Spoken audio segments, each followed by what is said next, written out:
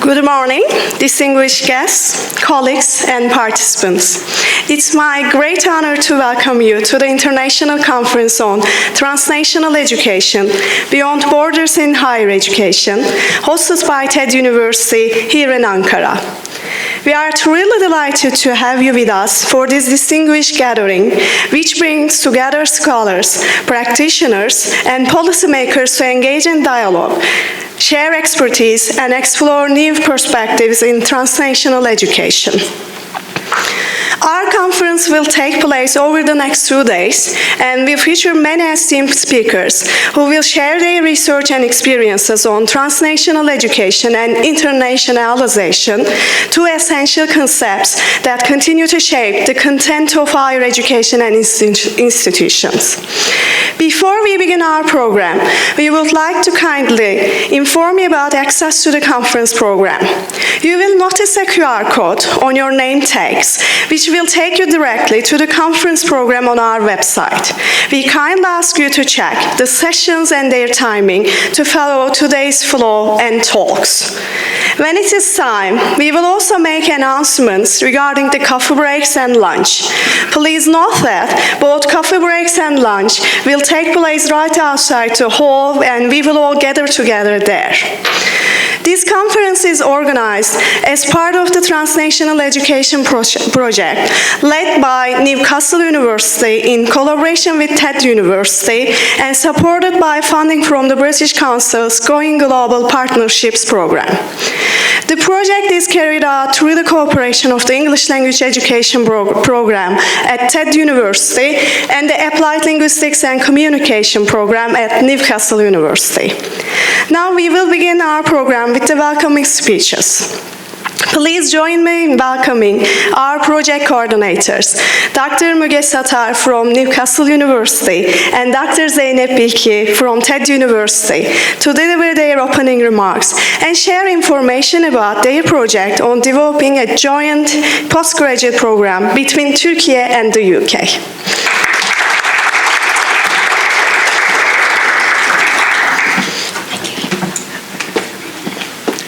Thank you very much for the nice introduction.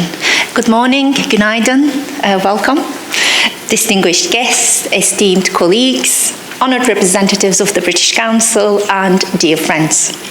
I'm Müge Satar from Newcastle University, and it's a true pleasure and a privilege to welcome you all to TED University for this very special event for us, our conference on transnational education.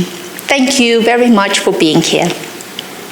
This conference is a central milestone for our project between Newcastle and TED Universities, funded by the British Council's TNE Exploratory Grant Scheme. We are deeply grateful for the vision, support, and confidence offered to us by the British Council and the Going Global Partnerships team. We sincerely thank our colleagues for their guidance and encouragement throughout the project. I would also like to express my gratitude to our rectors, heads, deans of schools, and the many administrative and professional services at both institutions who have supported us with a lot of enthusiasm and encouragement right from the beginning of the project. And the success of TNE depends on academic expertise, yes, but it also equally depends on the legal teams, quality assurance teams that support us, mobility services, admissions teams, and so many other people who work tirelessly behind the project and behind the scenes, so thank you. And allow me to open our conference with a short reflection that captures the spirit of our work. In many cultures, you get to hear a story about two neighboring villages that are divided by a river. And for years, each village builds their own boats, traveling only on their side of the waters. Until one day, a group of young builders suggests something new. Instead of making separate boats, why not build a bridge together?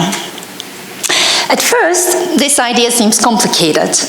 Different tools, different methods, different cultures, different ways of thinking.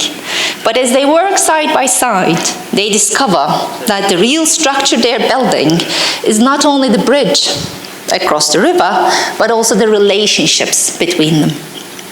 And once the bridge is complete, opportunities start flowing more freely between the two sides of the river in ways either village can ever imagine.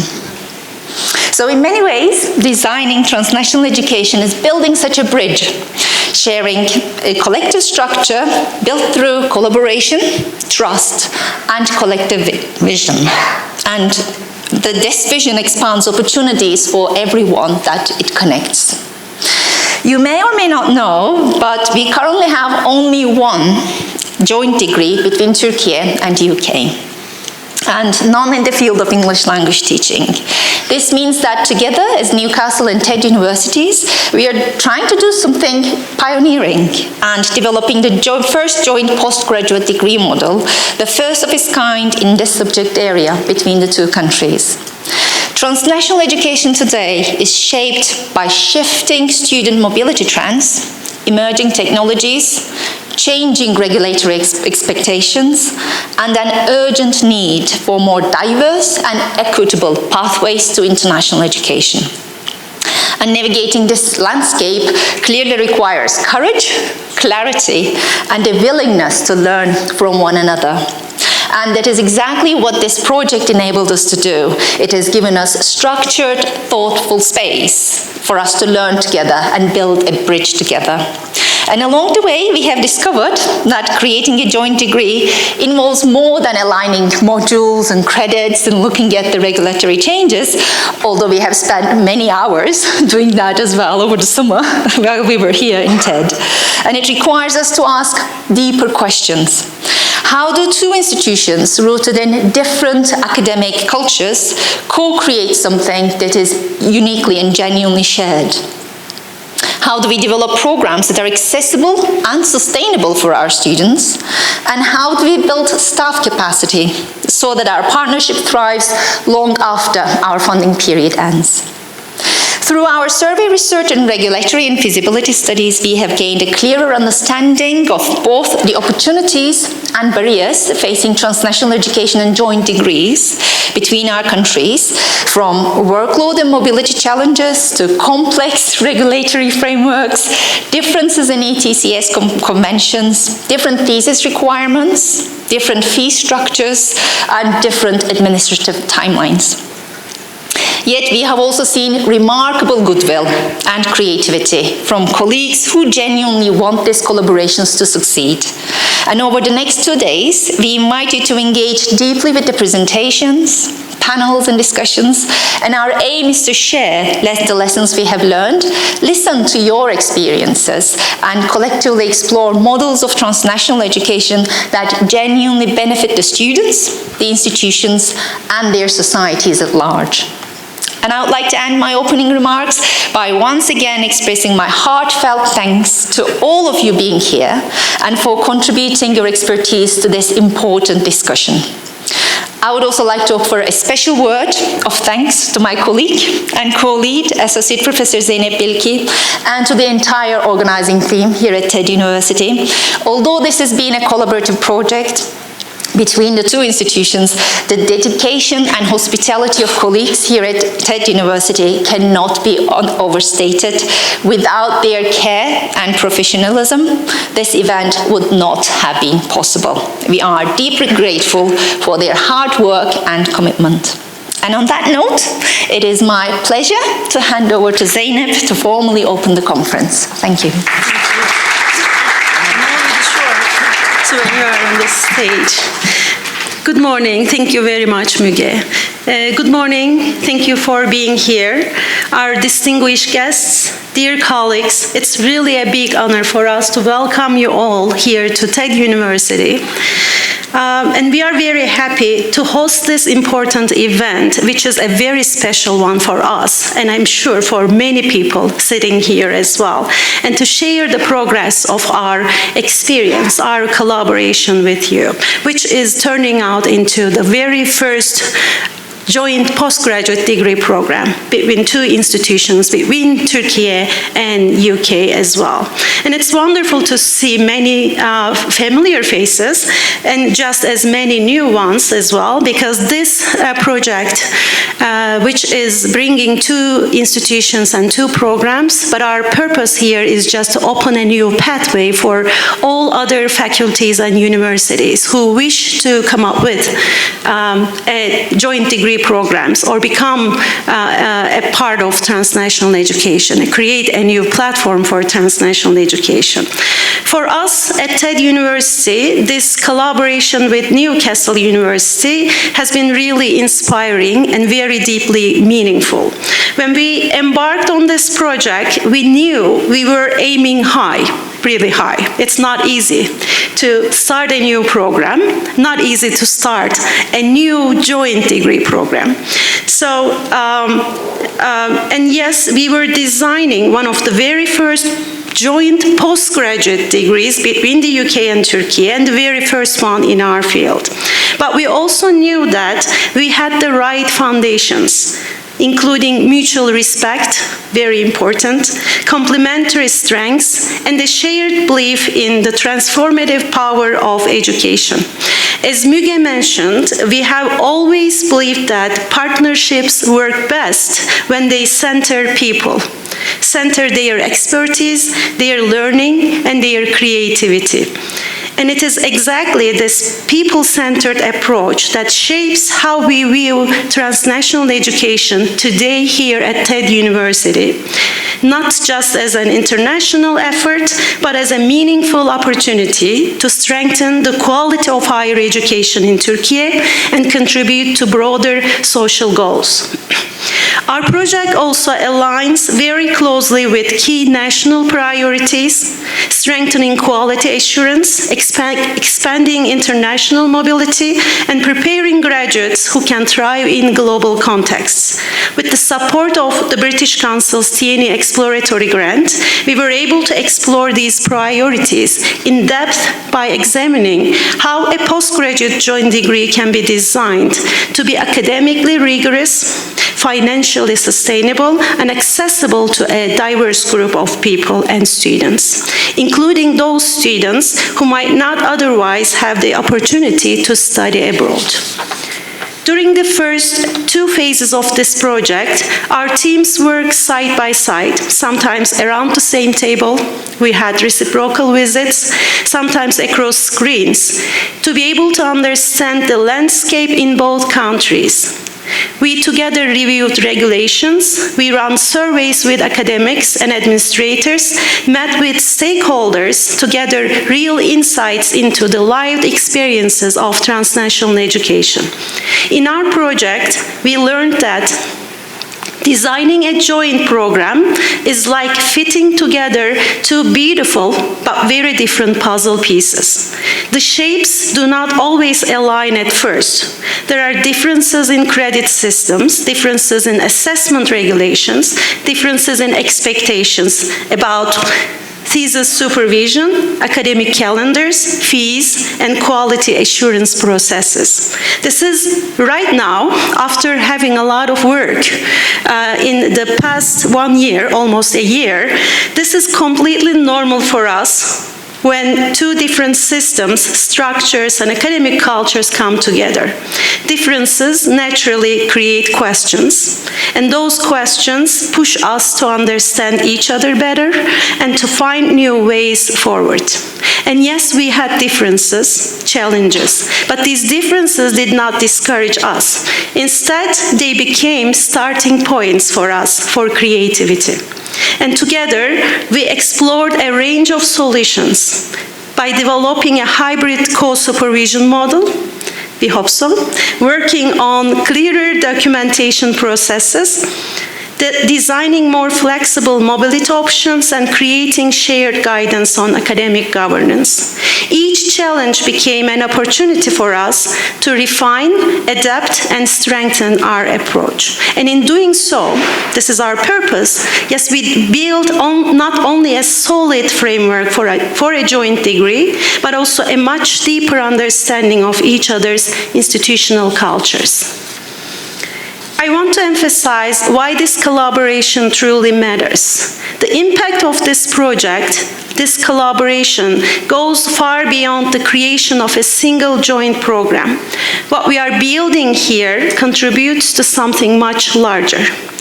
First, we believe that what we are doing here, designing, it will help strengthen educational relations between the UK and Turkey.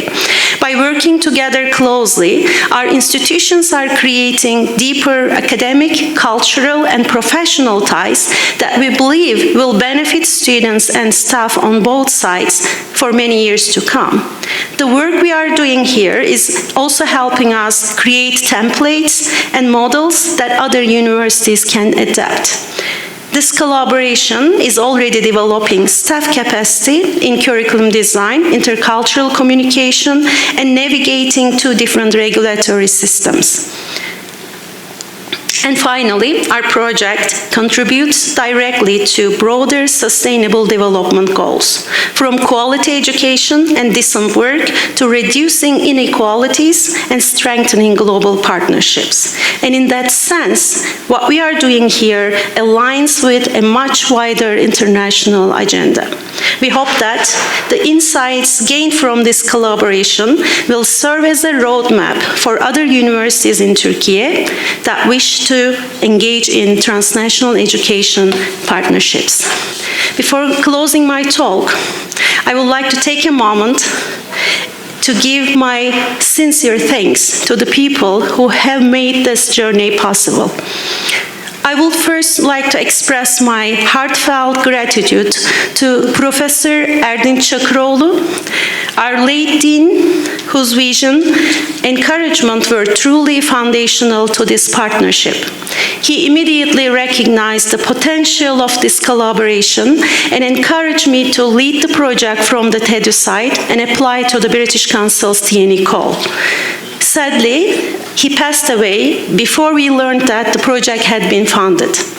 Today, I would like to thank him spiritually for believing in us, for his guidance, for the open, forward-looking vision he instilled in our faculty. Thank you. We would also like to extend our thanks to the British Council and the Going Global Partnership team, especially to dear Ali Murat Güçlü, for his invaluable support during this project and the organization of this conference. Our heartfelt thanks go to our leaders and colleagues at TED University and Newcastle University, to our president, Professor İhsan Sabuncuoğlu, Professor Oya Güneri, our former Vice President for Education, Professor Kürşat Çağıltay, our Dean of the College of Education, Professor Ayça Tekin Koru, the Dean of TEDÜ Graduate School, for their continuous encouragement and engagement. We are also grateful to our consultant, Professor Jen Benford, for her guidance and insights during this project. A special thanks goes to our TEDÜ and Newcastle project team, Dr. Ufuk Balaman from TED University, Dr. Jim Chen from Newcastle University, Dr. Betül Bulut Şahin from TED University, and our research assistants, İlayda Şahin, Şükran Buse Tatar from TED University, and our research assistant, Simin Lee from Newcastle University, for their dedicated work and very valuable collaboration at every stage of this project. And finally, I want to recognize our TNE Conference Organization Committee, especially our research assistants, İlayda Şahin, Buse Tatar, Felat Kocahal, our students from the program, undergraduate program, for their very hard work, support at every single step of this process. And thank you also to all of you, researchers, policymakers, and educators. Thank you for being here today and for shaping the future of transnational education here in Turkey and beyond. We wish you a productive and inspiring 2 days.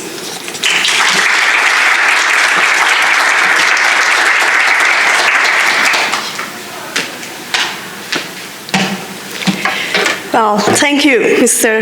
Dr. Satar and Dr. Bilgi, for your opening remarks.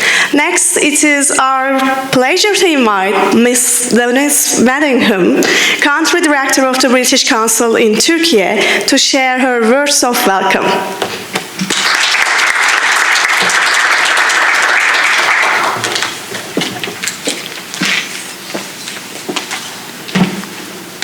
Good morning, everybody. Professor Ihsan Savundolo, the Rector of TED University, Vice Rectors, Deans, and distinguished academics and guests. So my name is Denise Waddingham, and I have the privilege of being the British Council's Country Director here in Turkey, a post to which I'm still relatively new, having been here for just about 3 months. But my career with the British Council spans the past 26 years. Thank you for joining us today on what promises to be, I think, a very meaningful day of discussion and collaboration, and it's a real pleasure to be here at TED University for my first visit.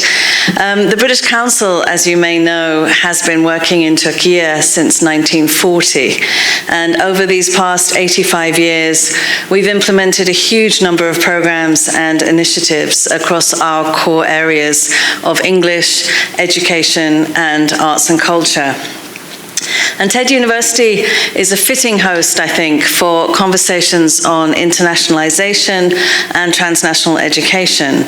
And the university's focus on English medium instruction, its departments, and its commitment to preparing graduates who are ready for a rapidly changing world make it an ideal environment to explore new forms of global partnership. And conferences like this matter because higher education everywhere is at a crossroads. We're seeing increased demand for access, a need for flexible and innovative learning, and a world where the boundaries of education are no longer defined by geography. Technology, mobility, demographic shifts, and labor market demands are all reshaping what students need and how institutions must respond. TNE sits right at the center of these trends, and it's not simply an export of programs from one country to another, as you've been hearing from other speakers. It's really a collaborative process of designing and delivering education across borders. And it can take many forms: joint programs, dual and double degrees, co-taught courses, research partnerships, shared curricula, and of course, the growing world of online and blended learning. And for Turkey, TNE offers significant opportunities. With its young and ambitious population, its expanding higher education sector, and its strong connections with global markets, Turkey is well positioned to benefit from international collaboration. Students here are already seeking global exposure, and institutions are actively exploring new models of partnership that strengthen both academic quality and international visibility. And this is why the British Council launched the TNE Exploratory Grants for Turkey. And these grants are designed to encourage deeper, more sustainable relationships between the UK and Turkish higher education institutions. And the aim is to support projects that truly understand the local context, projects that are built not only to deliver joint programs, but to create lasting institutional capacity and knowledge exchange. What makes this program special is its emphasis on co-creation. And we're not simply asking institutions to replicate existing models. We're encouraging teams to think creatively about what TNE could look like in Turkey today. How can partnerships better align with national priorities and regulatory frameworks? What kinds of programs will serve future generations of students? How can we widen access to international learning for those who can't travel abroad? And how can we make global education more inclusive, more adaptable, and more relevant? For institutions, this initiative is an invitation to innovate, to build new academic offerings, enhance international strategy, and develop long-term relationships that contribute to institutional growth. For UK institutions, it opens doors to new forms of engagement with one of the most dynamic higher education systems in the region. And for students, the benefits are clear. TNE expands the availability of international qualifications in Turkey. It gives students exposure to different teaching styles and academic cultures, and prepares them for careers in an increasingly globalized labor market. Whether through joint degrees, co-developed curricula, or blended learning experiences, students gain access to opportunities that might otherwise be out of reach. And for Turkey as a whole, strong TNE partnerships contribute to national goals around employability, innovation, and global competitiveness. They help create graduates with international competencies, language skills, and the adaptability needed in the future workforce. They also support quality assurance, institutional development, and a higher education ecosystem that is outward-looking and connected. Today's conference is therefore more than a gathering of experts. It's a platform for shaping the next chapter of UK-Turkey collaboration in higher education. And I encourage everyone here, academics, administrators, students, and policymakers, to use this opportunity to share experience, ask difficult questions, explore new possibilities, and most importantly, to build relationships. I want to thank TED University and our rector for his support for UK-Turkey partnerships and for hosting us today with such openness and enthusiasm. And your leadership in advancing internationalization makes this an inspiring place for our discussions. I also want to thank all of you for being here and being part of this effort. The success of TNE in Turkey will depend on the energy, insight, and dedication of people like you. So I look forward to the conversations ahead today, to the partnerships that will grow out of them, and to seeing how Turkish and UK institutions together can shape innovative, inclusive, and future-ready models of transnational education. Thank you very much, and I wish you a really productive 2 days.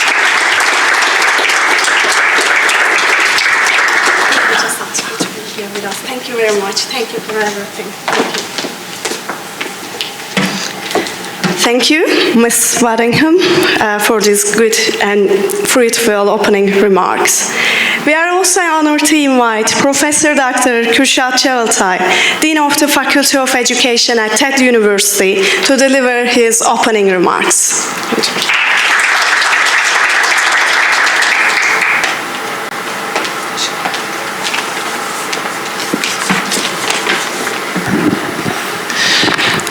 Good morning, everybody. Dear distinguished guests, colleagues, speakers, and representatives of British Council. So it's a great pleasure to welcome you all to the International Conference on Transnational Education Beyond Borders in Higher Education. We are honored to host this important meeting at TED University. And today's conference is not just a meeting of experts or faculty members, researchers, but actually it's a meeting of visions. And visions for a more connected, more inclusive, more innovative global higher education landscape. Transnational education, or briefly TNE, is one of the most transformative forces in global higher education today.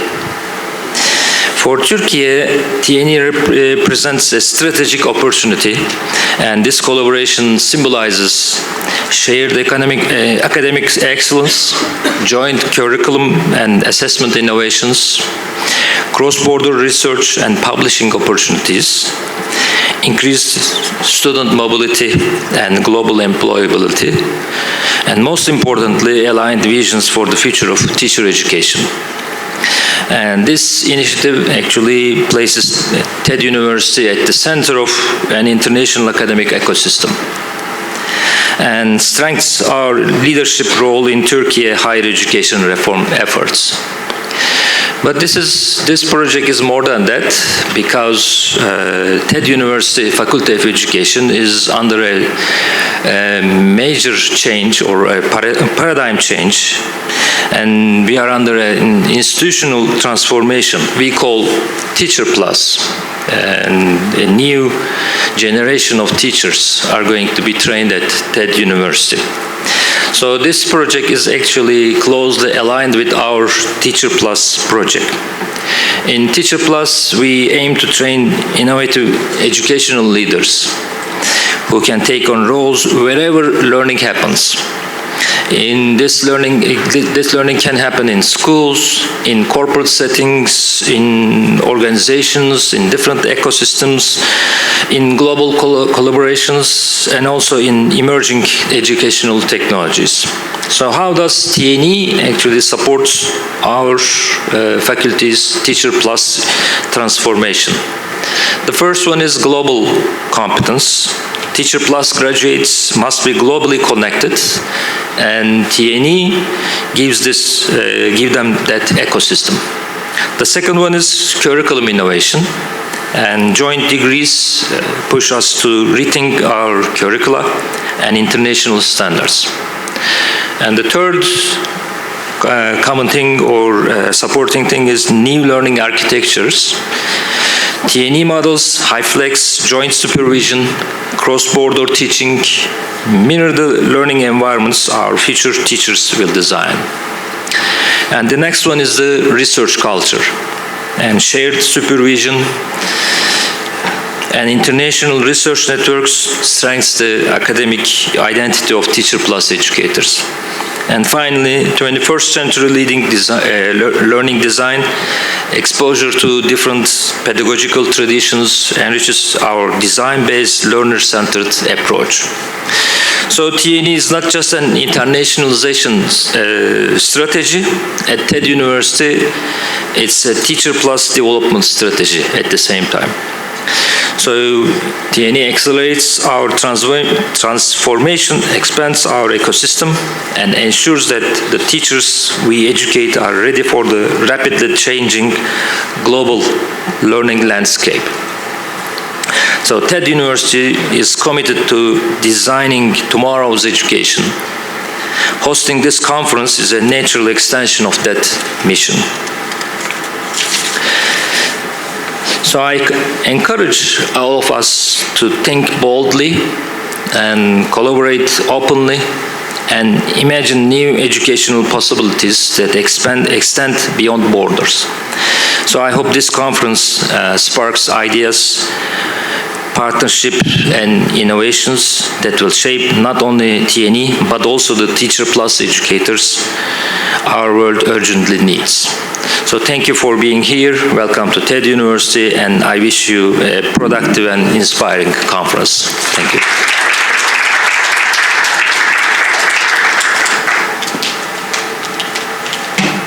Thank you, Professor Dr. Çağatay.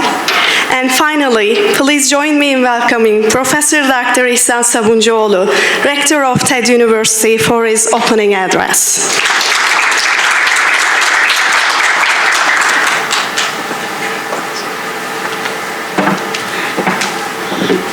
This morning I had a small accident, a little accident. For that reason I'm not able to move my legs. Anyway, distinguished guests, dear British Consul representatives, especially the head of the British Consul Turkey, sorry about Mrs. Waddingham. Is it close pronunciation? And also Ayşen Hanım, Ayşen Güven, as a head of the British Consul Education Department, and all my colleagues from Partner University, Newcastle University, and TED University, and from other universities. Good morning and welcome to the TED University. It is really my distinct honor to open this conference, international conference on transnational education. In a world where knowledge, talent, and opportunities increasingly cross borders, translational collaborations is no longer an option. to me is no longer an option. It's an imperative. This conference, I don't know whether we call it conference, maybe workshop, because of the size of the audience, supported by the British Consuls, going global partnership program, and built up in the strong partnership between the Newcastle University and TED University, really embodies precisely that imperatives. We are particularly very proud of hosting this organization, this event, and also highlight the 3 pioneering UK-Turkey projects which are funded, including our own collaboration between the Newcastle University, and which is led by the dedicated efforts of 2 distinguished scholars, Dr. Müge Satar and Dr. Zeynep Birki. I particularly, thanks to them, for their really the effort and energy to bring all of us to this event. Over the 2 days, today and tomorrow, you will explore new models of internationalization, address many different shared experiences, and also to shape up the future of higher education altogether. Thank you for coming and your valuable contribution. And for the 2 days, please enjoy the conference, and once again, welcome to the TED University.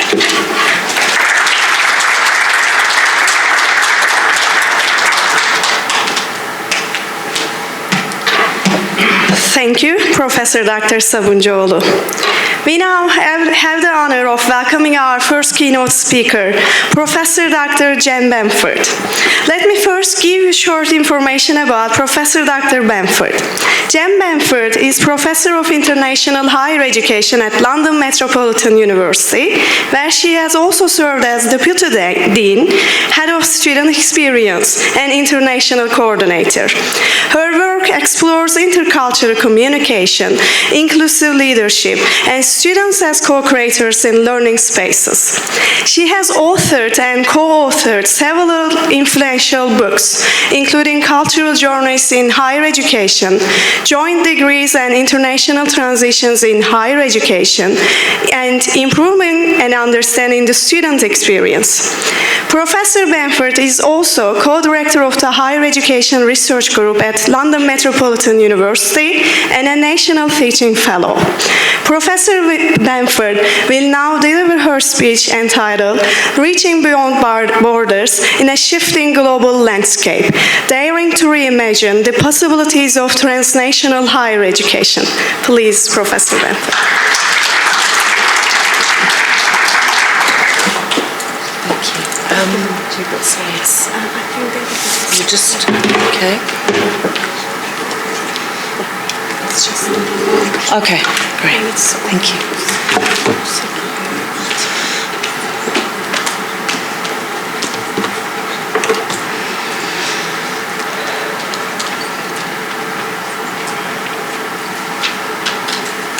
Okay, good morning, everyone. A little early in the morning for me. It's coming from the UK. So, thank you very much. That's great. Thank you. It's lovely to be here, so let me start by saying thank you very much. Thank you very much to Müge and Zeynep for inviting me, for involving me in their very exciting project, which being only the 2nd joint degree in Turkey is actually really significant, I think. It is a great pleasure to be here, and I'm going to talk to you about how I see transnational higher education. And the idea, and we've already had your rector and your dean talk about the possibilities for transnational higher education and how really this type of cooperation that it involves will take us forward into new spaces, and I think that's how we have to see it. So it is a great privilege to be here. As I say, I'm very grateful for the invitation to really talk about my passion. So this is my area of research, but it's also something that I have worked a long time in. So the way I'm going to present my talk today is to try to think about transnational higher education, the possibilities from a purposive approach, how we achieve it, and the sorts of challenges that Müge and has outlined, and Zainab, in what they've already been doing, they've found out in the last year, and but also some of the theory, which I think is very interesting from an academic perspective. So I'm going to come at it from two, and it's hopefully going to be thought-provoking and will lead to further questions and set a frame for what is a very interesting 2 days, I think, having had a look at the papers that are going to be presented. So that's, you'll see the double dynamic in my presentation. So if I move the slide, oh, do I have to? Okay. Is that going to work?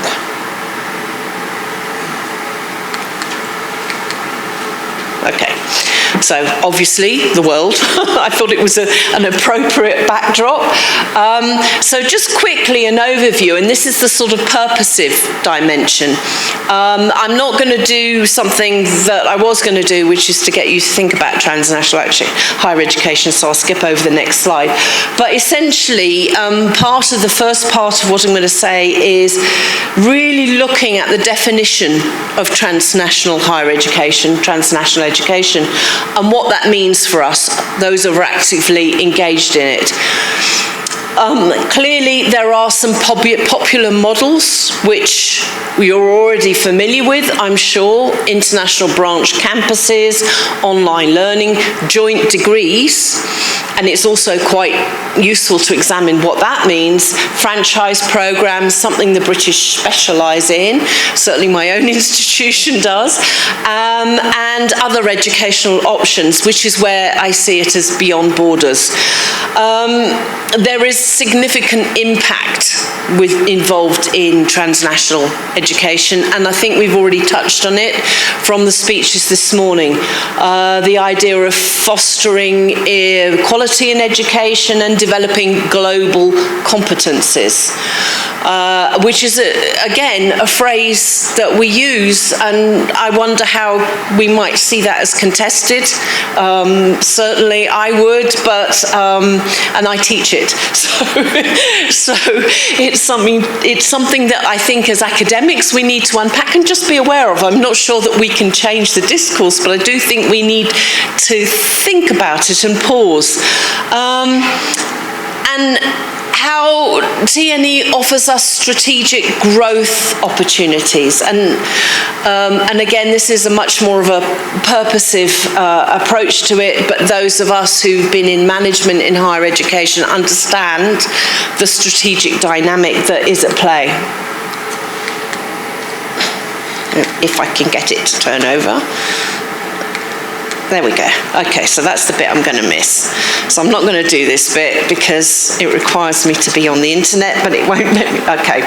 So I think one of the things that I think is really important, and it certainly has informed my work, because I became involved in joint degrees, or setting up joint degrees, quite a long time ago.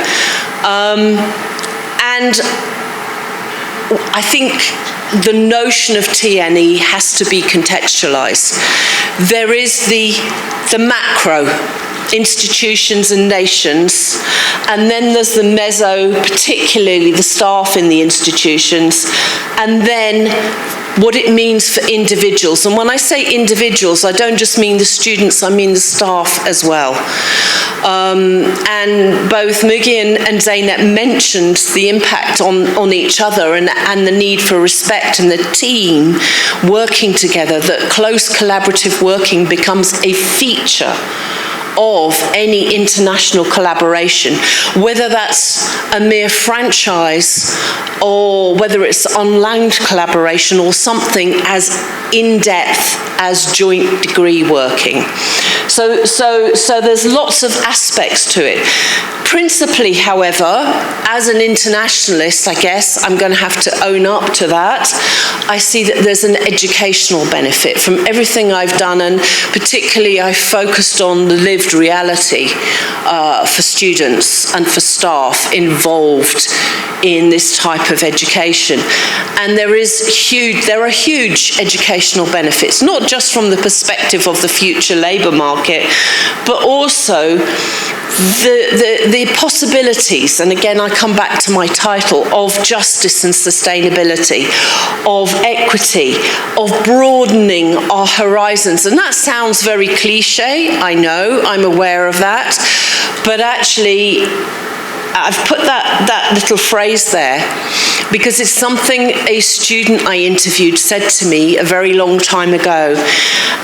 They were on an international joint degree in France at the time, and they were from Canada, and they said, really, to sum it up, I see this as a window to the world. And I think that's important, that's the possibility that actually in this geopolitical environment in which we find ourselves at the moment, there are possibilities to overcome the political, the discourse, the discord, the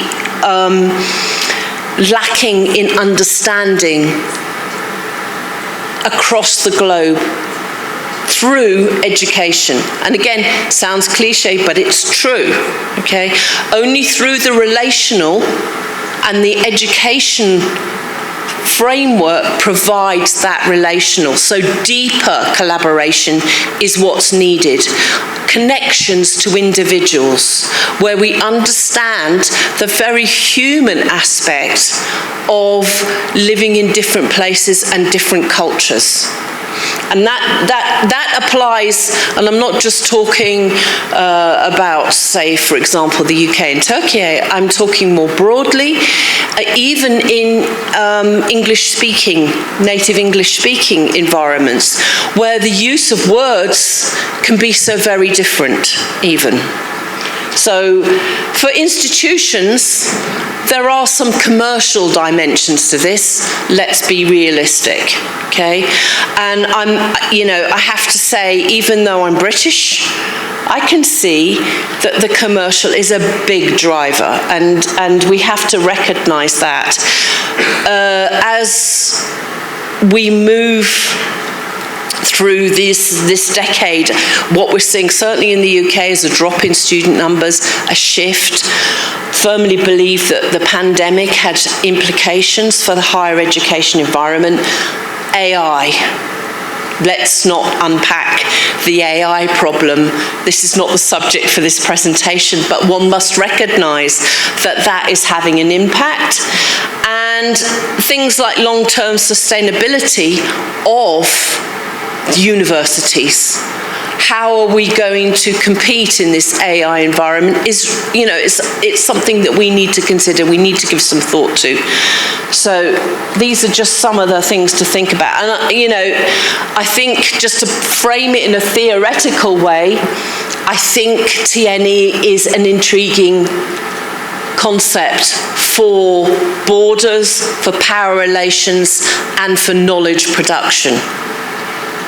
And I think what we need to remember as academics is the very human aspect of higher education, that we're not going to be dominated by AI. We're not going to be dominated by our politicians who have certain ideas about whatever.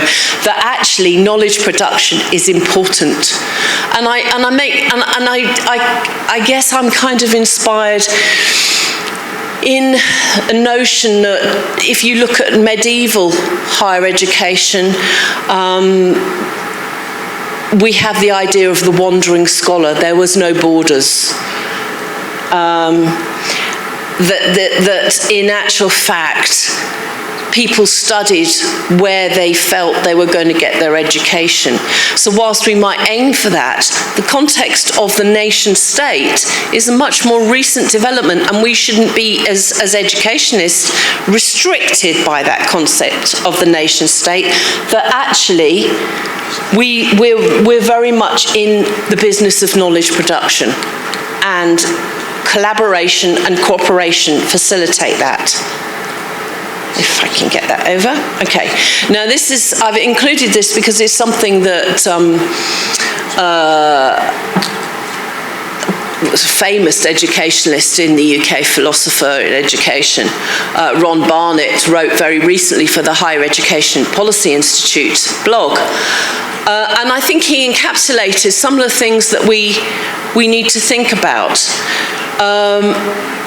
Because the drop in student numbers, the challenges, the competitiveness, all have a connection to this hyper-fast world in which we live in. And actually, even cognitive capitalism is now being overtaken by electronic capitalism. In other words, in the way in which AI is coming to dominate conversations around pedagogy and university structures, university courses, and what we're doing with students. So I think these things are important to contextualize. There is also, we have to recognize a dominance, and you can't blame students. What are they going to do after their study? They're going to have to get a job. And what we're seeing, certainly the UK, the labour market is challenging. Students with degrees compete to get a barista job in Costa Coffee. So they are not necessarily guaranteed, as soon as they get a degree, to get a graduate level type of employment. And conversations around what we offer are dominated by future employment prospects. So there's a disruption between higher education and the world of work, and maybe the world of work has become a dominant feature. And I know this because at the moment I'm working on embedding employability in courses, which, you know, I say it and I think I can't just to pinch myself, because actually I believe in education, but when education is so expensive, you cannot blame the end user or the person who's receiving the education for thinking about their future and how they're going to pay off all those debts they've acquired by going through the education process. There is also this idea that student being itself is fragmented. So I work in a university that's in the middle of London. It's actually right in front of the Arsenal Stadium, if anybody's a football fan. But that kind of environment means there are competing interests all the time. Students, education is an add-on. It is not they're going to campus and that's their being, their everything and what they're doing. No, they're working, they may have children, they're commuting, they are doing different, maybe being entrepreneurial, they have lots of pools, if you like. Oh, stop. They have lots of pools that take them away from the focus of the classroom. So the didactic paradigm, which is what we've been so used to in the West, particularly, is not working anymore. And so we need to think about that. And then also, we've got geopolitical shifts affecting the internationalization of higher education. So there are conflicts in the world. There's no point in saying that there aren't. There are. And I've spent the past 3 years talking to colleagues in Ukraine, for example, and when you do a conference with them online, you know, there's air raid sirens going off in the background. It is something that 30 years ago we didn't experience. There are these shifts. So the complex human needs, physical, cognitive, social, political, environmental, phenomenological, and Ron Barnett, you know, you might see it controversially states, well, okay, what is being studying in the classroom or demonstrating on campus? There are so many campuses that have a core group of students who are essentially staging a sit-in to talk about their political beliefs. Now, I'm not criticizing that, but I'm saying it's a different mode from perhaps what we've seen in the past.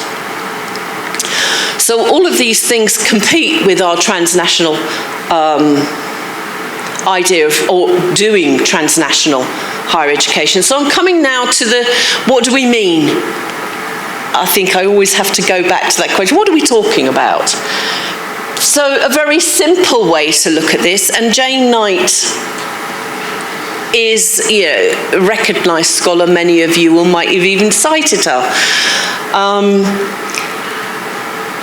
She provided a definition which has been criticised by another famous scholar on internationalisation or globalisation, Simon Marginson, and her view is that, you know, we need a definition in order to know what we're doing, and I think there's something in that.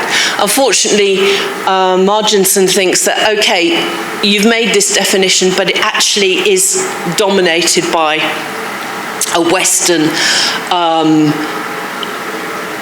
homogenization of internationalization, which is challenging. Knight's rationale is that the current landscape, and she wrote about this in 2000, she tried to provide a framework about TNE, which I'll show you in a couple of slides, in 2016. And she made reference to it as unproductive chaos. I'm not sure it's changed, actually. I think that some of the literature shows that the unproductive chaos still remains, and the way in which people casually go, oh, TNE, and expect you to know what it means is not actually helpful.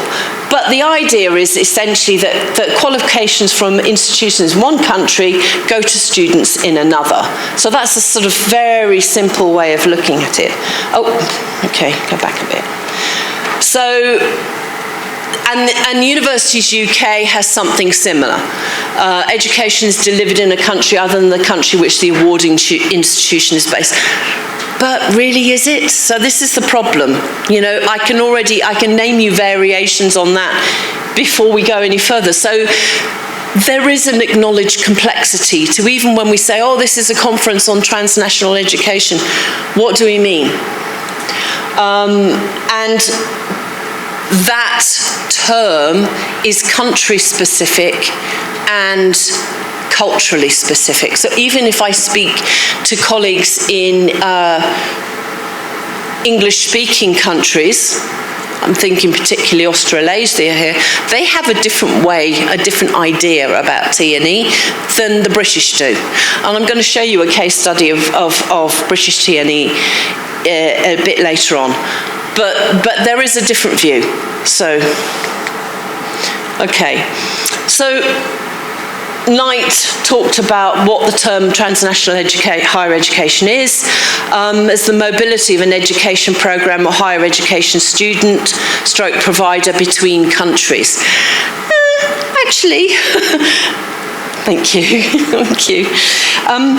Not if you start going into the digital realms. Nobody has to go anywhere, so it's not quite as straightforward as that. But Knight is useful in the sense that she's tried to provide this framework, and whilst as I have a lot of empathy with Marginson and what he's saying in his critique of Knight, I can connect with what Knight is saying, and a lot of people do, because it allows us to function in the internationalised higher education environment.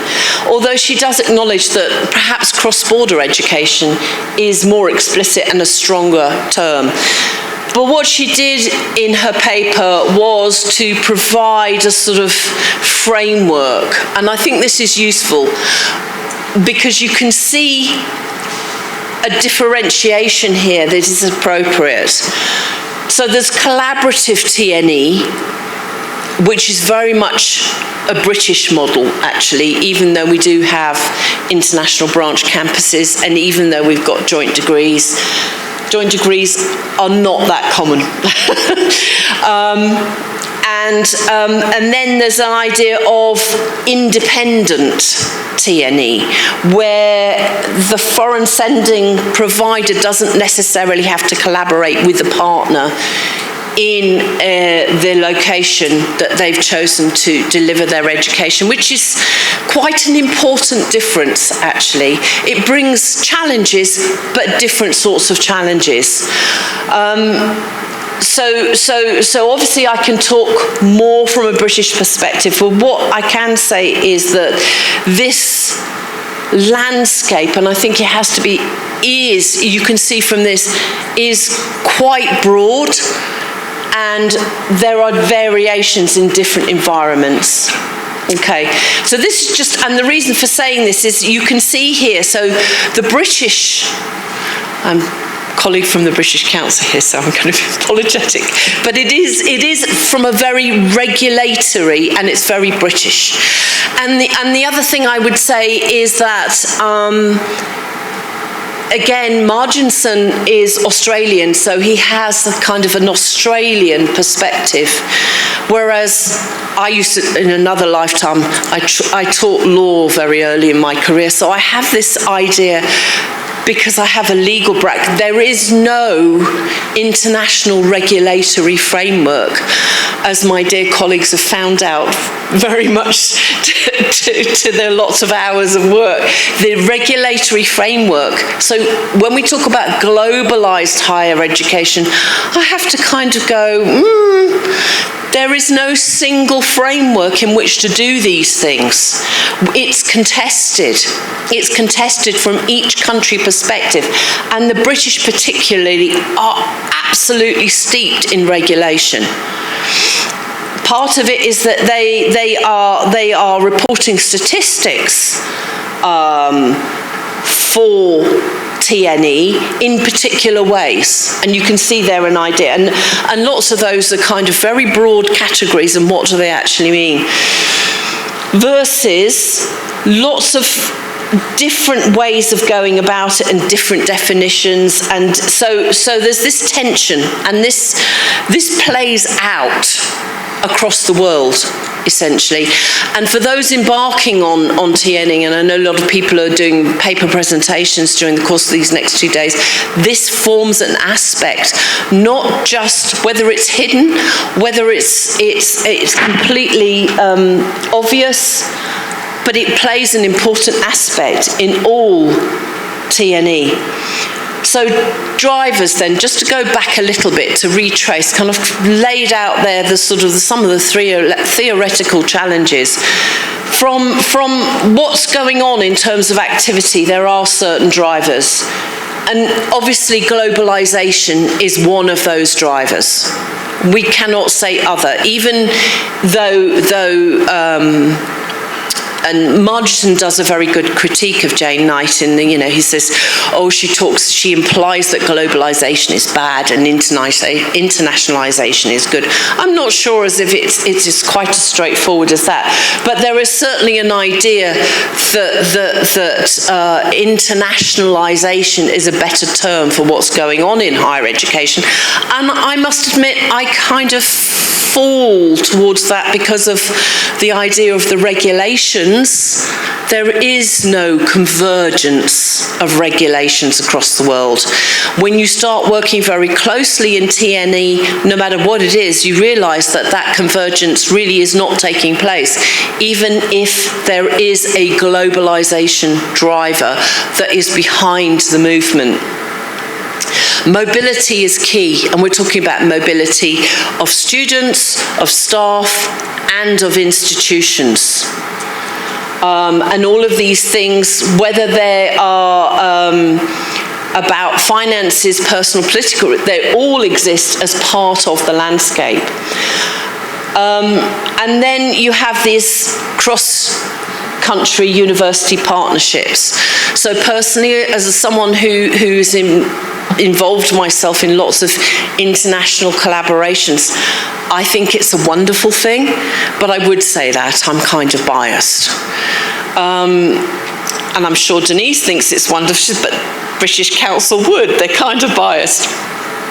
So I think we do have to remember that from everybody, people who are not involved, that there is, challenges with regard to this. But the possibilities of things like joint degrees and collaborative research are endless. I think there's huge possibilities. So benefits and challenges. And this is just a quick overview. I think that TNE allows us it going beyond borders for the possibilities of knowledge exchange. And technology has certainly permitted that even more. So I'm physically here today, but actually there is a hybrid dimension tomorrow. So people that cannot travel can actually connect with people from other countries. So there is knowledge exchange possibilities across diverse cultures. It provides students with a much broader educational base than what they would have if they just stayed in one institution, in one country and studied one subject. There are skills, I hate to talk skills, but competences, we have to be realistic, acquisitions as a result of exposure to different cultural environments and different diverse ways of looking at the world. Different and diverse. And working together across borders allows us much more awareness of the situation in other countries than we might otherwise have. So, and there's a backdrop to this. So the United Nations, and I'm sure you're aware of them, has 17 Sustainable Development Goals. And education is very much linked. If you've done any research bids, you probably put them in there. So that's again, supporting or contextualizing what we're doing there is an idea of building lifelong learning opportunities and quality education to ensure more inclusive communities. And of course, that's a big statement, and what that actually means, again, does need unpacking. And arguably, joint degrees are the epitome of that. That's why I think they offer possibilities for beyond borders. Again, Goal 17, strengthen the means of implementation, revitalise global partnership for sustainable development. So the UN Sustainable Development Goals in their 2030 agenda specifically focus on an idea of partnership. So there's a recognition of the relational dimension that Marginson talks about. So that, and he's talking relational in the sense of an institutional and nation relationality. What I can say is from the work I've done as well is that relationality is very much driven through individuals, and that's an important contextualization. Now, moving into the UK, and this is an example of quite a country that's quite highly developed in its TNE offering.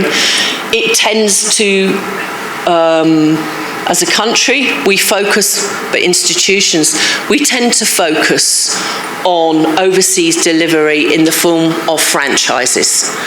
So in 2021, TNE was worth 20.6 billion to the economy, which has been an increase of 57% since 2010. It is a growing market. The anticipation, the estimation is that it will achieve 50 billion by 2030, which is 4 years away, effectively.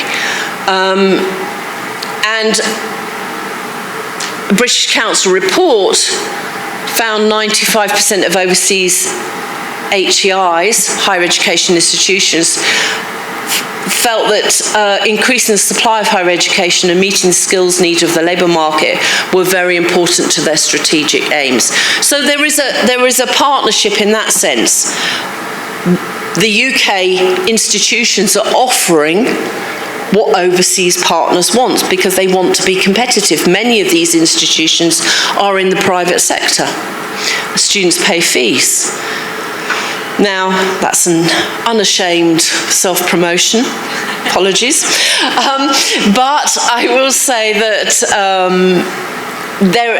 joint degrees, particularly, for me, epitomise what we're talking about in terms of TNE and the possibilities of working across borders. Because they are really about the education and the experience of that education and engaging in an international context. And the relationships that need to be developed, both to set up the programs and to sustain the programs, are quite significant. They have been pushed forward as a result of the Bologna process, in Europe certainly, and I think that has filtered out in a wider sense. And certainly if we look at the Venn communiqué in 2009, the encouragement, the Bologna group saw joint degrees as the fruition, if you like, the culmination of the Bologna process, where we can actually work across borders in such a way that ECTS can be managed and can be matched, and students can get qualifications in more than one country. But again, the complexities, so it's not just TNE has problems with definitions, complexities of joint degrees are enormous, and starting out, even being on the same page in terms of language, even if you're speaking the same language, is quite important. So you know, if I use France as an example, you have, you know, just the term dual award, double diploma, double degree, and everybody has to go, well, what are you actually talking about? Because they mean different things to different people, and that's just in one country. So the starting point of negotiation always has to be, well, let's try and get to the same spot in what we're talking about. And that's negotiations can fall by the wayside just then, just for them. You know, it's having taught intercultural communications, I'm more than aware of how differences, even when you're using the same language, are potentially situations of miscommunication. So yeah, it is something to consider right at the very start. An anecdote, just to kind of pause on that. I was in Athens in the summer at a conference. I was in the car with two other native speakers, but one was from America and one was from Australia. And we were, and the one from America needed to make a pit stop to get some medication or something. And I said, well, why don't we stop at the garage? And they both were saying to me, what do you mean, garage? I said, it's right there, look. Oh, what do you mean? Oh, you mean the whatever? And I'm like, no, I mean the garage. And, you know, it was a bit late at night and you know,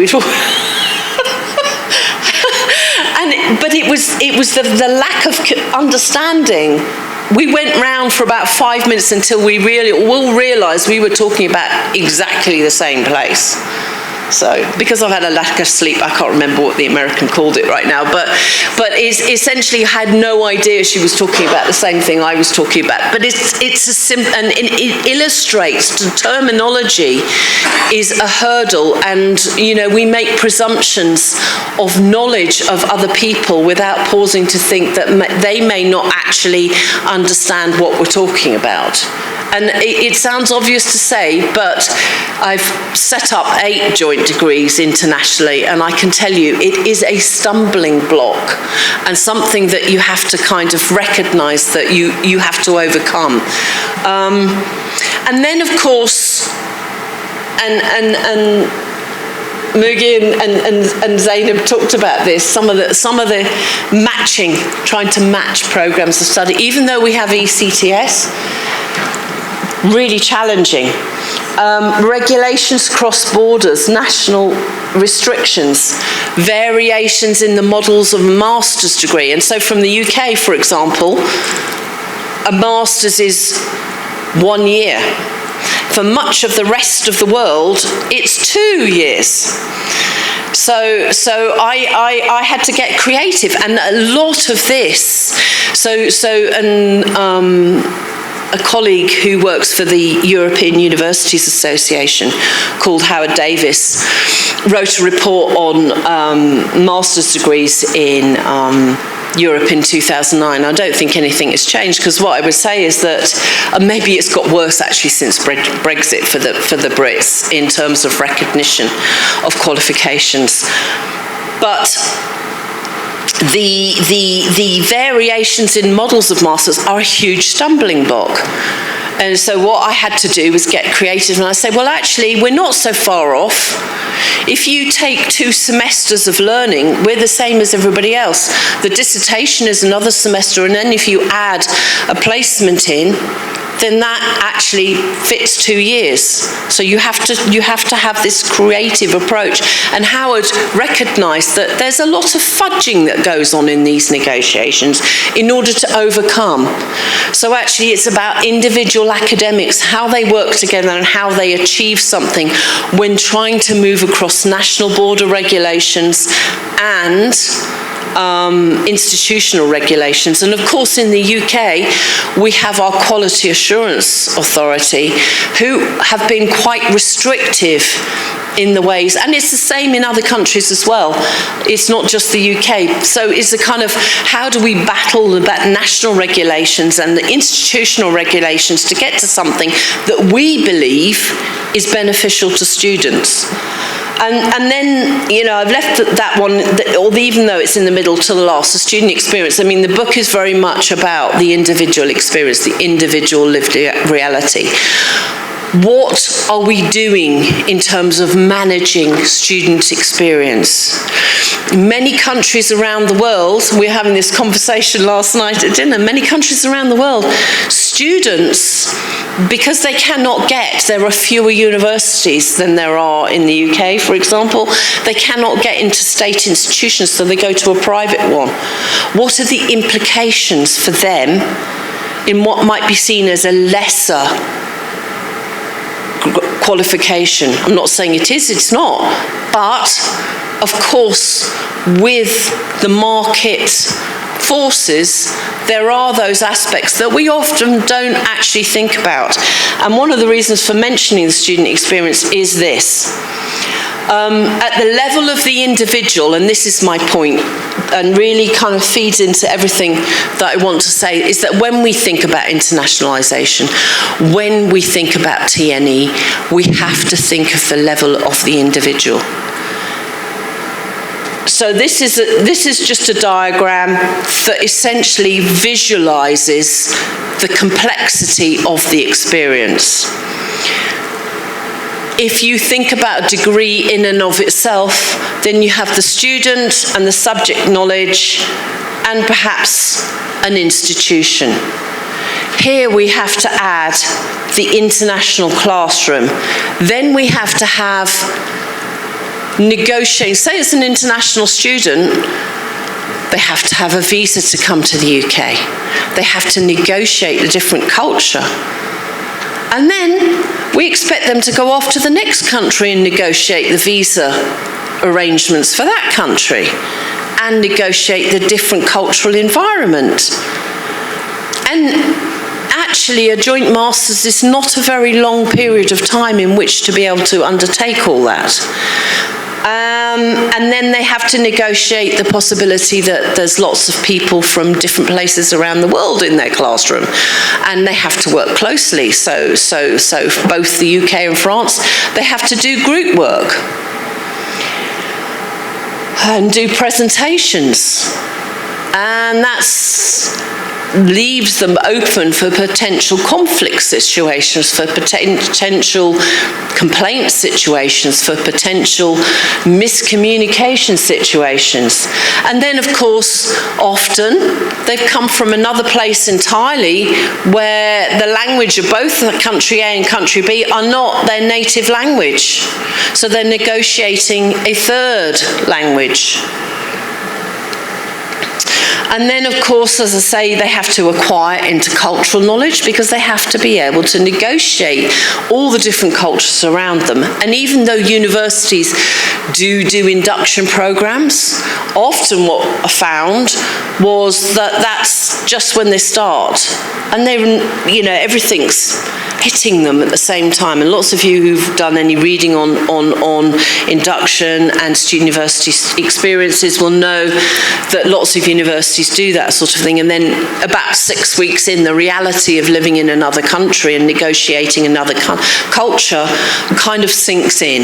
And it's at that point, and of course at that point many universities have left them to fend for themselves. So it's that reality of being in an international environment. Yes, it's a growth opportunity, huge skills acquisition opportunity, but how are we supporting the students that go through that? If you look at international places like Singapore that do a huge amount of TNE, for example, the students that are there are all international. And they're often not, in those private institutions, they're not teaching. The lecturers are local, but they're not teaching local methods. They're teaching British, for example, or American, or Australian approaches to teaching and learning. So there's a multi-layered level to the experience. And what I would say, or what I've discovered is, whilst there is a need to build in and be aware of cultural difference and the different language that needs to be employed, it is an international transition involved in any single aspect of TNE education, and that's something to consider.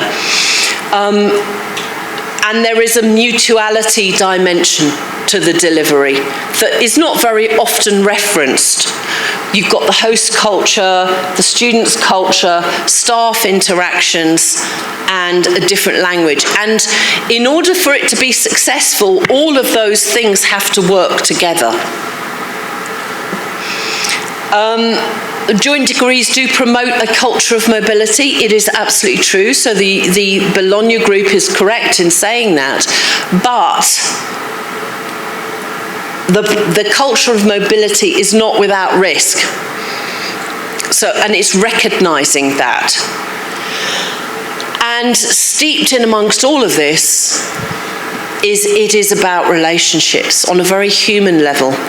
Okay, building those relationships. So when you actually strip away all the international differences, it's that human interaction which comes to be the most important thing about the experience. And that's why I think joint degrees in particular offer possibilities for thinking beyond borders.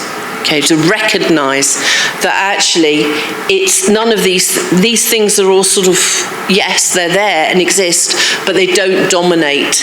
The thing that dominates is the relationship. So, okay, so this is, I'm going to come back to this, but I think when we look at TNE, we have to recognise the role of national governments.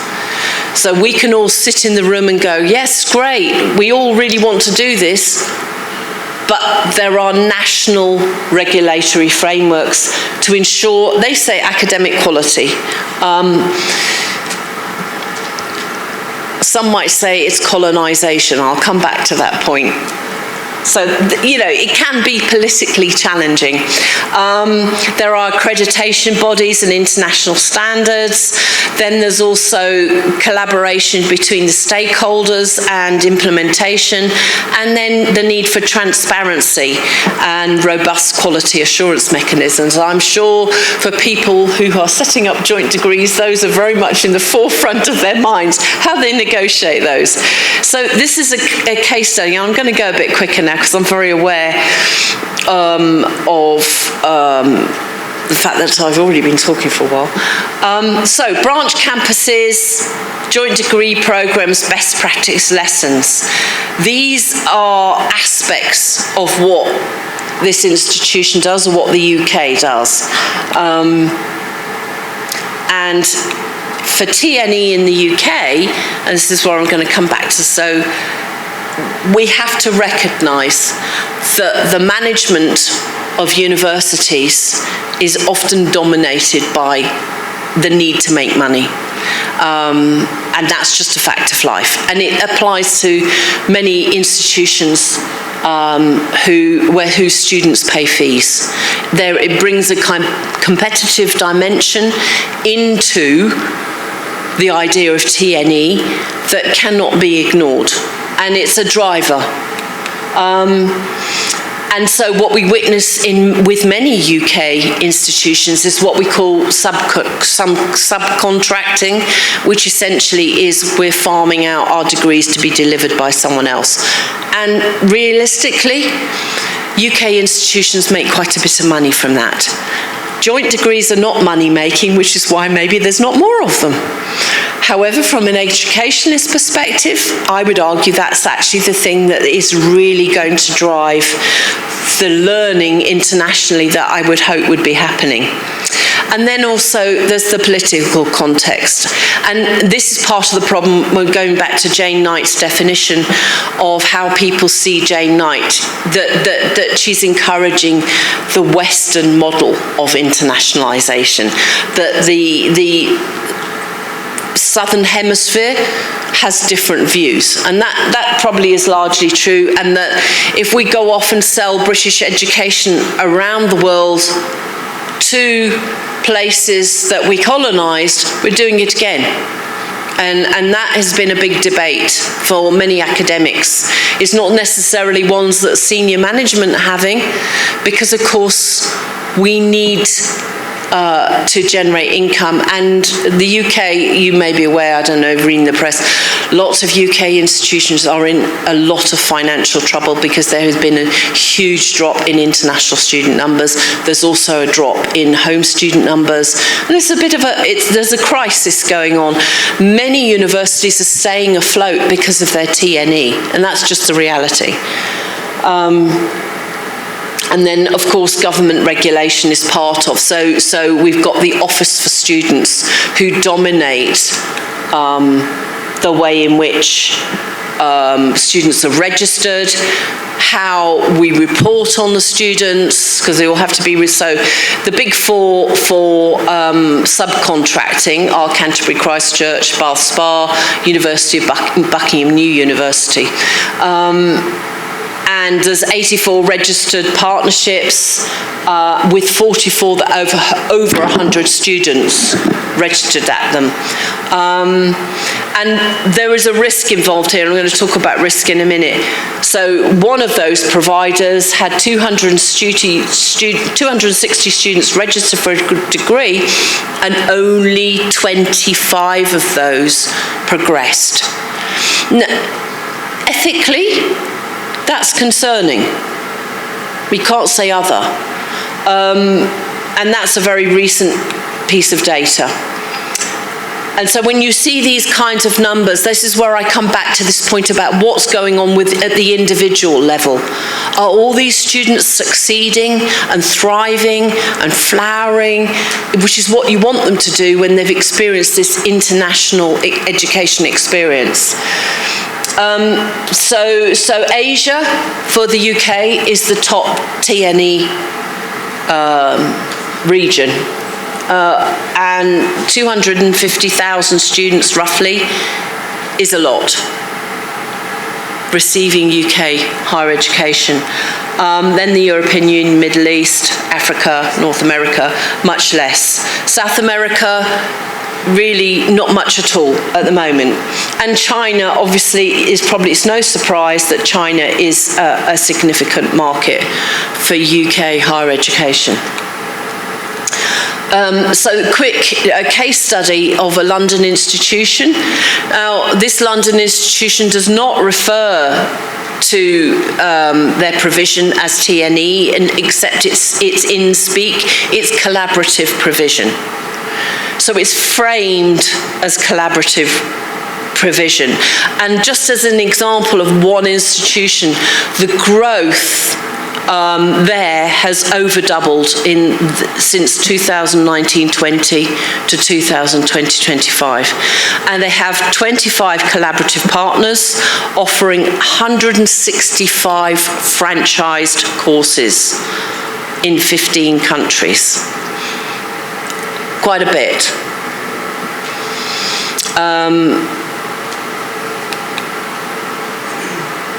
To give you an example, so you can see there's collaborative partners in the UK. They're not precious. They do it in the UK as much as anywhere else. There's obviously European partnerships. There's also Nepal, Australia, that's online though, Singapore, Greece, Macedonia, Thailand, Sri Lanka, Dubai, China. I don't think that's very surprising. That's probably, you could probably replicate that across quite a few UK institutions.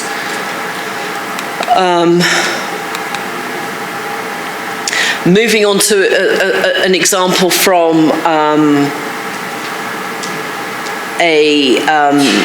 Australasian institution. The emphasis is different. International branch campuses, flying faculty, double awards, localized, so, and it's significantly different. Now, the ethics of that, one can open a debate about it and wonder about it, because the fact that they actually fly their faculty in means they are actually getting teaching from the host country. All too often in the UK, there's a distance in the relationship and faculty. They used to, when universities had a lot more money, but recent developments have meant that there's that sort of distance in terms of delivery. And just kind of speedy, I think I've got about 5 minutes. Yeah. So this is the kind of, for the institution, the benefits. Research, boosting economies, income, brand and reputation, etc., spreading the name across the world. Great. There's risks, as I mentioned. Reputational risks, financial risks. What if the private college fails? What are you going to do with all the students there? And it has happened. There's risks with regard to academic freedom. I know one institution, and you know, it can have long-term damaging effects. I know the institution I work at, I can mention this because they left the institution a while ago. The former head of quality sent around a newsletter to all the partners about how we had awarded the Dalai Lama an honorary doctorate. Wonderful, great. The Chinese were not so happy. and they blacklisted the institution for about 5 years. So there are risks that everybody needs to be aware of, and some can inadvertently cause a political or diplomatic fallout. So there's relationship management, that you need experienced staff to be able to do this. And I'm not going to go into detail, but this is the kind of risk curve, if you like. When you get to the culturally embedded, this is when you're in a position where both institutions cannot relax, but actually that's what you want to achieve. The risks are minimised. And just again underline the complexity of these relationships. You can see, so in the UK we kind of divide the staff into academics and professional service departments. And these are all the professional service departments that need to be involved in every single collaborative partnership. So again, underlining the complexity. So just quickly, emerging trends. We'll move over that because I want to talk about this. So what we have this, and this is the last couple of months. What we're seeing, you may have heard about, because it's close to here, what's going on in Armenia. They're having a university city where 60 universities are being reduced to 10 because it's more financially viable. It's allowing students to access all campus facilities without having for each university having to provide that. And there's the consultants on that are University College London and the University of the Arts. So British universities essentially, and probably will be involved in some kind of partnership arrangement.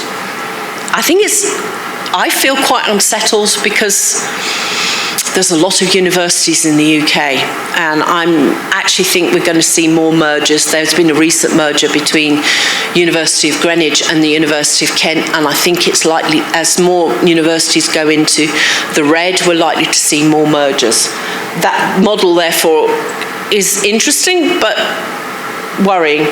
And we've recently seen an announcement of the opening of possibilities for branch campuses in Saudi Arabia. So Australian University of Wollongong is going to have UOW Rida. From 2026, they'll be offering English language courses. The University of New Haven in the US is also planning to set up a branch campus, and Heriot-Watt. Heriot-Watt's also already got a very successful branch campus in Dubai, so that's not surprising. Again, China represents something which is kind of ongoing. We have Nottingham, for example, very well established in China. Now Liverpool's looking to do the same thing. Other potential entrants, Bradford, Swansea and Essex. And in September it was announced Greece has been quite a restrictive market. In September it was announced that the University of Kiel would be opening an international branch campus in Athens, and the University of York in Thessaloniki, and the University of Nicosia, which is interesting because actually Nicosia is not so far away in Cyprus, so that's an interesting development, but I think they're quite ambitious. So just to kind of come back to the possibilities to kind of round this off. So Margeson talks about no relations of power are fixed or wholly homogeneous, and in global higher education there is continuing potential for multiple positionality, mutual respect and unity in diversity.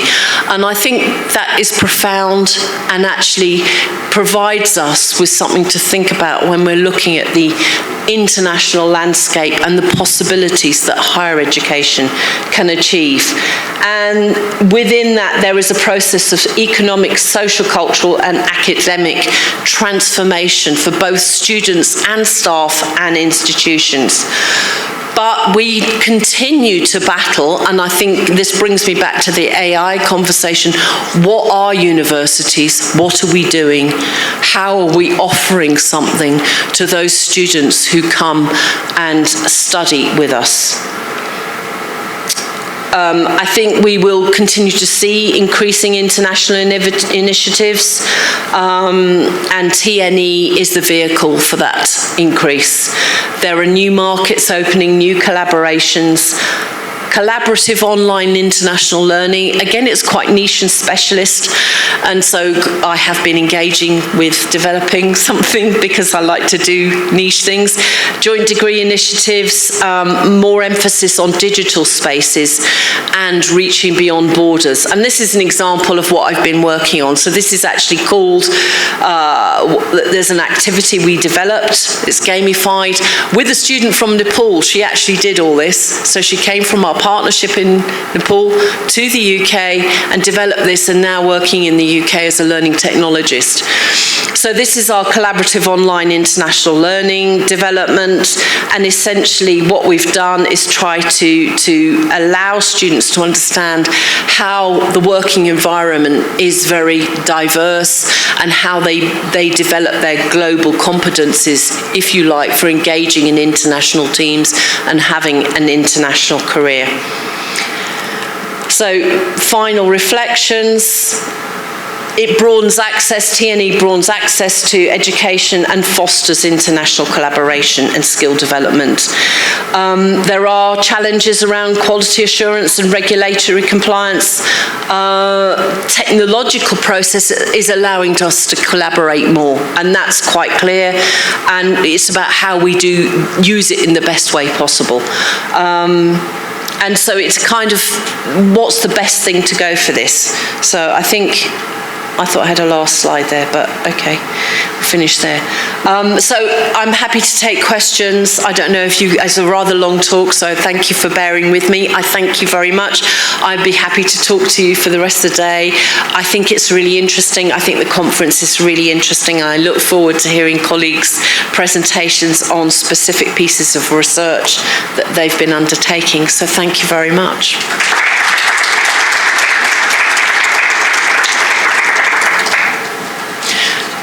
Oh. If you have any questions, please, I think we do have.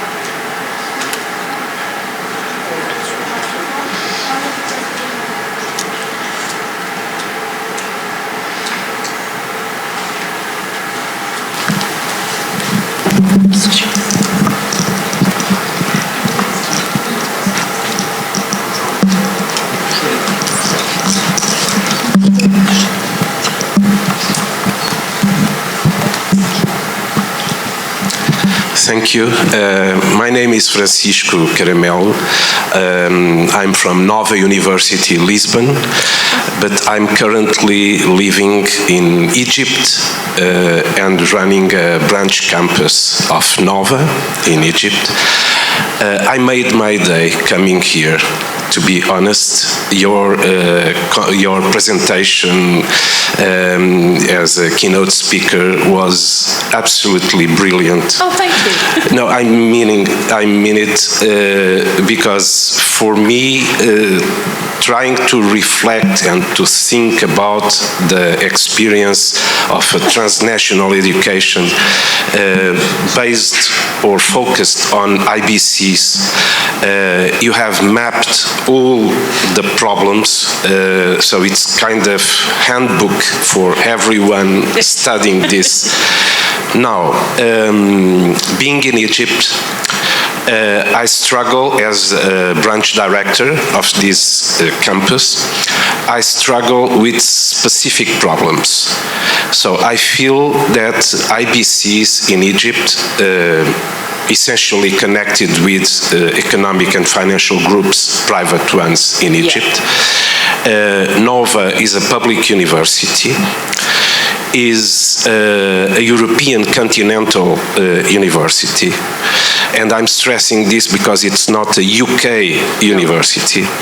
And Egypt is absolutely fascinated by maybe I don't want to say it, but maybe the relationship with UK, everything, it has the brand of UK in Egypt is, of course, it's very popular. American also. We have a particular, a specific case. It's out of our scope. It's AUC, so it's the American University in Cairo. Now we have Arizona State University also at Galala University. But mainly we have as IBCs, which is a particular species of transnational education in Egypt. We have Coventry University, hosted by the same campus as where we are.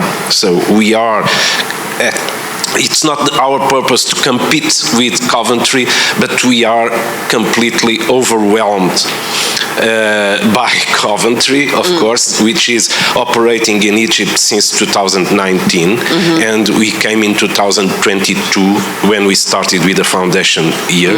But we are struggling with huge difficulties because we are following by the book the Vision 2030 of the President and the Presidential Decree 162 that establishes the IBCs in Egypt.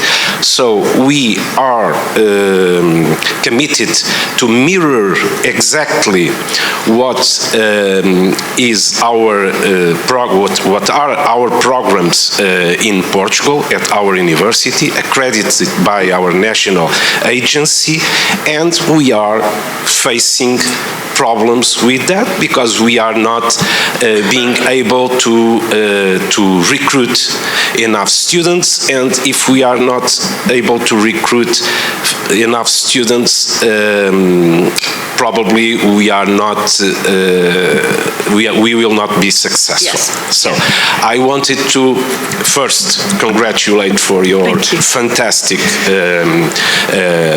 keynote conference, and second, to listen from you about this specific situation, which is having a European continental university as an IBC in the Middle East, because what you have been talking about, it's normal, it's perfectly understandable.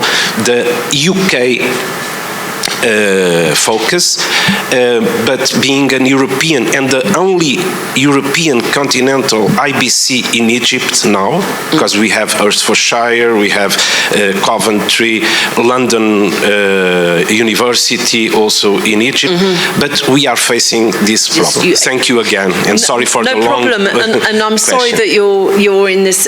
I mean, it is having, as I'm a member of a network of European partners, so I'm very familiar with the European model, a state-funded model, which is very different from the UK in the sense that your presidents, the management in European state-funded institutions have a different vision, perhaps, of international. It's very academic, theoretically based, and it's about beyond borders and opening yourself to the possibilities of higher education.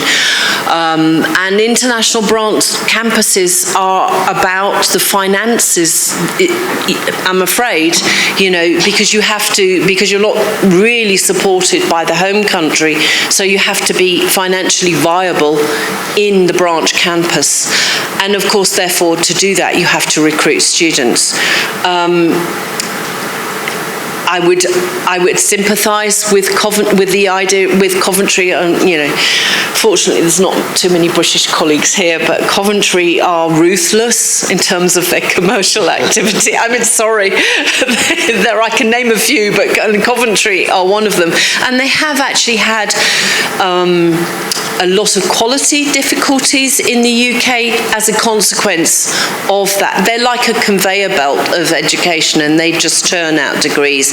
And they have a campus in London, for example. I think it's closed down now, actually, but they did, because and that campus, both staff and students, I know, had really poor experiences in. So it's not something I'm particularly proud of, to be quite honest. It is the example of TNE that I hate, and unfortunately, you're going to have to somehow convince your predecessor you need to deploy more commercial activities in order to compete with someone like Coventry.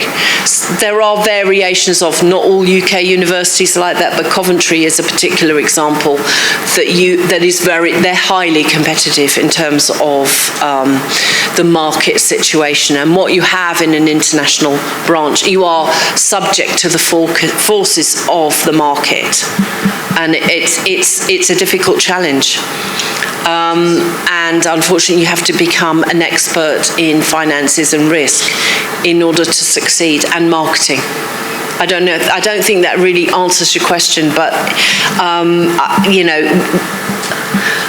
one of the ways would be to start teaching courses in English. Unfortunately, No. The teaching language is English. It is English. We teach in English. So you need to be more competitive in your marketing. The problem of your is that courses. these organizations are business-oriented exclusively. They are. Of course, all of us believe that sustainability and financial sustainability is crucial. Of course. But having these experiences, so evaluated after not being able to graduate yet the first cohort, and it's difficult. It is extremely difficult, and unfortunately, many students think that if they study business, that is going to be the guarantee of future employment. This is what I was talking about earlier on. We was talking about the volatile labour markets. They don't want to invest because they're paying fees in something that's not going to guarantee them employment. And they see business courses, even if they're generic ones, as the solution to everything. And of course, actually, probably the opposite is true, because the labour market is so competitive. If you able to offer a broader CV, you've got something different than the next person who's done a business management degree. You've got 10 people who've got business management degrees. Perhaps if someone did languages as well, they have something additional for their CV. So it's how to convince 18-year-olds, 19-year-olds of that fact. It's very challenging. And I think, I'm not entirely sure what the answer is, except that you have to brand and market in the same competitive way as some of an institution like Coventry, for example, who are very active in their marketing. Thank you. Are you offering graduate or only undergraduates?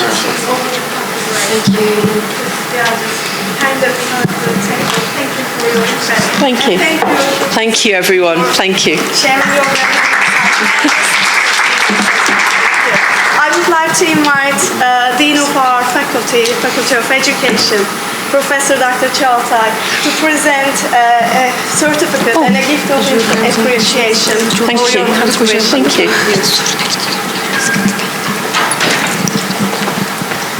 Thank you very much. Thank you. Thank you for having me. Thank you. Lovely. Thank you very much indeed. Thank you. I was going to say, is there a photo?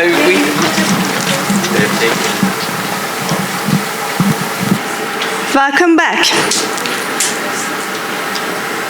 Our next session is a panel titled Exploring the Role of Transnational Education in the UK and Turkey.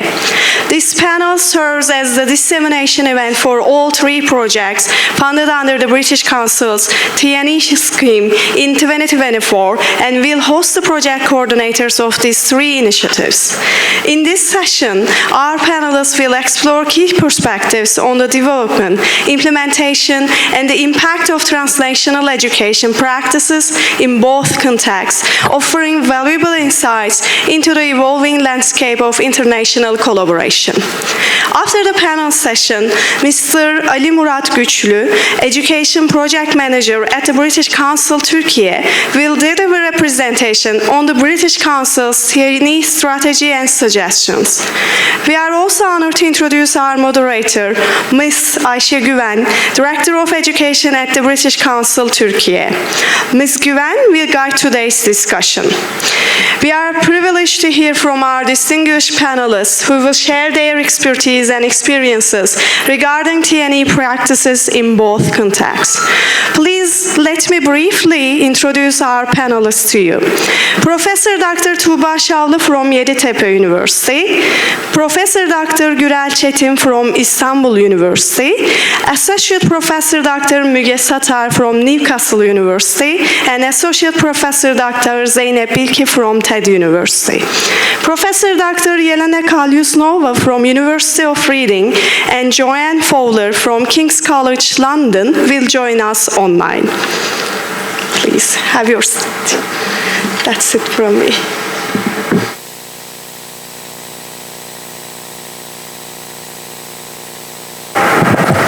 Yes, you can hear me now. Okay, great.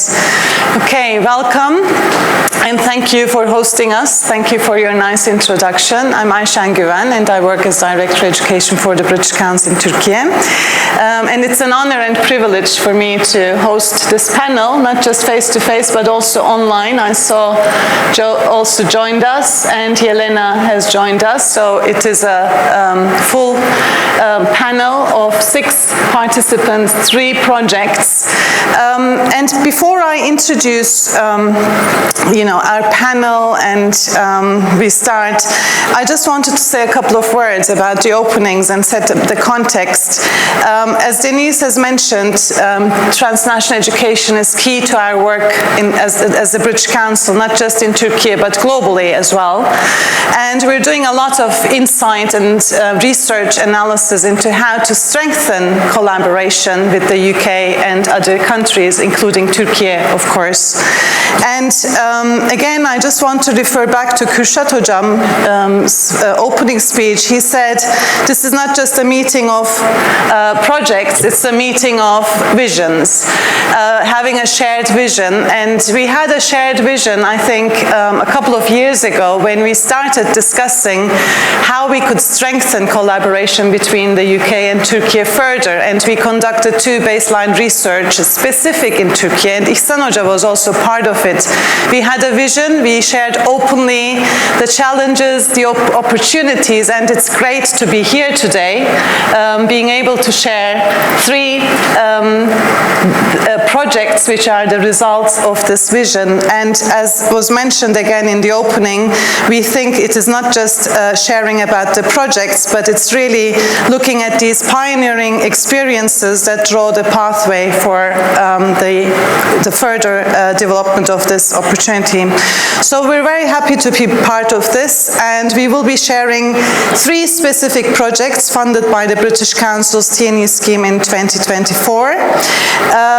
And just to give you a little bit of format, information about the format of the panel, we will be approaching each project individually, and we will share a little bit about the projects, opportunities, challenges, reflect on the learning points, and then we will have some time for question and answer. And we will close the panel with Ali's presentation on our TNE approach, more specific globally, but also focusing on Turkey. So welcome again to share your insights, outcomes from these 3 projects.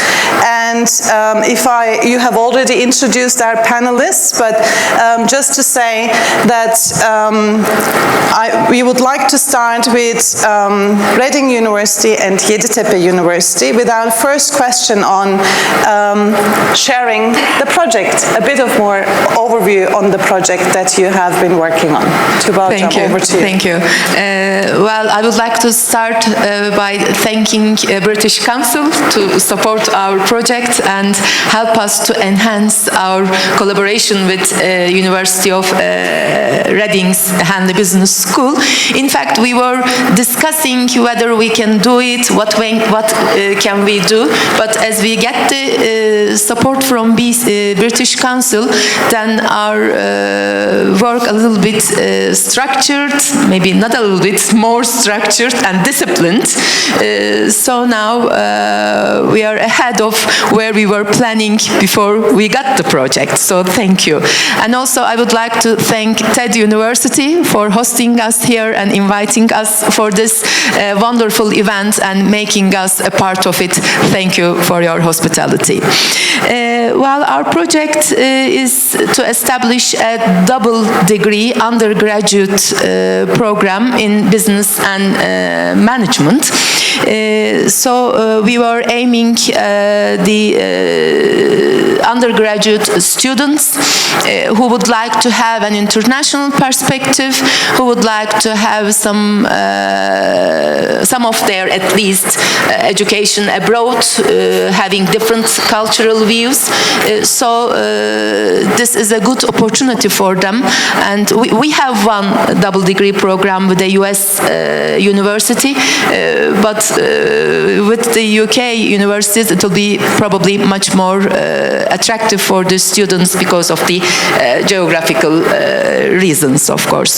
So with this project, of course, we built our collaboration on strengths and perspectives of both institutions. We tried to enhance our mutual capacity and, of course, leverage each other's strengths.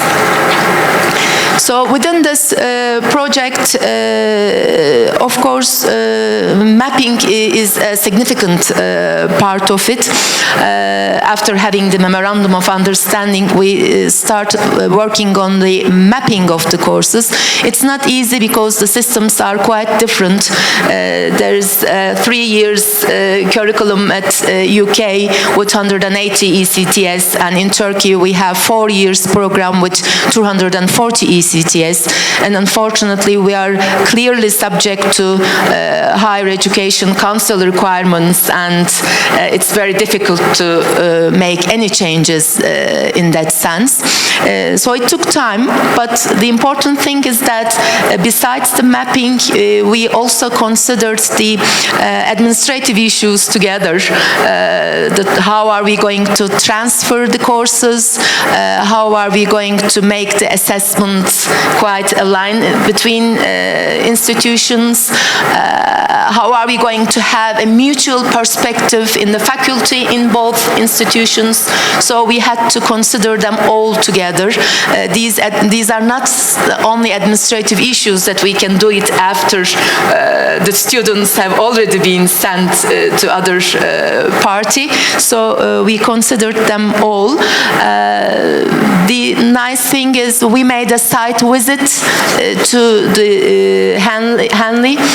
They have been into our university under another co-work, but this was our first visit to Hanley, and it helped a lot.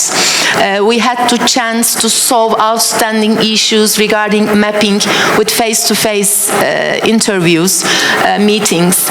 We also had a chance to meet the admin staff at Hanley. Also had a chance to observe a couple of lectures. We participated into lectures and observed how things are going there, what is the students' behavior there, etc. So it helped a lot.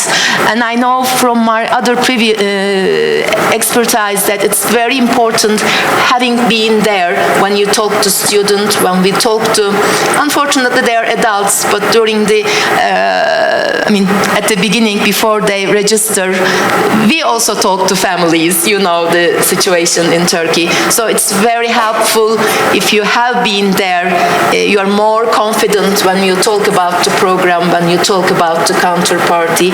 So site visits helped us a lot.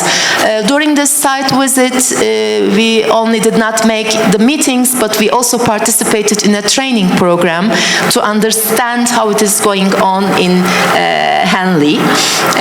Furthermore, we have rearranged the similar training in Turkey, in Istanbul, with our colleagues from TEDÜ'de. So I can say that we are very much through the end of the project. Now we are on the stage where we are planning to have the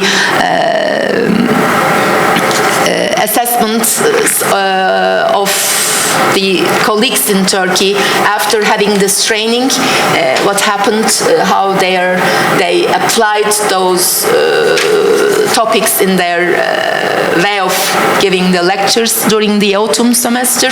So we will be working on this now, and I'm very happy to say that we are very close to apply to YÖK. There are very limited administrative things to complete.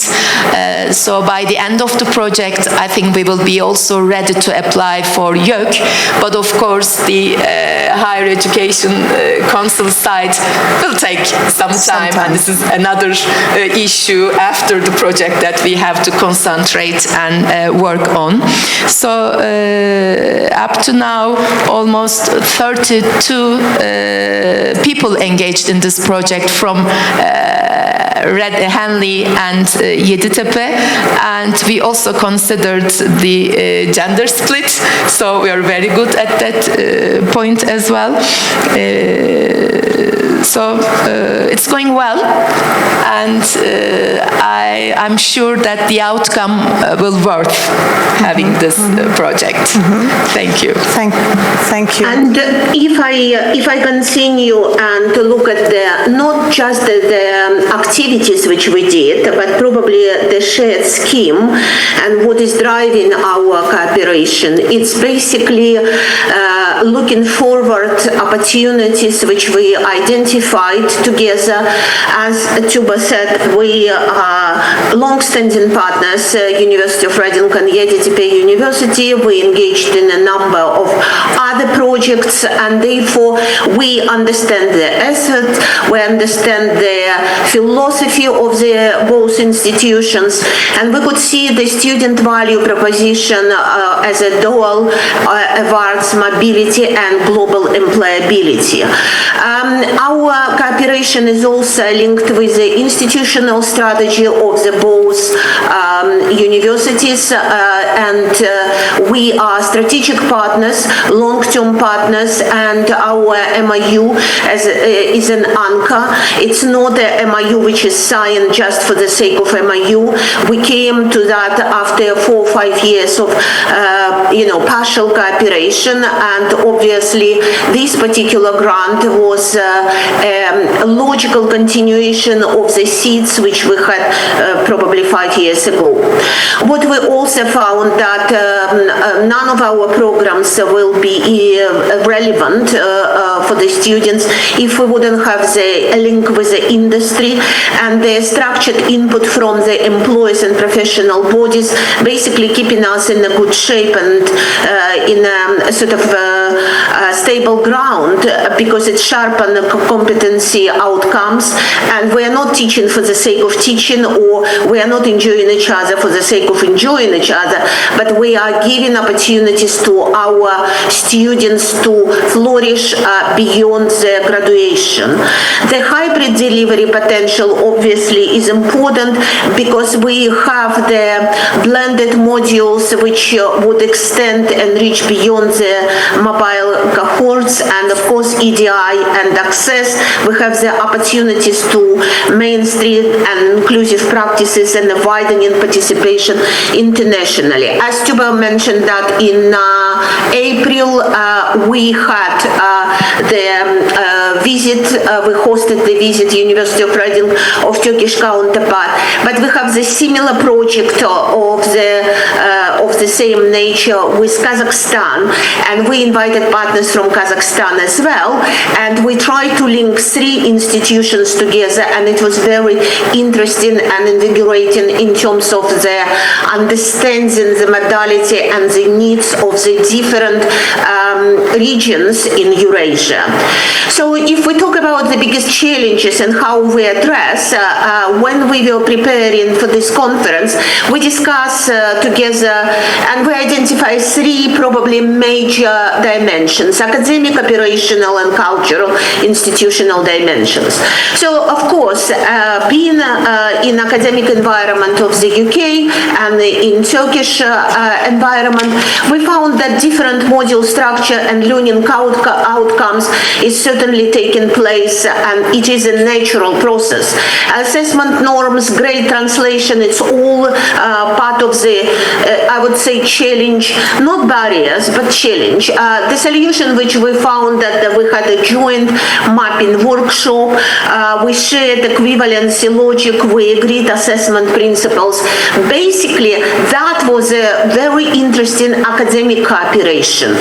When we talk about operational issues, of course, we faced with the tabling, calendars, admission, student support workflows, and remote coordination across the teams. The solution was a clear communication protocols. We have a hybrid working, we targeted staff training. And if we look at the cultural and institutional parts, what we see that the different administrative culture and expectations, which is again natural point, the solution was trust building via site visit, stakeholders meeting, and interactive design which we took place. So that would be our reflection about the project. And certainly the main point is a aligned curriculum, as Tuba said, assessment across two systems. And what we learn in practice, several points, that basically we need to start, and that is, if we would say, the outcomes or the reflection which we could pose to the British Council and say that, please take this, share with other colleagues that they wouldn't go through our challenges, but they will just have the sort of the handbook of the solutions.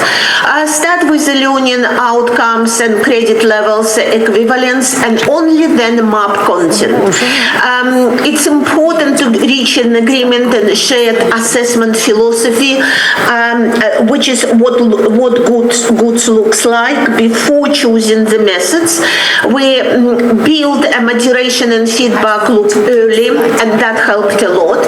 We kept contextual relevance, local cases, sector priorities, and regulatory expectations in a sort of visible sense. We document everything. Yes, you could call us bureaucratic, but we equivalency table, decision log, joint Q&A handbook, which reduce further drift, and we invest in staff development. And I would say the main outcome of this project is human resource, is a trained human resource, which is basically will provide further dimensions for the implementation of this project. Thank you, Yelena. Do you mind if I stop you here, because we will come to these questions again, but maybe we should finish the first round of sharing the project themes. We'll come to these. Thank you for your input. And I think it's great to see that it's a great continuation from Jan's plenary, because there's a lot of cross-reference to what you have mentioned earlier, starting with the student proposition, some of the challenges, administration, academic, operational, cultural. So we'll go further into these, but I just want to finish the first cycle of introducing the projects, if that's okay. Thank you, Yelena, for your input as well. So over to King's College and Istanbul University, and let's hear about their project. Hocam, Professor Guru Çetin. Thank you, Ayşe Hocam. Is it on? Can you? It should be on now. Can you hear us, Hocam? No? Maybe use this one. Yeah. Şöyle yapayım. Have two of them together. Yeah, okay. Well, I would also like to start with thanking British Council for making this possible. There is a Turkish saying, para veren altın bulsun. Hope you find gold as the funder. I would also also like to thank Zeynep Hocam and Müge Hocam for making this possible. I would like to thank my partner. She's there, yes. Jo, at King's College for the collaborative effort and believing in the project. The project is basically addressing the need of the research managers and administrators, their training needs, which is a neglected area in higher education, not only in Turkey but globally, including UK, except US. There are a few master's degree programs in the US which is addressing this need. Research managers is an emerging profession. And to put it briefly, these are the middlemen and women, of course, more women actually, that are between the researchers and the money. So they help researchers to find the money needed for a quality research. So it has organizational benefits, yes, but it has more importantly societal benefits. It leads to quality research, efficient spending of public money, so on and so forth. So it's very significant. These are the guys working in the project offices, at the BAP office, at the technology transfer office, so on and so forth, that need to have specific skills to address these responsibilities in a competent way. Because even an established researcher doesn't have too much of a knowledge about financial issues, legal issues, contractual issues, gender equality, data management, so on and so forth. You are probably, researchers are familiar, becoming more and more familiar with these issues. And these guys have the knowledge, but they acquire this knowledge by learning by doing, right? Trial and error, which takes time, and their career paths are not clear because they don't have any formal education. The job descriptions, job specifications are not standard. So the main idea is to create an infrastructure for this need and create a structured formal education, hopefully a master's degree, to address this need. In order to do so, we started with a need analysis, a workshop in Turkey, in Istanbul. We collected information, an initial information with interviews with these research managers, and invited them to a workshop to identify their needs, the competencies they need, the skills, so on and so forth. We also conducted a benchmark analysis. We looked at different certificate programs that are available, as well as the master's programs, 3 in the US and one emerging in a certificate program in ARMA. These are professional associations. They even have different professional associations in different countries, except Turkey. Maybe this project would also lead to, creating this network and creating a research association, research managers association in Turkey. So that would be another benefit. After we collected all this information, we also arranged a workshop in London at King's College to convert these into a 5 modules of teaser program that would be provided online. It's almost complete. And we will test the market, see who's interested on what, and we will develop this into a formal education to attract both current research managers as well as bachelor's graduates who are interested in becoming a research manager. Thank you. Wow, thank you. That's an impressive, I think, well-spotted, neglected area. I think a lot of you are shaking, your heads because we know what you are referring to. Is there anything that Joanna would like to add? Because we have a couple of minutes. Hello, Joanna. Hello. welcome. Sorry, what am I saying? Welcome. No, thank you for welcoming me. As Gurel said, it is a really complex operating framework for effective research grant capture. Yeah. Individuals who go into this field, they have to cope with an increasing legal, regulatory, fiscal, tax, international tax when you're looking at knowledge exchange and technology transfer, issues of export control, and many people in this environment come into these roles and learn on the job. Yeah. So there isn't an explicit educational research framework outside of the US. And I think the further we interviewed individuals both in Turkey and in London, even at King's, where we have a well-established pre- and post-award grant capture commercialization team of 400 plus, they don't have a professional development network. They don't have a career progression framework or scaffolding, which is a fundamental missing link if we're going to attract talented individuals into what I think is a fast-growing, very exciting gymnastics of the mind in order to secure research for the university. I think when we, listening to Henley Reading and UDEPI, fundamentally we started at what we wanted to achieve and then worked backwards.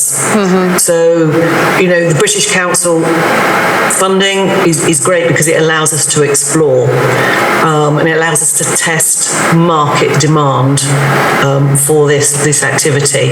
Working backwards, we also knew we couldn't do what we wanted to do within the funding or the time frameworks for this. So it's actually, we didn't have to do credit mapping, thank goodness. We didn't have to look too deeply into both the Turkish and the UK's regulatory frameworks. And we could really play with content. So it's the what-if scenarios. And as Gurel said, we've gone into production on the course. We'll launch it shortly. And I think by going into this online version, what we will get back is who's looking for this education content. We'll have the organic search data, and that will prove the evidence for hopefully the degree development that both institutions are desperately looking for. Thank you, Joanna. So good luck with the next stages. Looking forward to sharing, especially the market interest. It would be great to hear what students are also thinking, but we'll come to that maybe. Thank you. I just want to now give the floor to the third project and over to Newcastle University and TED University, and the floor is Müge, yours. No, not, yes, okay, now it's coming. Great. Not yet? No, it's all right. Working now, yeah. It's very awkward working with microphones, as academics we're not that used to working with handheld microphones. I'll try to keep this brief because you've already heard a little bit in our introductions about the project. We've got a flyer at the registration desk, we've got a banner out there, and we're very open to answering any further questions. And it's been lovely hearing about the other projects. We haven't had the time to actually exchange what we've been doing, so we really value your input. So I'll keep it short. What I'd like to do is to talk about how we started and why we started very briefly, then a very short description of the structure and where we are at now.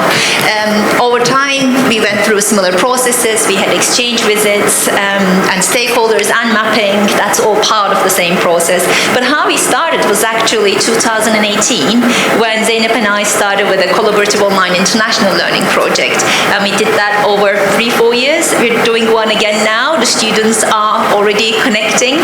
So we already knew our students. We already knew that we had joint interests, the programs were similar, that our teaching and expertise and aims were very similar. It also helped that we had co-published. We did research on our study, on our pedagogical practice. We know that the staff in both sections have similar research expertise so that we can co-supervise, and we know how we can complement each other as well as the joint strengths.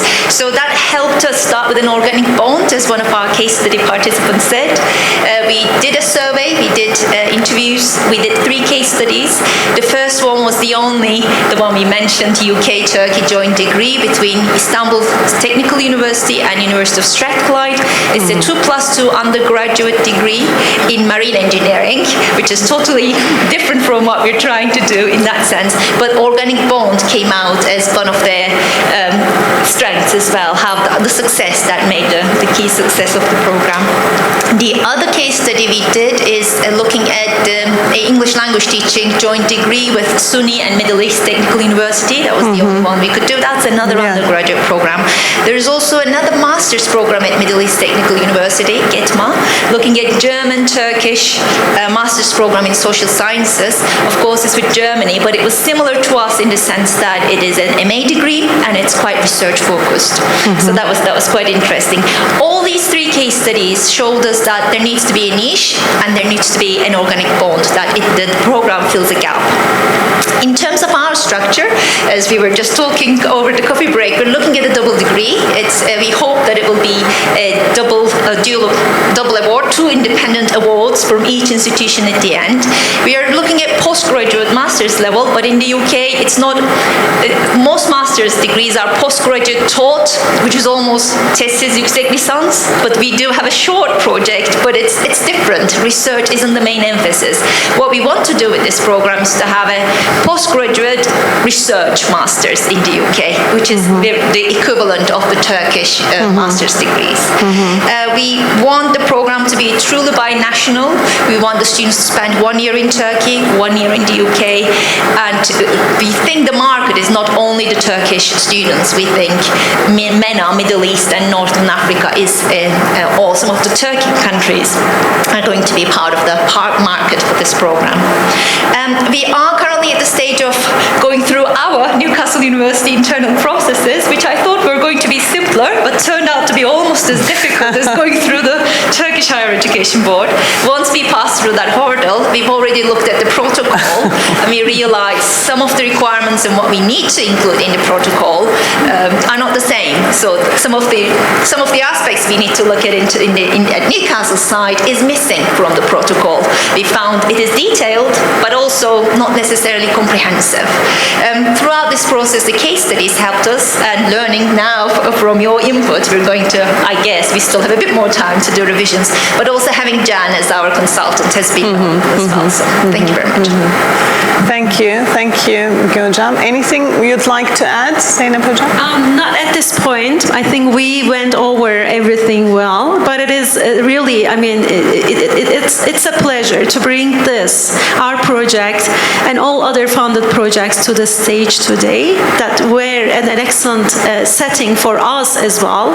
Although we have been working on this project for almost a year, that every single experience that we hear, that we are experiencing ourselves as part of our project is very valuable for us to understand really what we are doing this, why we are doing this, and this is probably the same for all other funded projects, that it's, as Gürel Hocam mentioned, that we are learning by doing, because it is something very new, especially to Turkish context, the transnational education.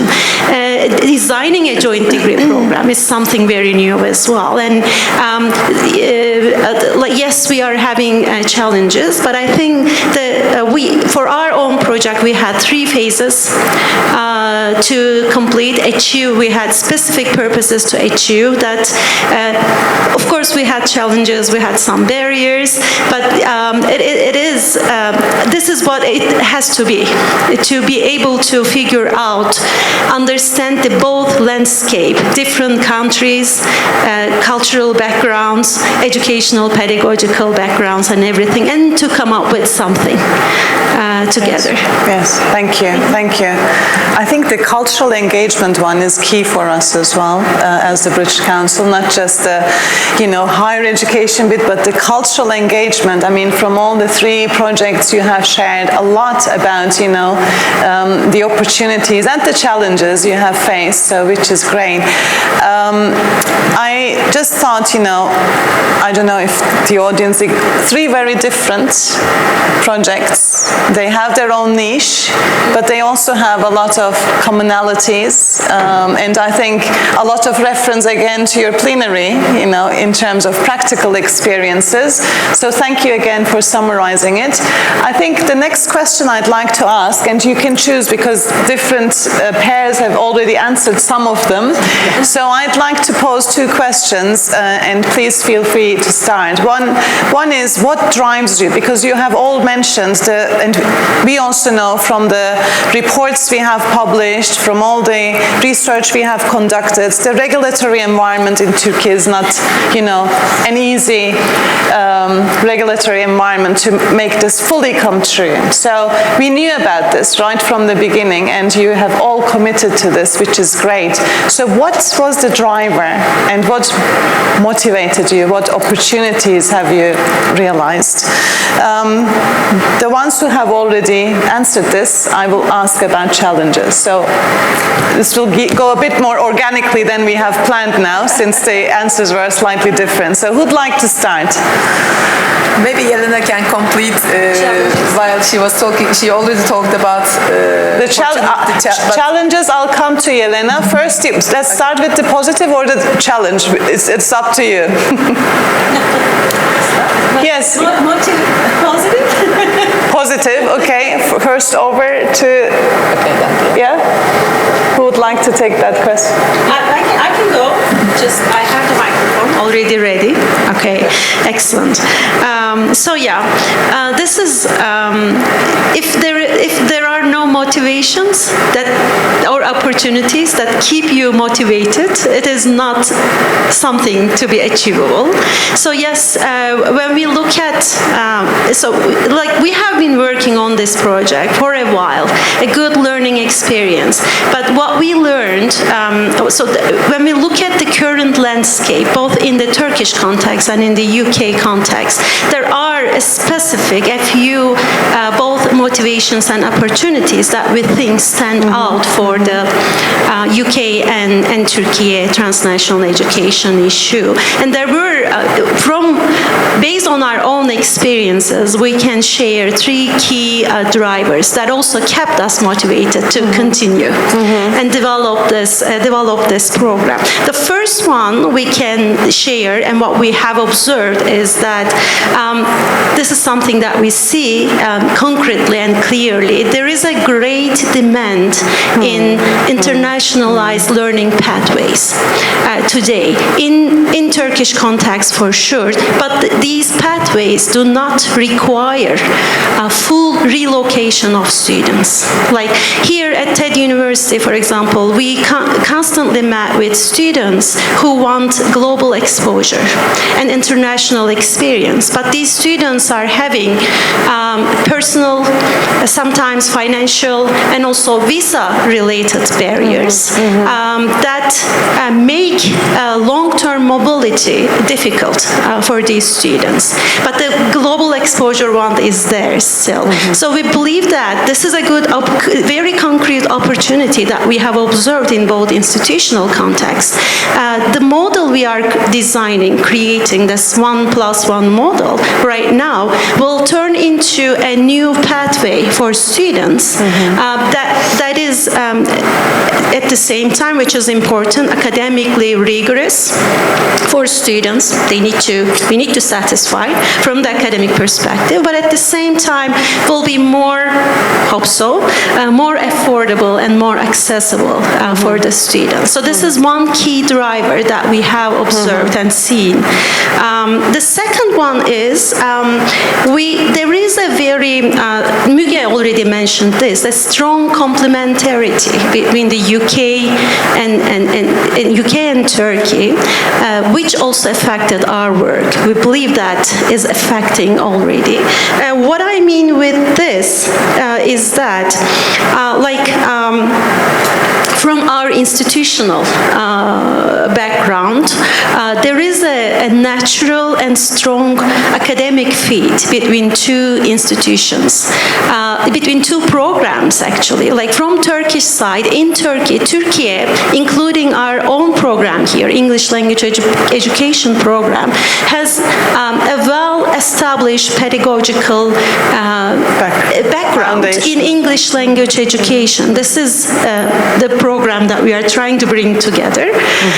And the UK side, we already know this, the UK has a well-established and recognized international respect and background in applied linguistics and TESOL program. And the research capacity and the common research interest coming from two institutions, two programs, which also together we are coming up with a strong and powerful academic fit when we are working on this. And this is why this is important, because these students will be graduate students. They want global exposure, spend time here at TED University and Newcastle University. So that academic fit between two institutions is very important for continued student engagement across countries and institutions. So this is one key driver that we see from our point. And a final one I can share is there is a very clear policy momentum which is supporting our work as well. What I mean, like when we went over the regulations, had document analysis and everything in the first phase of our project, like British Council, Turkish Higher Education Council, and the UK sector bodies are actively encouraging high quality, equitable transnational partnership, responsible transnational partnership. So with our project is kind of responding to this need well, because what we are doing is we are trying to develop a scalable a model.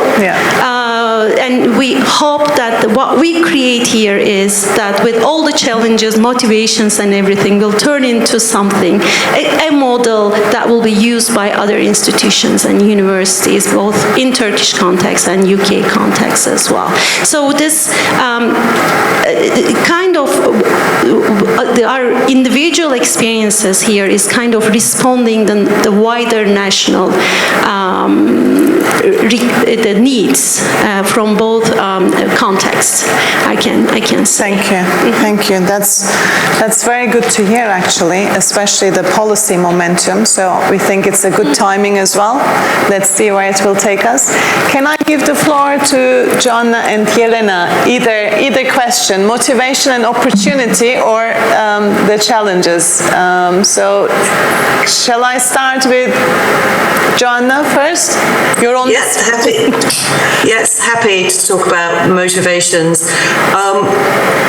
I think personal motivation for me when I came across this project was being able to try and visualize a whole suite of development opportunities for potentially a non-traditional university audience. We think of our undergraduates, we think of our postgraduates. We very rarely think of our teams internally, of how they came into post, or how we then develop them onwards.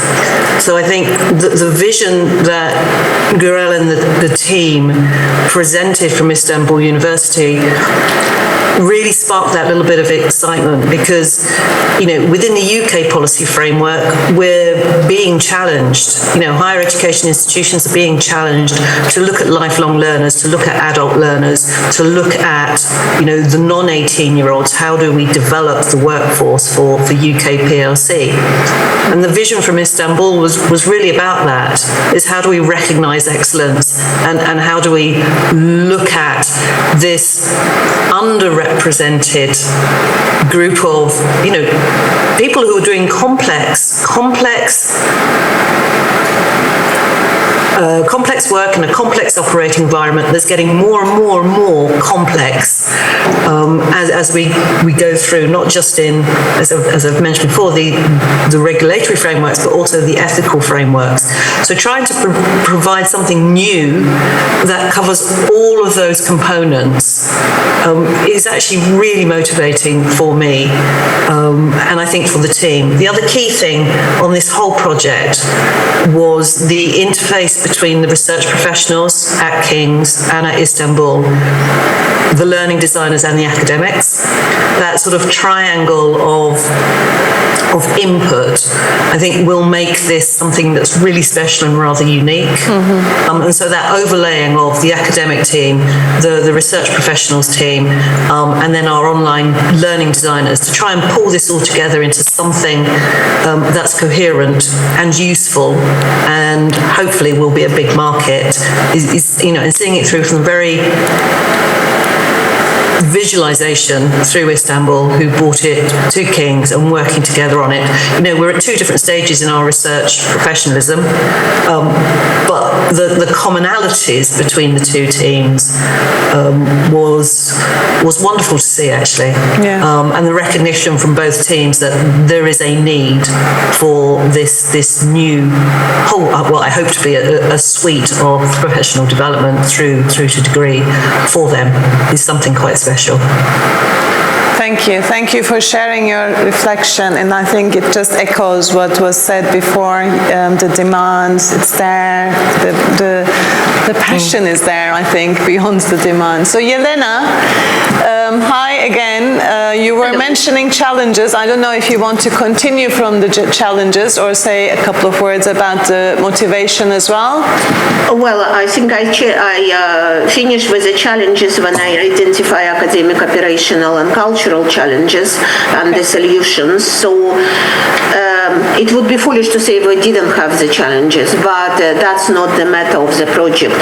Why we did this project and why we wanted to cooperate, the motivation was both from the students' body as well as from the professional side for our academic staff as well, because obviously, in order to be the educators in the 21st century, you need to be well equipped and, to use lectures 25 years ago, it's not on. So for us to get the reality check, to see how the world is unfolding, it was very important to look at the different institutions, and like I said that we did this value proposition for the students from EDTP, but also we try to look at the mobility issues about how well the students will be equipped after the dual degree, entering the world of work, and are they globally employable or not? That is a very important issue, and it is, I have to say that in the UK setting, more and more our NSS survey would ask students how well they are satisfied with the course, how they see that they are equipped for the world beyond the education. The same we wanted to put in our double degrees. And as I mentioned already, institutional strategy of both institutions, EDTP and the University of Reading, align here, and the internationalization is a core for both institutions, and that was, if you want, a practical translation of that strategic points with regards to internationalization.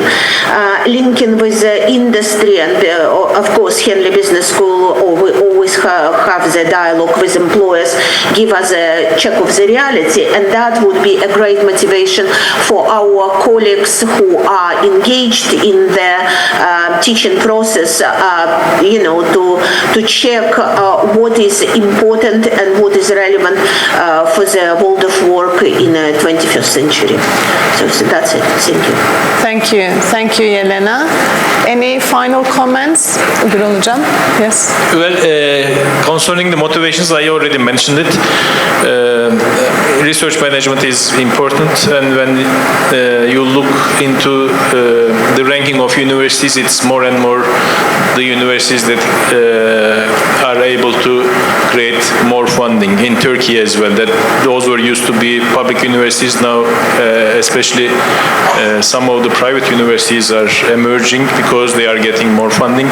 When they are getting more funding, the quality researchers, they attract the quality researchers, and it's a self-reinforcing cycle. So research management is important from that perspective. And I was used to serve as the deputy coordinator at the project office, and I realized that this is a real profession. I went to different organizations of these associations, and there are thousands of people. So this is a distinct profession that needs formal education. That the idea came from there. And well, King's College obviously is the King's College. So around more than 300 people are working at the project office. On the scale base, Istanbul University and King's College both are large universities, but our project office has 4 experts working. So you can see the difference. So transfer of knowledge from UK is obvious here. Joe is a great person to work with.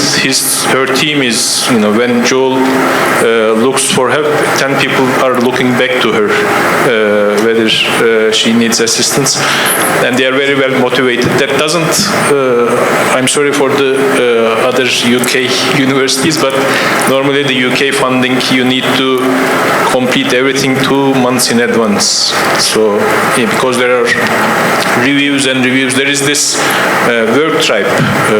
I'm not sure what work tribe is. It's a financial system, I think, that you need to work on it. They are working on it, so it takes too much of a time. So if you are going to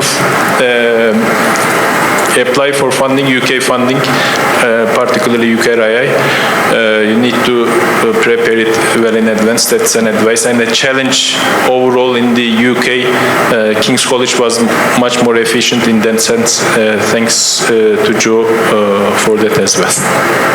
Thank you. Thank you, Gürol Hocam.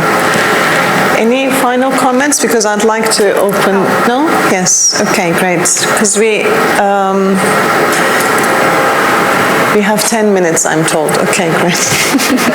So any questions from the audience? Because I'd like to open it up. Most of the things we have already discussed. So any questions from the audience that you'd like to ask to the project teams?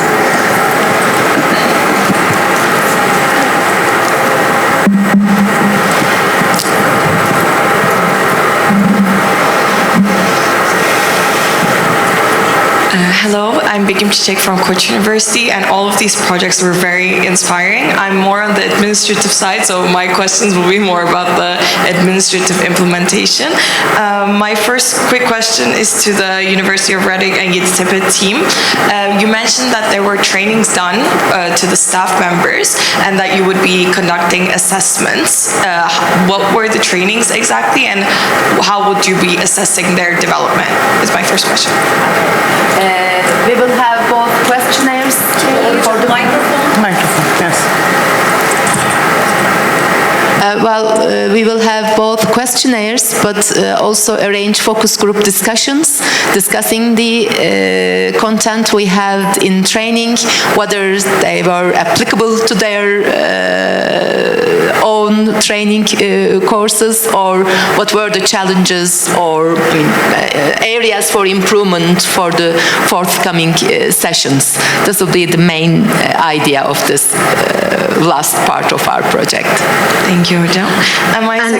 And also, can I just add that training was in the light of the Higher Educational Academy of the UK. In Reading University, every teacher who is, facing the class should have the fellowship of the Higher Educational Academy. We have a special scheme within the University of Reading, which is granted by a Higher Educational Academy.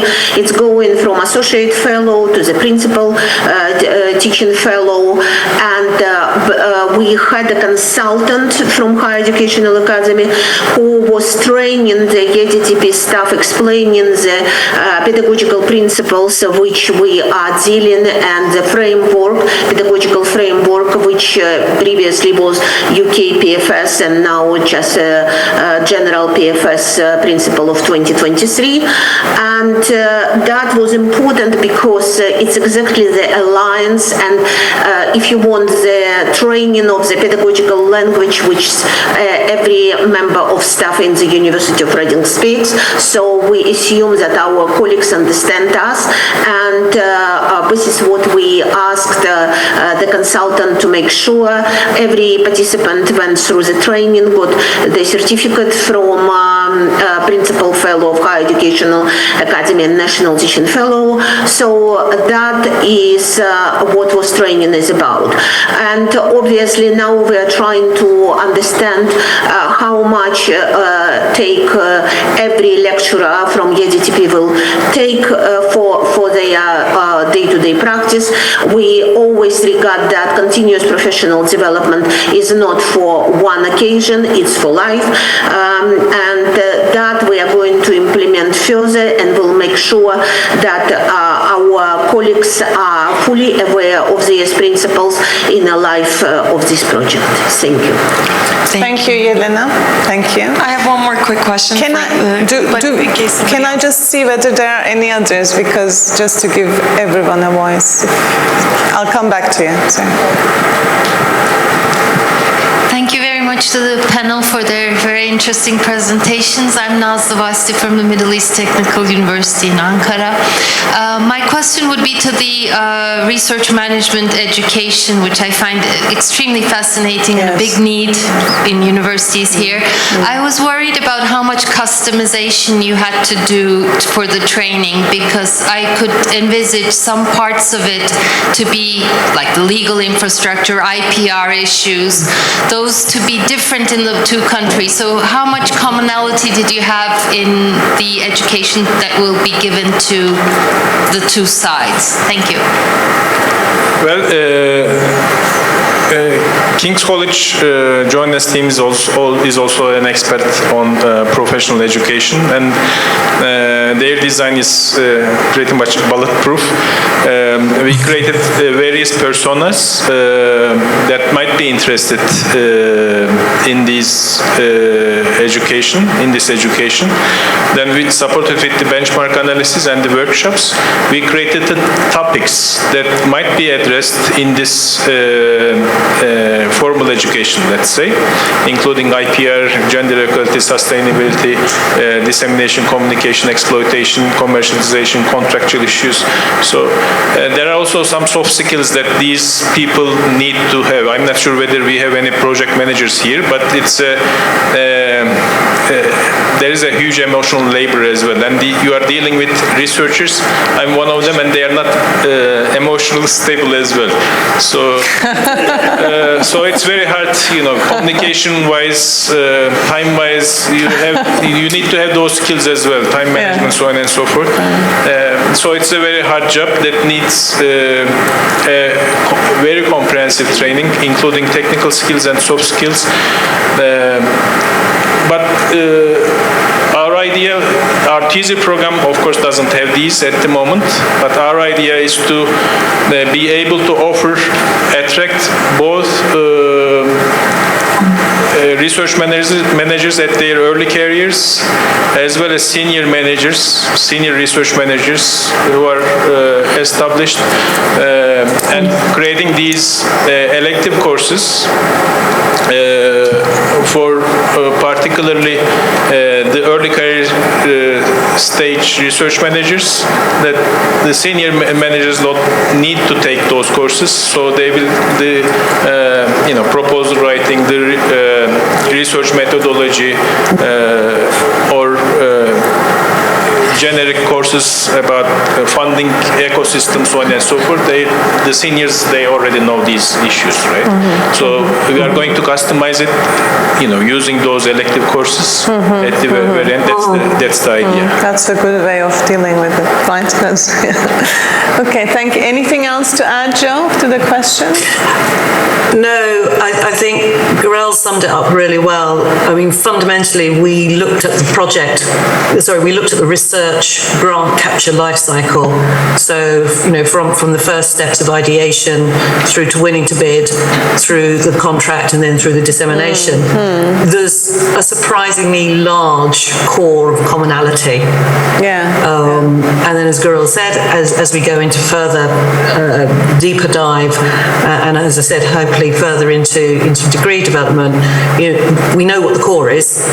The IPR, the commercials, the export controls, there'll be electives dependent on the role of the individual and at what stage their career is in. So, but surprisingly, a huge amount of commonality. Thank you. So I'm just taking notes for you. Any other questions from the audience? Betül Hocam, I was expecting. I have many questions.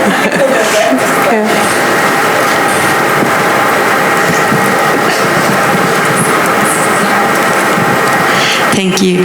I would like to ask to Zeynep Hocam and Müge Hocam projects. You have mentioned that as a driver, you have mentioned the student demand. Students have a demand for internationalized pathways, education, you said. I totally agree with that, but you also mentioned that there are not very much sustainable joint degree programs in Turkey. For example, I know some joint degree programs were there, but they were closed. In the keynote also it is mentioned the number of students decreased, and if they cannot earn money, or if they cannot get the funding, of course the program cannot continue. So about the sustainability, what do you think? For now on, you see this potential. I totally agree with that, but what about the sustainability of the program? It's a very good question, yes. I was hoping there was going to be some question on finances, because there are lots of challenges which we are able to overcome. Finances and visa regulations are sometimes beyond us. And UK is currently not the most welcoming environment, I'm going to put it in that way. We just had some announcements even a few days ago around. So last year we had restrictions on dependents visa being approved.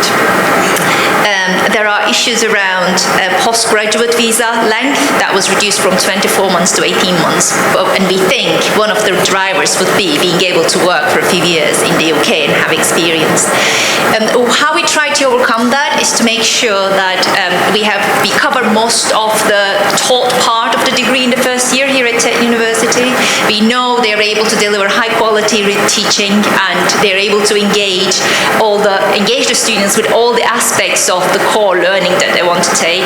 And we want them to come to the UK for the research aspect, which is going to give them, all students have 20 hours of work permit within their student visas. And we hope, because they're not taking modules, they're only engaged in their research process, that would give them some work experience and help balance a bit of the financial strength, but also actually give them experience, go and see how teaching and learning happens in the UK. We have connections with some schools, we have a strong education department, we have a postgraduate certificate of education, which is a teacher training programs in the UK. We also have connections with a lot of ESOL, English as a second language organizations. Some of them are charities, some of them provide provision differently. So we hope to be able to make connections to our students, to the people on the ground who actually deliver teaching, so that they're able to financially support themselves a little bit, but also are able to learn and experience. Obviously, fee structures is important. By organizing and structuring the program for the students to take most of the taught part at TED University, we're trying to keep our fees as little as possible. Obviously, we have to break even. We can't really go into deficit, but the main driver for us in Newcastle isn't the financial gain. We see this as we are a Russell Group, research-intensive institution. We both have data sessions on conversation analysis in Newcastle and by Ufuk Hocam and TED University University leading it. We have virtual exchange strengths. We have internationalization, joint research aspects. So for us, it's important to incorporate those master students into our research environment, increase our research culture, and keeping fees low, but also trying to strengthen those institutions in maybe research funding applications that might be able to come out of it. Don't know. So this is how we're trying to overcome some of those. But yeah, visa structures and the fee structures continue to be a challenge. Thank you. Thank you, Migoja. Yeah, I would like to add something. I totally agree that from the student perspective, there's a high demand for international education, and the financial issues is a significant problem in this. But I also believe that, at least from the Turkey perspective, of course, from Turkey students, these kind of double major programs are not well known. So most of the students and families are not aware that there is an opportunity. Okay, they may have problem in funding 4 years in US, 3 years in UK, but now there's an opportunity for 2 years funding and having the full degree at the end. But I think they're not fully aware of it. So when you look into the preferences of the students, double degree programs are coming after the standard program in the Turkish list.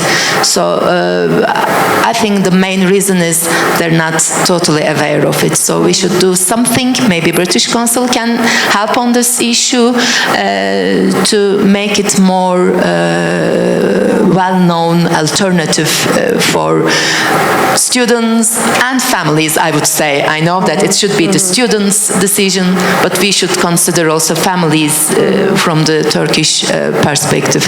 This is one of the main reasons, I think. Thank you, Migoja.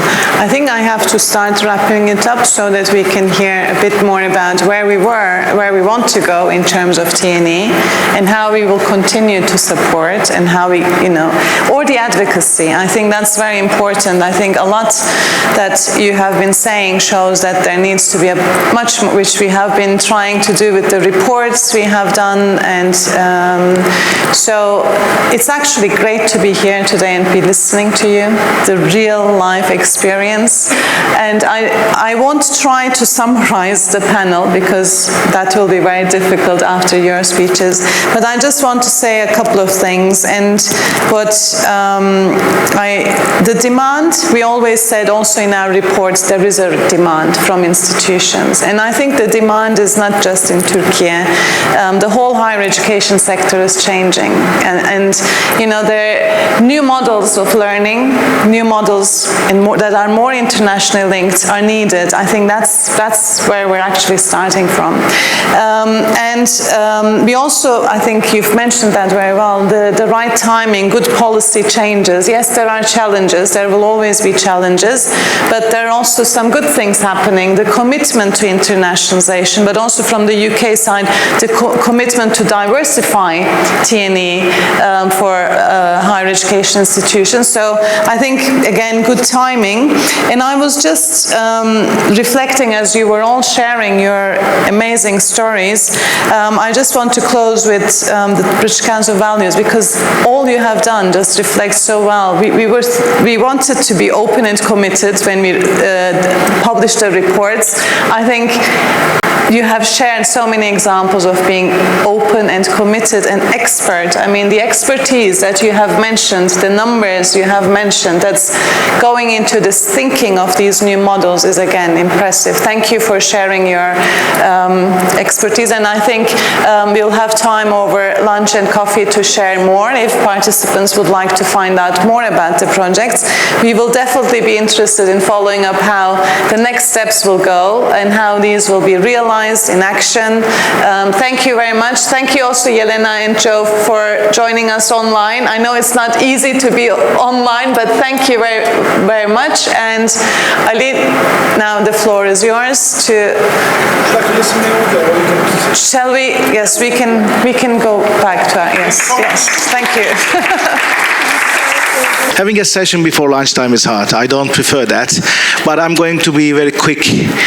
and I will share a couple of important updates about British Council's TNE strategy, which is going to answer how British Council is going to support your projects, your ideas related to transnational education and other ideas. Good morning, good afternoon, distinguished guests from different universities, faculties from different cities. Thank you for all joining us today. My name is Ali Murat Güçlü, Higher Education Program Manager working at the British Council in Turkey. I am responsible for supporting higher education partnerships between the UK and Turkey, grant schemes, policy dialogues, alumni network, scholarships, and other responsibilities. In this presentation, I will walk you through the British Council's updated transnational education strategy, our priorities, and the value that the TNE brings to partner countries, in our case, Turkey, and our key initiatives such as our grant schemes, which is more important for us. So some speakers have touched on the value of TNE. Why would it be important for Turkey? Why did we gather here to discuss this? And we had a research recently conducted with 23 TNE programs from all around the world to better understand the importance of TNE partnerships. I'm not going to mention everything here, but TNE offers wide range of benefits to partner countries. From Professor Benford talked about some of them, but let me talk about the most important value, which is the capacity building and institutional development, helping to strengthen teaching capacity and capability and enriching the academic standards. So that's one of the most important findings of this research. TNE also enhances students' experience, improves graduate employability, as some of the speakers has mentioned before. It also contributes to developing stronger research capacity, as our professor has also mentioned. We all found them with this research. And additionally, and most importantly, TNE partnerships help build international reputation for universities. We talked about sustainability, finance. These are very important questions, but economic development has been one of the findings of this research. Beyond educational benefits, TNE supports economic development. How?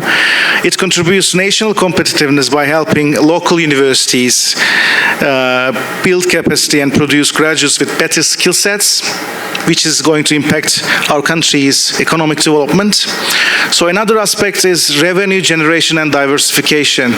We talked about financial sustainability of TNE programs, but we all know that student fees of foundation universities in Turkey are almost identical or similar with the UK now, unfortunately. It's expensive to have to participate higher education at a foundation private university, but fees are quite similar, so that's important. For example, institutions with joint macro-credential offerings with registration fees can create some income to continue their programs in terms of financial sustainability.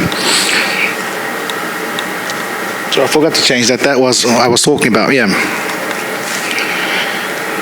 And according to our research, we also have seen that, as I've mentioned, the most important outcome of TNE partnerships is the quality of the domestic higher education system and students' international outlook. These are the findings from the very recent research we have conducted. SDGs has been mentioned many times. With 23 case studies, we have found out that TNE programs have been supporting SDGs. Our current and updated transnational education strategy for 25 to 27 builds on this, focusing on how we can continue to drive quality, relevance, and impact through global higher education partnerships, especially with UK universities. So let me quickly talk about our strategy for the upcoming 3 years. So our strategy focuses on 4 action points. As the British Council, we will continue working on data, research and insight on UK TNE and its impact. The research that I had mentioned previously was one of them. So we will support research. We will do research to better understand local priorities and needs. Our second action is to promote the UK's TNE experience and reputation for quality. Our third action is going to be to work with policymakers, inform policy development and growth of UK TNE in partner countries for Turkey. And we will also showcase transformative power of UK TNE and its relation to sustainable development goals. These 4 pillars will be the main action points of our strategy. So what we want, I'm so happy because I've seen the 3 projects that we have been funding. These were the first 3 TNE projects that we have funded, but all of them has been working with these 5 principles. I'm so happy to see that. So for future projects, if you are going to apply to a funding scheme from the British Council related to TNE partnerships and programs, we would love to see 5 principles. So we want high quality, which is going to be the result, which might be going to be the result of your project or program. Ensuring excellence and local relevance is important. It should be strategic, aligning with the long-term goals of both countries and institutions, universities. It should be partnership-led. There are different TNE models, but what I like about TNE is if you are developing a TNE program, co-develop it, not replicate it, because it might be more helpful for your institution and for Turkey. It should be student-centric. Students' voice should be heard. Work with your students as much as you can to develop your programs under TNE's umbrella, let's say. It should be inclusive as much as it can be, expanding access and supporting underrepresented groups.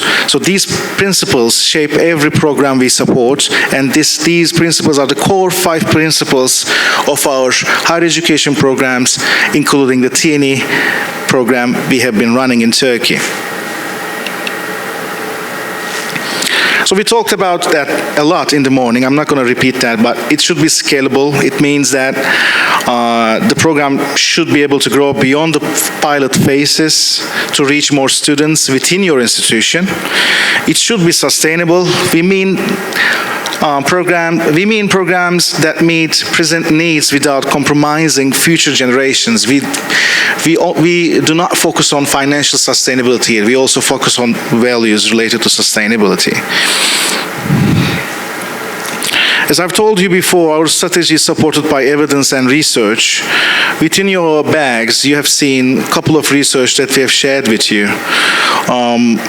In 2021, we conducted a baseline research on UK-Turkey higher education partnerships. And a year later, we also produced a partnership handbook, which is available in your bags, published and shared with all universities and academics to help universities to build academic partnerships with UK universities. That's kind of a handbook to support institutions to start those discussions. A key challenge identified across the sector is lack of funding for having those discussions and for running programs. That was one of the main findings of both research.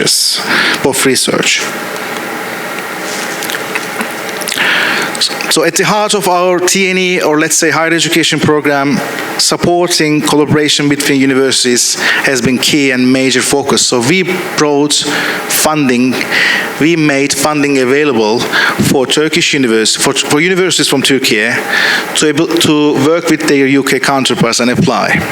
So we have supported more than 25 partnerships between different universities. This includes joint program development, shared curriculum delivery, mobility initiatives, research collaborations, and professional development programs. We believe that these partnerships create long-lasting academic relations, friendships, and we will continue to do that for the upcoming 3 years. the most important slide is about finance and the grant scheme that we are running. The 3 projects that you have listened were funded by the TNE Exploratory Grant Scheme that the British Council has been running in Turkey for more than 1 year now. One of our case support mechanisms is this, and we are proudly happy to announce that 6 new projects were selected last week and will be funded starting with the new year. We run this across multiple different countries with £25,000 as a seed funding.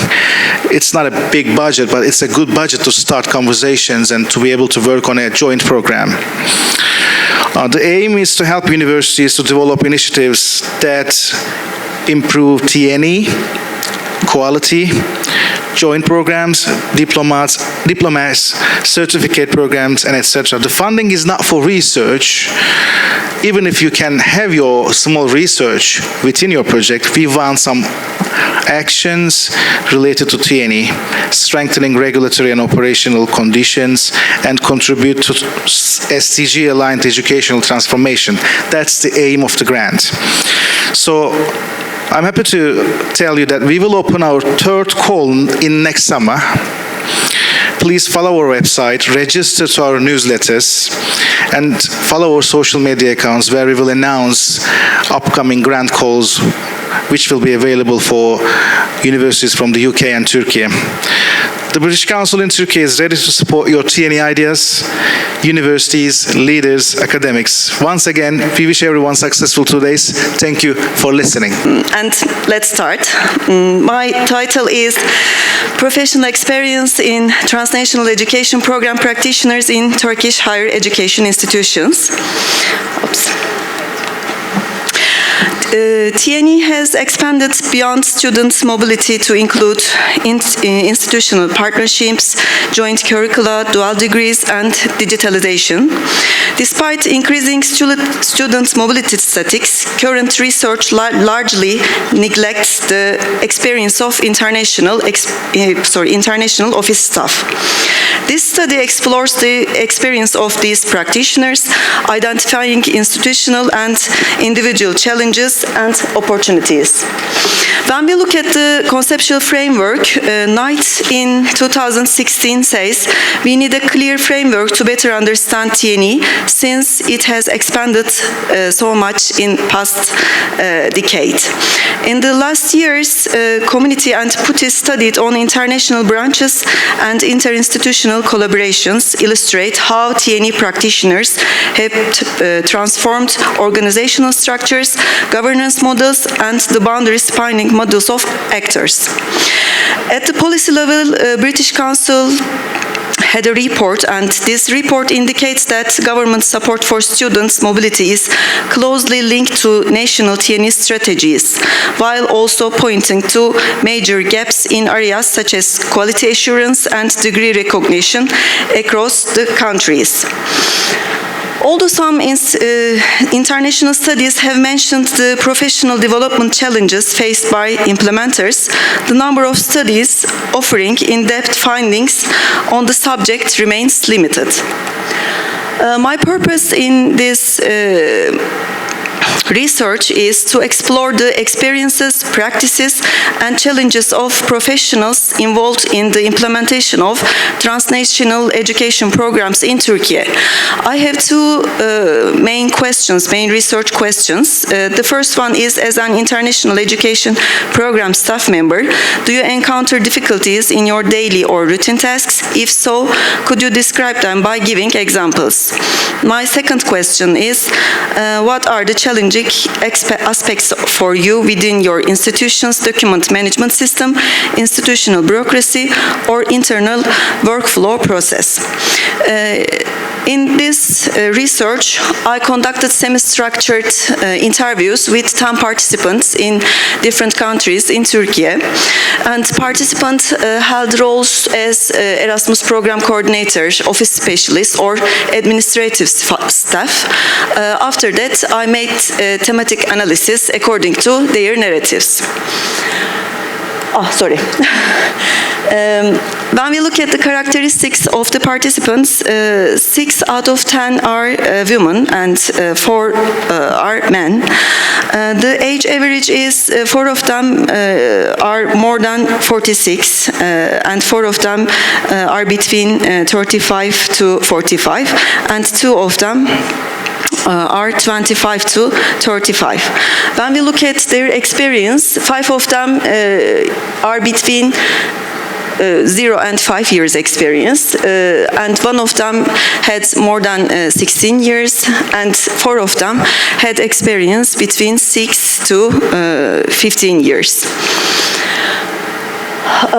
When we look at their title and educational background, I interviewed with one associated professor, and she got PhD degree. 2 lecturers, they got also PhD degree. 4 lecturers complete their master degree and they are currently a PhD student. 1 lecturer only got master degree, and also I interviewed with 2 administrative staff. One had graduated from high school and the other is currently a PhD student. After interviewing, I made word cloud according to their speech. They usually use Erasmus Education International University students. Besides these words, they also use examples, office, personal, internalization. So this word cloud shows us both the technical and emotional landscape of TNE. My first question is, as an international education program staff member, do you encounter difficulties in your daily or routine tasks? If so, could you describe them by giving examples? After the interviews, I conducted 6 themes for this research question. Let's look at the themes one by one. The first theme is institutional bureaucracy and lack of coordination. In this theme, especially participant 1 emphasized that strong coordination with faculties and departments is necessary for international programs to run effectively. Because in his university, if academicians participate in any kind of international program, they are willing to accept students more, but if they don't participate in any kind of international program, they don't want to accept incoming students, or they don't want to support office. Also, participant 8 stated that because the duties and responsibilities of the international office are not fully understood, they sometimes have to carry out tasks outside their own responsibility. Actually, he stated directly, perhaps the most challenging is the number of the tasks that fall outside your job description, and on the other hand, lack of clarity about what this unit conceptually tries to do, where it tries to go. My second theme is insufficient language proficiency and administrative support.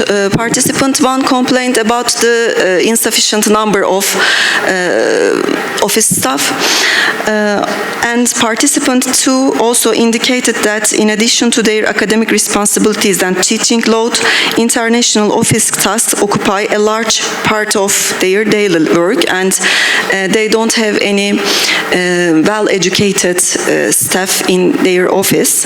Actually, she directly speaks that you have to split yourself into everything. We can't look at 300 emails. When a university sends email from the other side, they expect an answer, but from our side, sometimes it takes time, and that's a bit demanding, she said. The other theme is adaptability and problem-solving approach. In this theme, mostly participants talk about the importance of experience. Participant 9, actually, I really like it. He describes his job as desk-based and field-based, because in desk-based he was making paperwork, and in field-based part he is touching with students and academicians. Also, participant 6 said, it has been many years in terms of experience in my profession. Nothing very difficult has happened so far. The other theme is cultural differences in work ethic and communication. Participant 10 believes that personal communication skills is very important in managing intercultural situations. But especially participant 4 noted that, especially with students from Africa and the Middle East, cultural differences have caused various communication problems in educational process. For example, she mentioned participating in arrangement meetings significantly later than planned, and they don't accept especially the answer no. The other theme is navigating diverse stakeholder relationships. In this theme, participant 1 said managing relationships with international office in another countries sometimes can be difficult. For example, when a student was sent to European countries within Erasmus, and if something happened in another country, it can affect their students. Additionally, he also indicated that during the processing of incoming student under Erasmus from abroad, his institution can be some bureaucratic burden, but when they want to send students in the same institution, sometimes this institution does not willing to accept their student. The last theme is challenges in establishing partnerships and agreements.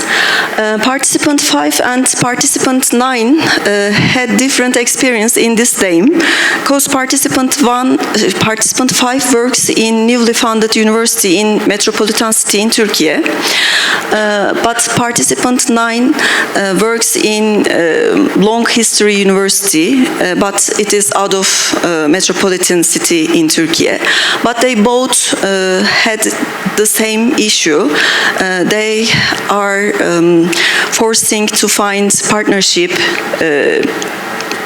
and making agreements.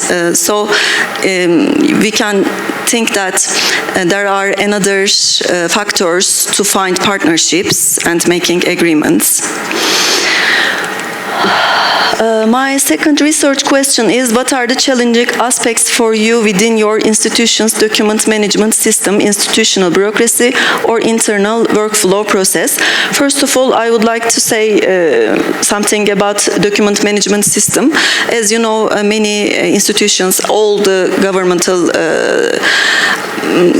government use document management systems, and I want to learn the experience and problems of this system. I divided into 2 parts, and I gathered the answers under 3 themes for each. In experiences in practices part, the first theme is streamlined electronic document management system. The participants 8. Good morning, and welcome back to the second day of the International Conference on Transnational Education, Beyond Borders in Higher Education. We hope that you had a fulfilling first day at our conference and enjoyed the presentations. We begin today's program with our second keynote speech titled Tensions in TNE, a Paradox Lens, delivered by Professor Dr. Nazlı Vasli Pamuksuz. Let me first give you short information about Professor Nazlı Vasli Pamuksuz. She is the Department Chair of Business Administration at Middle East Technical University, METÜ. Her distinguished career reflects extensive contributions to scholarship, international collaboration, and academic leadership. She has taught and conducted research in Japan, Sweden, and the UK, including as a visiting scholar at the University of Tokyo through a Japan Foundation Fellowship. Professor Vasli Pamuksuz has coordinated several international projects, including Newton Katip Çelebi and Erasmus Plus collaborations, and has led initiatives supported by the British Council to advance management education in Turkey. She served as the national representative of the European Academy of Management and as the director of the Matthew Confucius Institute, where she promoted educational and cultural exchange between Turkey and China. Work that earned her the Hanbin Individual Personal Excellence Award in 2012. Her research focuses on inter-organizational trust, innovation management, and management education with publications in leading international journals. Please join me in welcoming Professor Vasli Pamuksuz.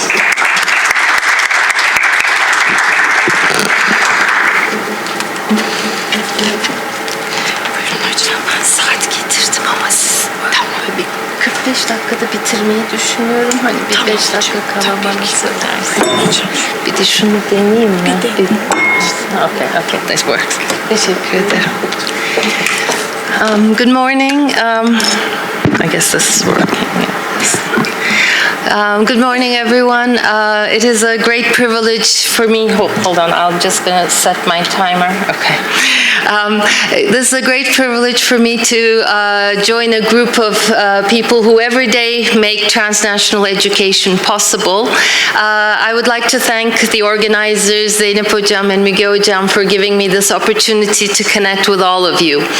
I come from a business school, and the more I look at transnational education, the more I'm convinced that of something that is actually quite straightforward but rarely verbalized.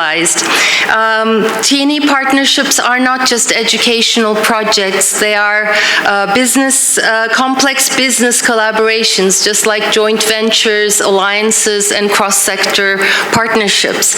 And just like these alliances, they hold the same kinds of tensions, persistent tensions that we call paradoxes, that just don't go away. So what I want to do today is to offer a lens from organizational research, namely paradox theory, in order to help understand these tensions and also work with them more productively. My goal is not to impose a management theory on education, but to show how these tools of organization theory might mesh with the lived realities of international offices, faculty, and policymakers. And perhaps more importantly, I want to highlight how embracing paradox may be more fruitful than trying to wish it away. And at this point, I would also like to thank Dr. Betül Bulut Şahin from TED University, who has been my sounding board during the developments of these thoughts that I hope to present to you today. So, we all know what transnational education is. We have been talking about it since yesterday, and we have been, talking about different modes of delivery. Obviously, a foreign institution delivering education through blended learning, fly-in faculty, joint programs, or distance learning. So, this is the type of context that we are talking about, and obviously, there are very many benefits to both sides. For the home university, it brings about a number of financial benefits. There are new markets that we couldn't access before, better revenue, and of course it creates an access for cross-cultural learning for the home university as well. And it satisfies certain strategic goals like diversification, higher visibility, internationalization, and also more of a differentiation aspect for that particular university. How does it help the host universities? The host universities, obviously, they get a benefit by learning more about higher quality education. There's a development opportunity for the local staff. And for students, obviously, there's a very huge advantage. The local capacity may be limited, so this brings about additional capacity to the host context. It brings about variety for the students, selection, choices of selection, improved choice. And for those students who don't have the opportunity to access an international environment physically, it could give an opportunity for easier access, lower cost access, and also easier access in some cases. So we get the foreign learning experience without having to actually go there. And there could be some political, economical, or social limits to going somewhere else and living somewhere else. Economically, of course, for the host organs context, it's actually useful because it boosts the labor pool.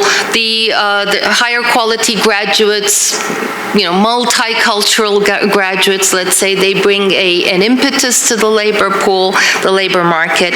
And through the collaborations, the learning opportunities are not only in the teaching area, but they usually evolve and maybe preferably evolve into R&D collaborations, knowledge collaborations, rather than just simple teaching activities.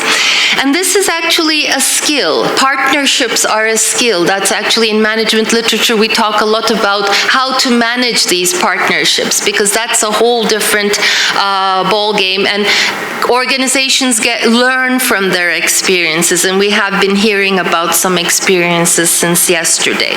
And for the host context, another important part is alleviating the brain drain. We always worry that our students, our best students in particular, go abroad for education and then never come back. So this could be an opportunity for them to get the foreign exposure without having to leave the country, and hopefully they will stay. Looks like, right, this is a nice win-win situation that solves all our societal problems. But unfortunately, it doesn't work that way. The complexity, the ambiguity, what exactly are we doing in this TNE agreement? What's in the agreement? What's outside of the agreement? The ambiguity, and more importantly, the dynamism. Things change. So all these come together, and they bring a lot of barriers to us coming with this very successful outcome. And again, we have been hearing about some projects that have been very successful and other projects that have been, not necessarily where we were hoping they would go. So these types of collaborations are, in my jargon, susceptible to paradoxes, these tensions that come with where we are trying to both share our resources, but on the other hand, we're trying to protect our resources.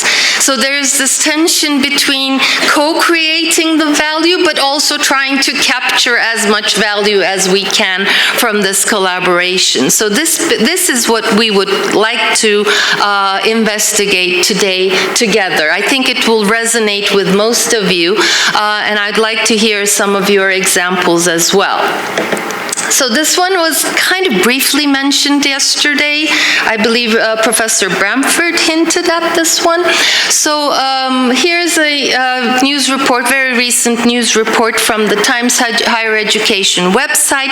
Let me quickly read it out to you. It says, fresh set of universities attempt to launch oil in oil-rich country as it seeks diversification, but experts warn tight control by government remains a barrier. Now, the first sentence sounds excellent, doesn't it? I mean, fresh set of universities want to be in Saudi Arabia. Saudi Arabia wants to move away from the oil economy. Win-win, looks great.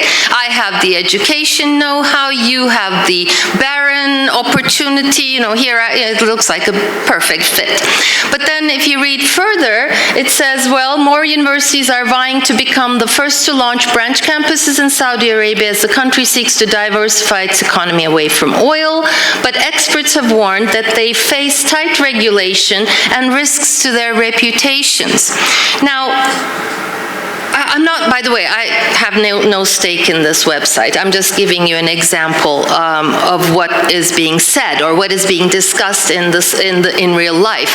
So here we are, Saudi Arabia wants to move away from the oil economy, perfect. We have the know-how, great. Oh, wouldn't it be nice if we just copied and pasted our know-how over there? No, says Saudi Arabia. No, you're going to do it my way. I'm going to ask for certain documentations. I'm going to ask for every data. I'm going to ask you what exactly you're going to do, and the rest of the news, if you want to check out, it says actually how controlling Saudi Arabia is about what these programs are going to be. So it's not like you can just kind of go like, do your thing. No, Saudi Arabia doesn't like that. On the other hand, what about us? Do we want to be affiliated with a country that has a sketchy human rights record? So that's another issue that is questioned. That's a question. I'm not saying it's true, but that's a question. There was another example. Let me just quickly go through that very briefly. Another news report, I didn't have the latest here, but it said China campus urgently needs more UK overstaff, says former staff. So the academics claim teaching practices at Xi'an Jiaotong Liverpool University failed to live up to UK standards, with concerns over class sizes, grade inflation, and language use, highlighting the challenges of delivering British degrees in China. So the question here is, okay, Liverpool wants to, branch out. China wants a foreign exposure. Everything looks perfect. But what has seemed to be happening in the remaining part, this is, by the way, November 11 for anyone who wants to check, same website. The thing is that, Liverpool has put in the academic standards, and in the rest of the news report, they say, yeah, no, we're monitoring the standards very carefully.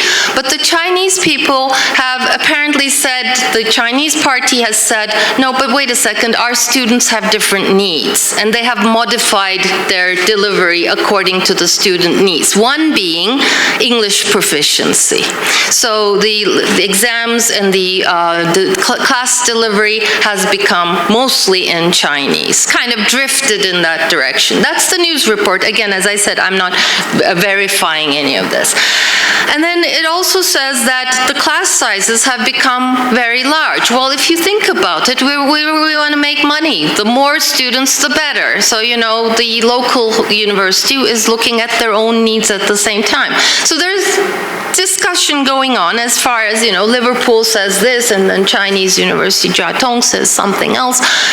That's what we mean by all of these, paradoxes, what's going on in this situation. So just let me try to explain my jargon from the management side, how we use this theory. First of all, what do we call a paradox?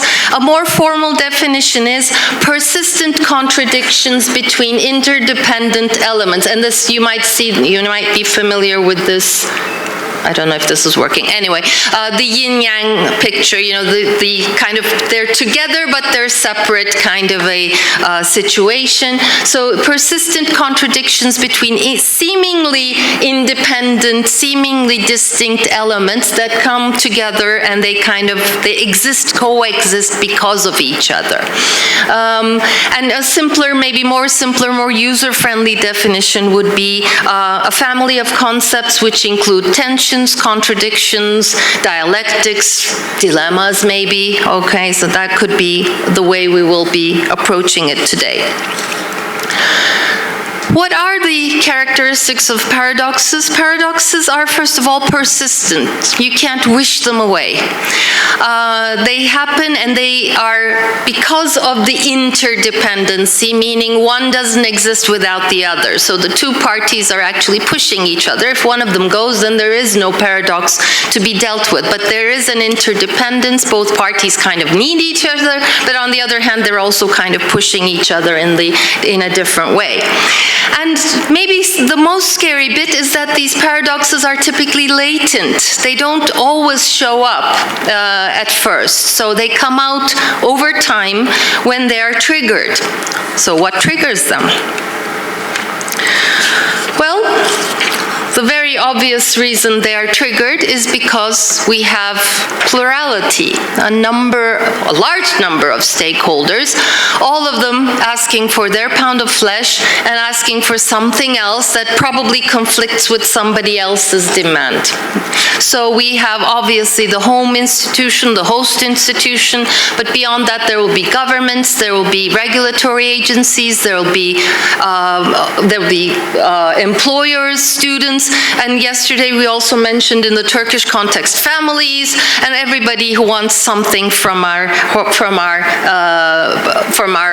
collaboration, let's say. So these variety of perspectives will be creating some of the paradox, some of the tensions that we are talking about. Now, this wouldn't have been a problem if we had all the resources in the world. The problem is we have scarce resources, and therefore we have to figure out ways of allocating those resources, sharing those resources by trying to see how we can best satisfy these conflicting needs across the different stakeholders.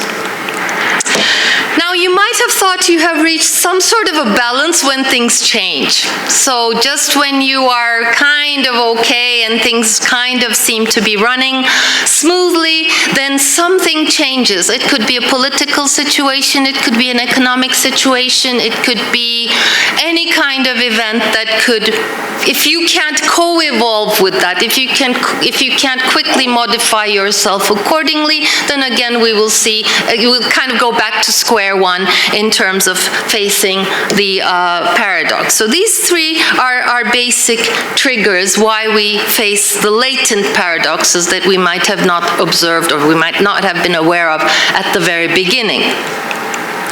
Now, the traditional approach to paradoxes, and any decision maker will have faced this situation, we take an either-or approach. So what that means is basically we look at this paradox as some sort of a problem, and we want to solve the problem, get rid of the problem. We develop a number of choices, some discrete independent choices.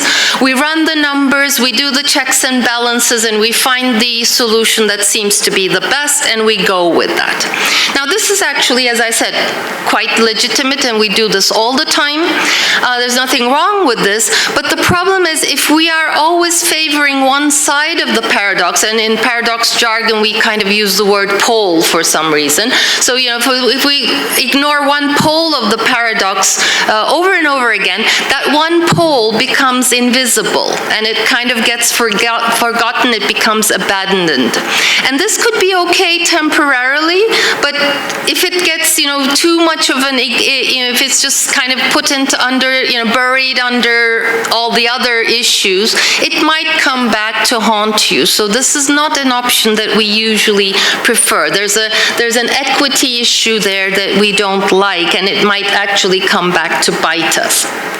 So in more modern approaches, we try to prefer what we call the both and approach. So what we try to do is we try to see if we can kind of balance these two conflicting poles. And the important term here is to embrace the paradox, in the sense that we have to realize that this is not a problem to be solved. We're not going to get rid of this. This might come back in various forms. So let's kind of appreciate the situation and think about alternative options rather than just saying yes or no to something. So basically, the important part about embracing paradoxes is not necessarily that everything is always in harmony. That's not what we're saying. We're not going to try to balance everything simultaneously. But we have to understand that there are a wider repertoire of tools that we can use. We can take different perspectives to the same problem and try to look at it from different perspectives. So we might, at some points, we might use the either-or approach, and this is perfectly legitimate if there are very clear options and very clear checks and balances. I mean, I have an industrial engineering background. My whole life was optimization. So, you know, like optimize. Yes, in some cases, yes, we optimize. But in other cases, we're vague. We're in the gray area, and we may stay in the gray area. So it's up to us to decide, and we're not going to always optimize. So we pick whatever we like. Now, in the paradox literature, there are different strategies. And some of them, as you can see, I put two names over here. Sorry, I can't get the little red light to go on. But the acceptance opposition, for example, in different authors or different, let's say, schools of thought, you will see different names. So these are not like always used in the same way by everybody. There are different people who think have different, somebody came first and they put a name on it and then it didn't stick or whatever. So you could see, just those of you, anyone who wants to look into this more, you may see different kinds of names. But one of them is the acceptance, and it's also called opposition, basically going with the flow. I mean, accepting that that paradox is there, always keep it in the back of your mind and just assume that this is always going to be there. So this is an exercise where you keep it there mentally. You're not always trying to come up with one type of solution, but what you're trying to do is like, okay, this is going to happen. How can I use this for creativity, to fuel my creativity? How can I use this to keep me thinking? How can I use this to improvise? How can I use this for experimentation? So this is a kind of attitude. Actually, R&D environments use this attitude quite a bit. They use it in terms of creative conflict. We always realize there's a problem, and we're always, aware of it. We're not trying to kind of like cut it out, but what we're trying to do is sort of, okay, this is always going to be there. So, every day you rethink, you reflect, you rethink, you reflect. And, you just find whatever solution works, and it gives you a chance to, as I said, experiment. Now, you can also, excuse me, you can also try to separate things.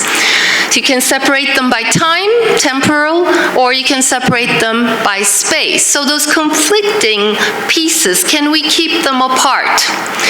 In time separation, that basically means sometimes it's one pole and sometimes it's another pole. It's kind of like having an economic crisis. Sometimes we save more, sometimes we spend more, okay? So over time, you may try to balance things. So in the short run, things may not be balanced, but in the longer run, you may see that things are, eventually evening out. So that could be a temporal. Sometimes you may favor, let's say, sometimes it's the home country that has the say, sometimes it's the host country that has the say, sort of a thing.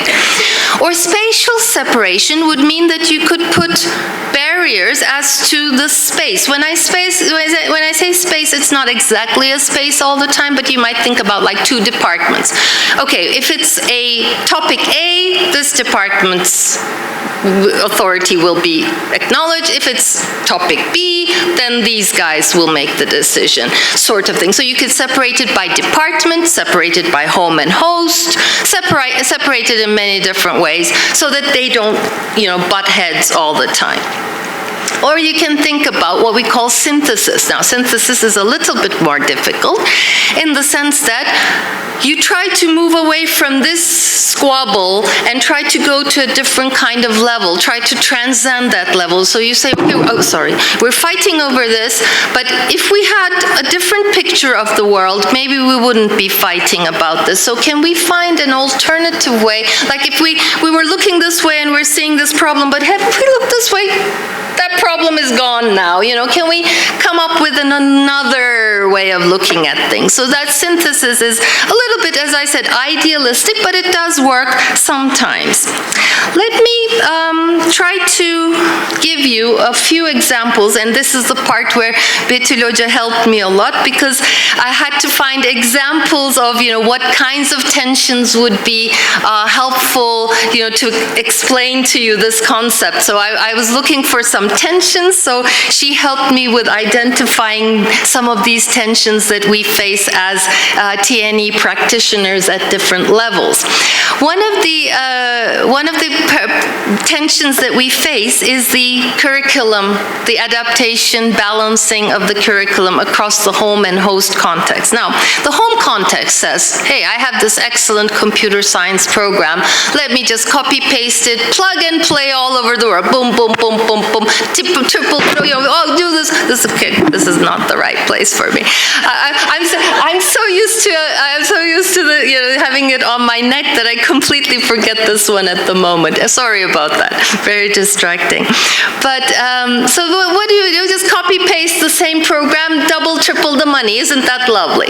Okay, but and this could actually be a good thing because if I have this nice computer science program, for example, and it's well, it has a good reputation, you would think that the host organization would also be quite happy about that because it has a reputation. And didn't I want the foreign experience to start with? Yes, that's exactly. I want it exactly the same, so it looks the same, so it's more like, But on the other hand, it doesn't always work that way. Does the host organization or the context need more computer scientists? That's something. There are ideologies in teaching, there are values in teaching. Maybe we're too liberal, the context is not so liberal.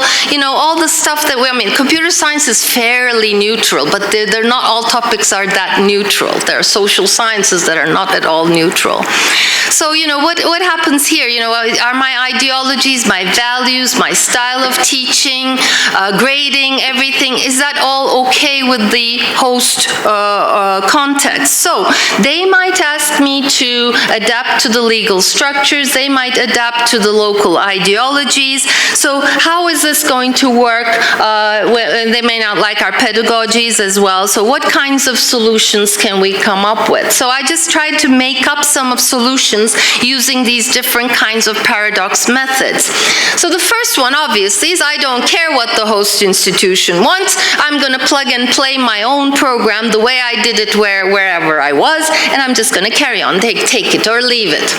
Or I could even say, yeah, and do it my way anyway. So that's another way of either or. I'm very sorry, I think I touched my... Okay.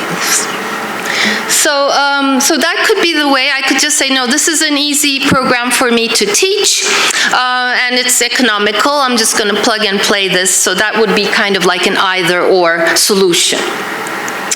I will come back to number 2 in a minute, but let me just talk about these, which are a bit shorter. So we could have a both-and approach, where we could have, let's say, joint committees determining the curricula, so both sides are kind of balanced with each other. Within that, you could do a temporal separation. For example, sometimes we listen to you guys, sometimes we listen to other guys, so it could be, that could also be worked out. Or you could have some spatial separation. For example, customization would be only for certain programs. Other programs would remain as is. So there would be kind of like a separation of what is going to be customized and what's not. Synthesis, on the other hand, I saw examples of what we call education hubs, like in places like the Emirates and so on. Lots and lots of campuses come together and they're sharing like one grand campus. So in that situation, you don't have to customize everything. You can bring in some programs. Everybody bringing in some programs means we have a campus with sufficient variety for the host organ and the host and regional, let's say, students. So we don't have to replicate and we don't have to customize everything. We can bring in a few of our, whichever one we prefer, programs, and that whole campus together, they're going to share the costs, the infrastructure, they could be sharing the labs, the internet, and what have you. But if you look at it from the outside, the student has sufficient variety and sufficient customization. So what we have done here is actually, forget about the one-to-one squabbles. We're thinking about, okay, how about we turn this into a region of education rather than a one alliance of education. So we've turned our attention to another kind of goal to synthesize everybody's needs. So that could be something to argue. A related paradox is the, how much control will I give to the local context? How much control will I keep in my hands? Remember the Liverpool example. Liverpool says, no, the academic standards are within my control. But turns out, apparently, over time, certain things have been relaxed a bit. And this may not be comfortable for the home organization. They might say, no, these guys, maybe over time, they're going to, be a little bit less looser than I would have liked them to be. So why don't I just do everything by myself? So guarding, keeping the control to yourself. So that could be one of the concerns of the home institution. The either-or solution would be I would open up my branch campus and run it my way. So and that would keep me full control over the operations, and what that would obviously also bring with it a bigger risk, because it's going to be a higher cost, obviously, and if we're thinking about integrating cultures and so on, that doesn't really give an opportunity for the local people to be more involved in this decision. I found an example from Universities UK International report from 2018. They were talking about a campus in Tashkent, Uzbekistan, and they were saying, looks like, feels like, and is like a British institution.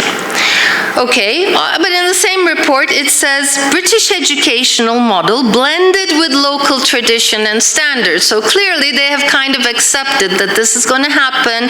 So this is going to be an ongoing effort. They're going to try different things. On the one hand, you want to say, hey, this is the real foreign experience, but on the other hand, they realize this is not going to happen. So let's just kind of, keep blending this, whatever blending means, just go with the flow with this kind of a paradox. What they could have also done, if they were worried about losing control, they could have some separation. So on the one hand, you might say, okay, there's a local campus, but I want my branding to be more obvious. So you might say, okay, I'm going to invite these students for campus tours to my home, or I might bring them in for internships in my home. We could do research projects together in my home, or we could have, like, say, some joint programs are, for example, we have a joint program with the State University of New York in business.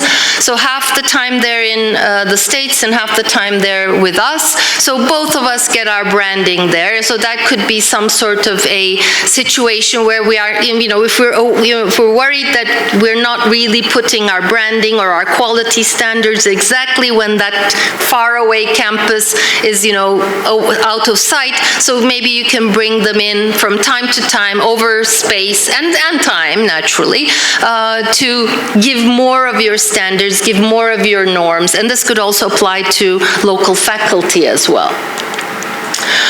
And over time, things can change. You might start off with tight control, and as the local university has adapted to your norms, has proven themselves as legitimate and credible and diligent, you might actually then release control. So the tight control does not have to stay forever. So that could be kind of like a temporal separation. Another dilemma we face sometimes is that we are hoping, of course, that the local context will learn from our methods. That's part of the reason we are there, is that we are teaching people something. There could be methods we're teaching, it could be procedures we're thinking, it could be knowledge, just anything like that. But what happens is that the more we teach them, the more they learn, the more they don't need us. So that's a paradox here. It's kind of like with our children, like, wasn't it nice when they were so dependent on us, mommy, but then we say, oh, why don't you just grow up and get out of my face? And then they grow up and then you miss them, so what do you do now? Okay, so this is a situation. We want them to be independent and stand alone, but on the other hand, the TNE becomes redundant if they're good enough. So where do we stop giving them, or do we stop giving them? So I didn't put a solution there, as you can see. You can start giving and then stop. Or you can say, sorry, I don't want you to learn anything from me. You're going to be too good eventually, and you're going to be my rival. Or you can balance it out. You can say, okay, hey, this is going to happen, and eventually we can turn it into something else. I mean, some of these TNE agreements move on to different levels. It turns into research levels, for example. And in some, I read a few examples like India and China, because they're coming to higher development levels on certain areas, they have now become more demanding of their TNE agreements. So they're not necessarily necessarily just going with your flow anymore. And we saw Saudi Arabia, although they're not that experienced yet with TNE, even they have also put in that kind of control. So that's another paradox we might see. Another paradox is, are we going to recruit home staff, or are we going to recruit local staff? Now, home staff obviously gives you the real experience, so if the, home staff are coming to the host organization and teaching there or doing whatever, research could be research as well, or the administrative staff is also from the home organization, obviously you get the tighter control, you get the full branding, you get the full experience, the students feel like they're in an international environment, and so on. But for the home staff, there is the issue that, first of all, it's going to be costly to relocate them over there. On the other hand, they may not want to stay for long periods of time in a faraway country or a context that they're not comfortable in. So that could lead to some kind of, staff retention issue. On the other hand, if you have local staff, it's nice, the local staff will be more cost effective, and they will also probably learn from this experience, learning from another organization. On the other hand, we have the same issues that we have talked about. Is it going to be a consistent application if the home institution is not, physically there? And sometimes what happens when the home and host staff are together, there's a kind of power imbalance in the favor of the home organization. So there's a kind of a situation here as well. So what can we do about this? Looking at the paradox literature again, you can come up with some sort of a both-and approach where you have, again, I'm going to use the bad word, optimal number of foreign staff there, enough to, that sweet spot where enough for the students to feel like, okay, hey, there are lots of, international faculty over here, something like that. So enough for them to say that. And you can give some of the tasks to the local staff, and they will be learning from each other. You get the cross-cultural integration, you get the learning experience, and so on. You could move on to different goal. You might say, okay, we are going to be #1 in technological applications. So suddenly the goal is going somewhere else, and those technological applications could allow you to do fully international faculty-based online training. So that would mean that the people would not have to relocate, but it would be full access to the international faculty. And flipped classrooms, of course, similar kinds of things could be also used. So you get the learning directly from the international faculty, but you don't ask them to relocate. And now the goal has become something else, obviously. Or you could separate certain tasks in the sense that if it's not all the admin, not all the teaching, not all the leading has to be done by international faculty, you can try to split them so you reduce the number of home staff that you need.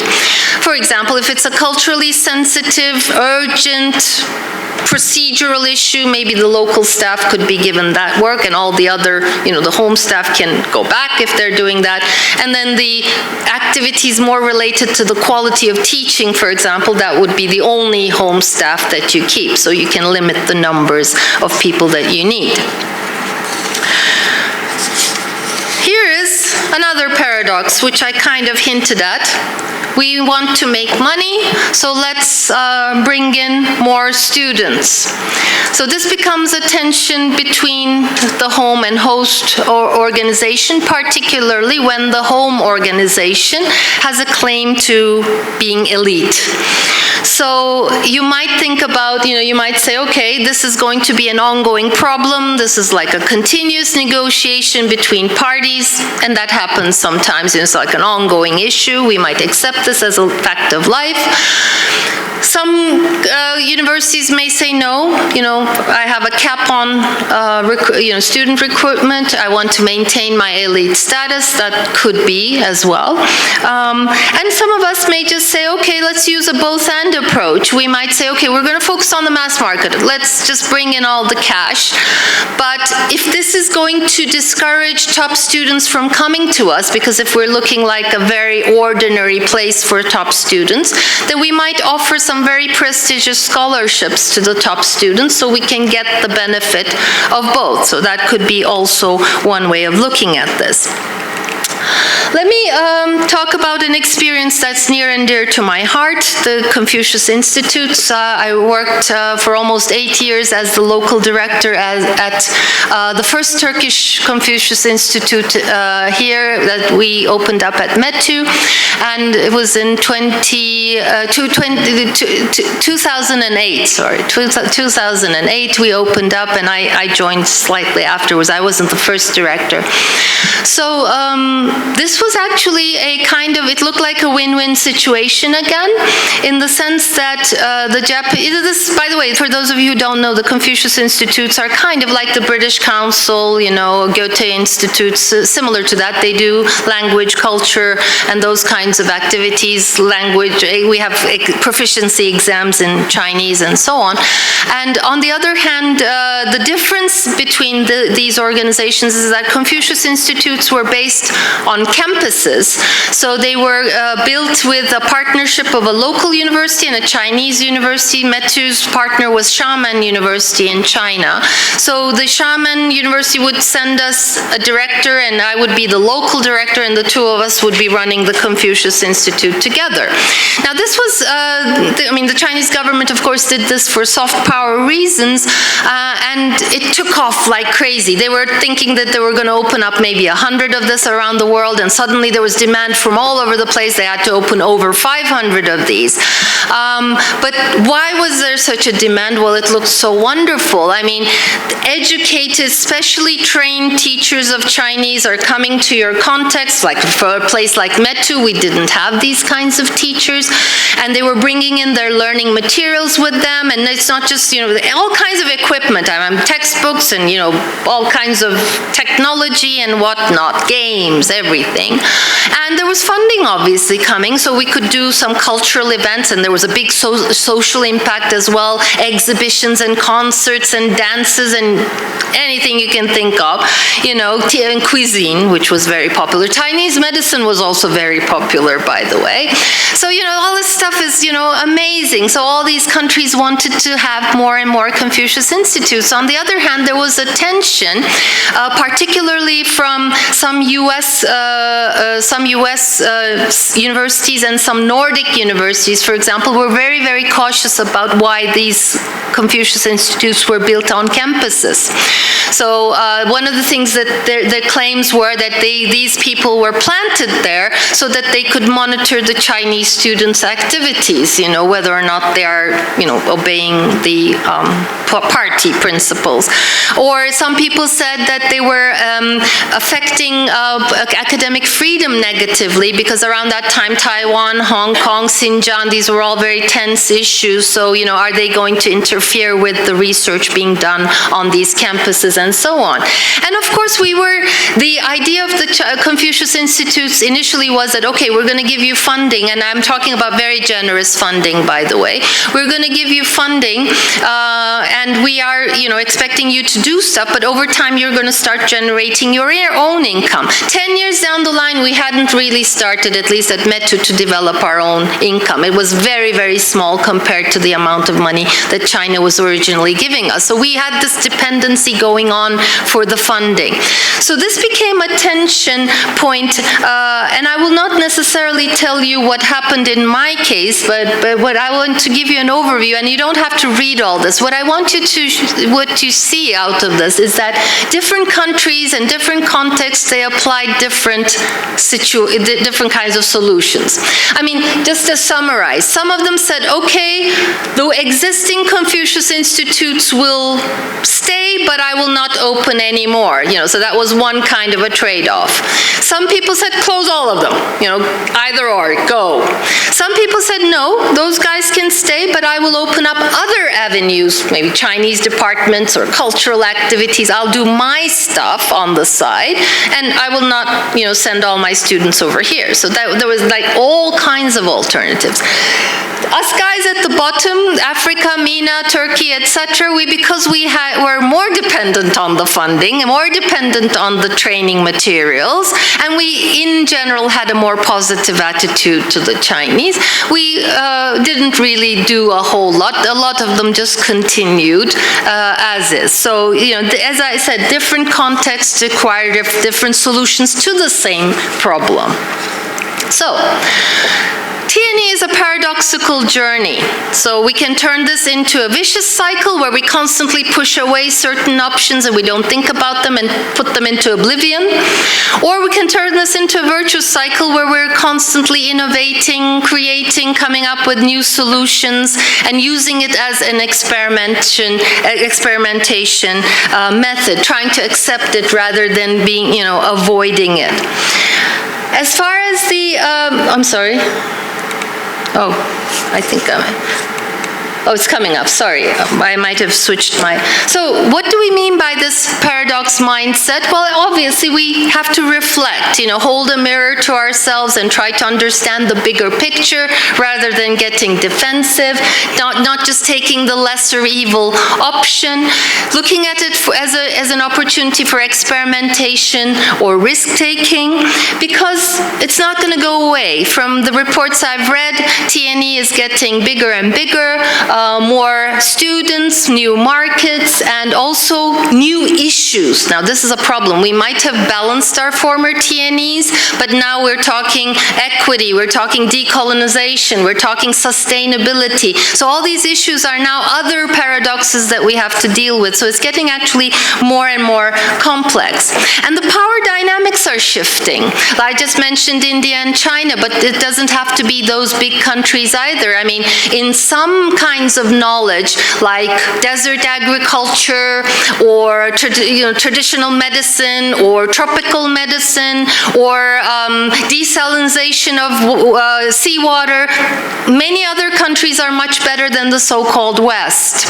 Okay, so the knowledge is not always flowing in one direction. And as we saw from the Saudis and other places as well, the host government is getting more demanding, and now students actually, because they are spoiled for choice, they will have more power as well. So we have to think about even more details for us. So as far as the leaders and the national actors and the practitioners go, I roughly wrote the same thing at different levels, basically looking at the paradoxes from multiple perspectives, looking at them from different levels is going to be very helpful. For us as researchers, obviously paradox theory, as you can imagine, is very context dependent. So there's actually lots and lots of case studies we could analyze as researchers. Different alliances, different types of TNE may all have their own individual paradoxes that could give us an opportunity for further research. So I'm wrapping this up with hopefully what I think you will be taking away from this talk. First of all, TNE is inherently paradoxical. The success means that we have to share resources and protect resources at the same time, and that's a tension by itself, so we have to understand that there's no way around it. And the nice part is, of course, there are multiple tools that we can use to approach and embrace the TNE. As I just mentioned, the context is very important. There is no clear solution to any of these problems. You will have to analyze it based on your situation, and hopefully it will give you some creative conflict that will will help us come up with new business models, new ideas, and new, more sustainable agreements. So thank you. I think I'm only 2 minutes off my time, and that was because of the microphone. That was because of the microphone. Thank you. And I'm happy to take any questions or comments, but be gentle with me. I'm not from the education faculty, so. Okay, thank you.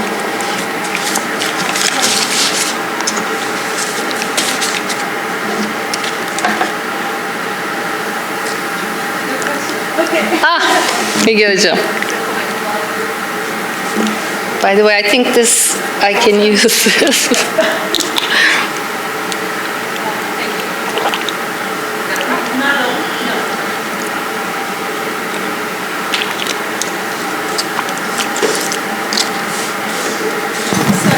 Dramatic.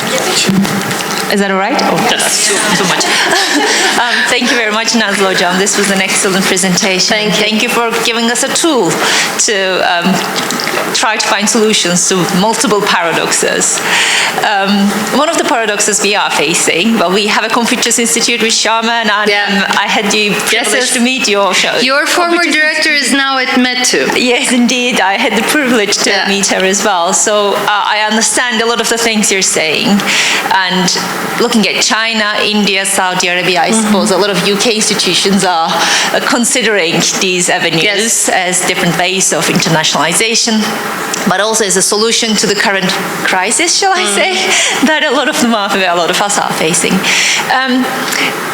One of the things that my colleagues specifically ask, how are you going to engage ethically, and how are you going to be able to protect staff with certain EDI, equality, diversity, and inclusion characteristics as your duty of care?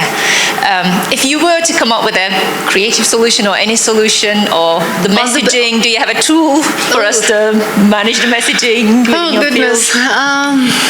Not a very difficult question. Oh, sorry, I didn't mean. Well, I mean, I can think of a number, and some of them will not fit.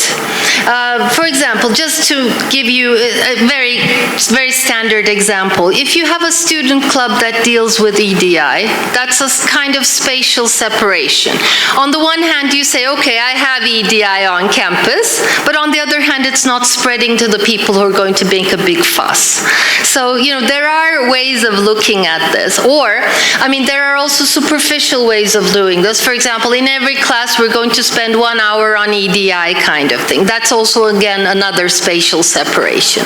Or you might have a whole department on EDI, which is, it's not a good example, but, we have kadın çalışmaları, women's studies at TEDÜ, and you might say, okay, here, there's a department, it's already doing that for you, and it doesn't bother the rest of, the people who might be offended by these kinds of issues. So there are alternative solutions, obviously, but how deep do you want to go? And that depends on your, how much proof do you have to show, would be another question. There are, I mean, Betül Hoca introduced me to Sharon Stein's work, and in that case, for example, some of those departments were opened specifically just for those people who were terribly interested in this, and they were keeping all the rest apart. That was their solution to the paradox. But I'm not obviously endorsing any one of these, but it depends, as I said, as what is your strategy? As, do you want to do this just to tick a box? Or is this going to be the future value of your campus? Then it takes different paradoxical situations. You might say, okay, now I'm just going to do it at this level, but over time I'm going to balance more to this side, and you can prepare a roadmap for it, or tick a box. It's not an easy question, I'm afraid. Very case-by-case issue.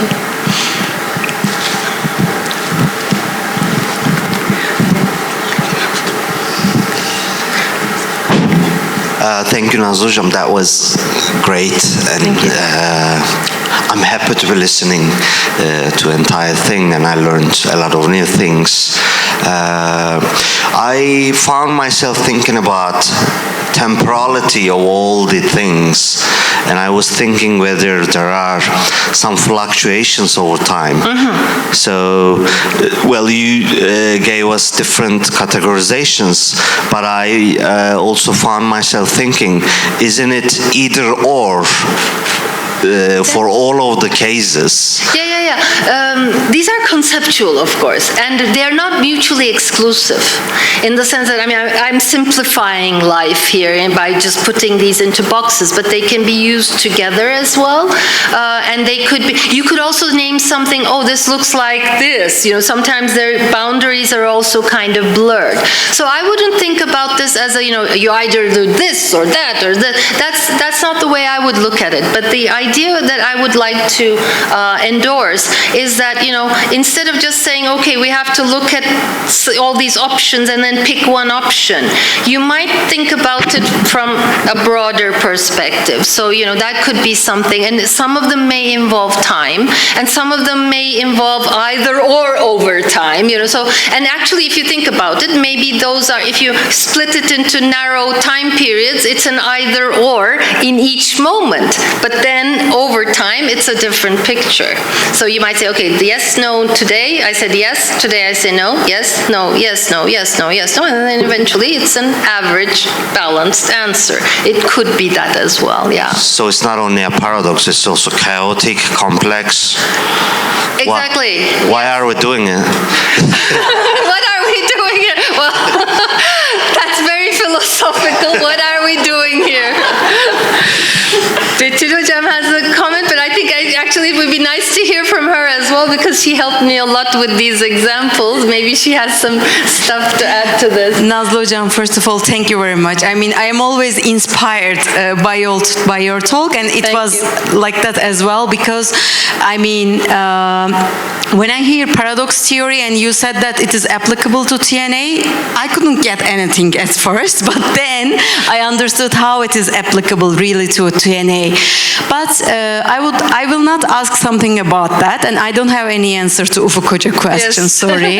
But I want to ask something else, because you said something in the presentation. You said that all these TNA thing that we are talking since yesterday starts with a partnership, you said. Yes. And this partnership also exists in business administration literature, you said. And you said that partnership is a skill. Yes. This is the first time I hear this thing, because in our institutions, I mean higher education institutions, partnership seems like, I mean, we are doing this. I mean, if I see someone from abroad, I say, let's do a partnership. I mean, I think this is something really easy that we can do all the time, but you say it's a skill. Absolutely. Why it is a skill? Well, I teach innovation management, and you can imagine innovation management has a similarity with education in the sense that not one single company can do everything. So let's say you're building cars. I mean, the car companies at the moment, they're just assembly factories, because the technologies are coming from all over the place. I mean, there's more software in a car than there are mechanical components at the moment. So some software company is doing that. So in R&D, we have a lot of alliances, a huge amount of alliances. They could be buyer-supplier type alliances, or just, let's say, two equivalent companies. I mean, I'm good in technology A and you're good in technology B, let's do this together. A lot of the partnerships fail in R&D as well, and that's kind of how I got that similarity.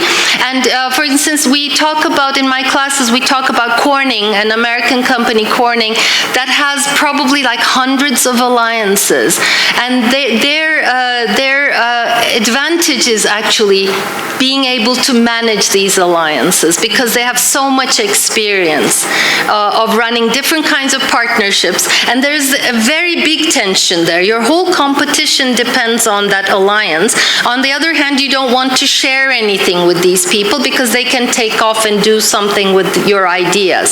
So it's a very difficult situation, but they have learned how to manage different kinds of alliances. Some alliances are complementary, meaning that I have two technologies and they fit together with like a puzzle. Some other alliances are like, okay, I know nothing, can you please teach me, kind of an alliance. So they have actually a repertoire of all different kinds of alliances. As a company, they are known to have this skill.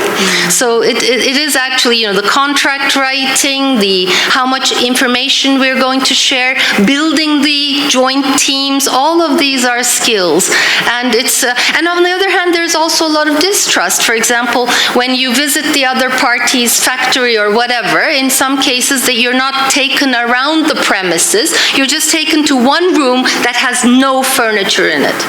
absolutely nothing in it. So, that's also another way of managing this. So that's how I think about it. I think there's a takeaway that we should get as educators from here, especially practitioners.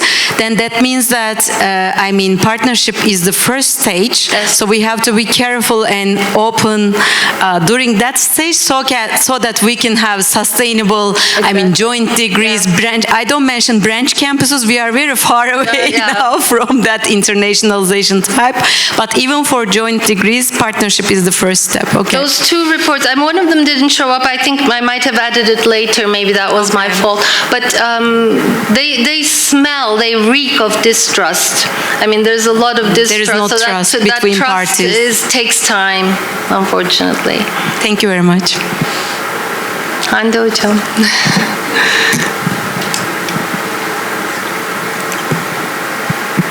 Dear Nazlı Hocam, thank you so much. I'm always very inspired by your speeches and very proud to have listened to this talk today.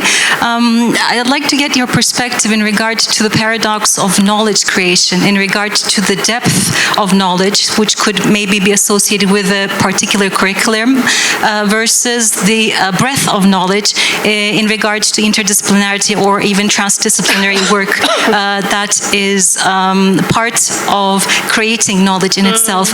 And I know your background in regards to innovation management and the creativity that is enhanced. How could this be maybe used as an opportunity to strive away from a difficulty that may have incurred, but to use this force as an opportunity to learn or to remove any bias that may have been present? Thank you so much. Very sorry.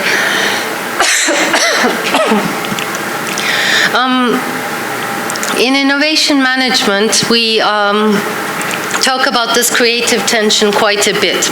But we always, I'm sorry, hold on.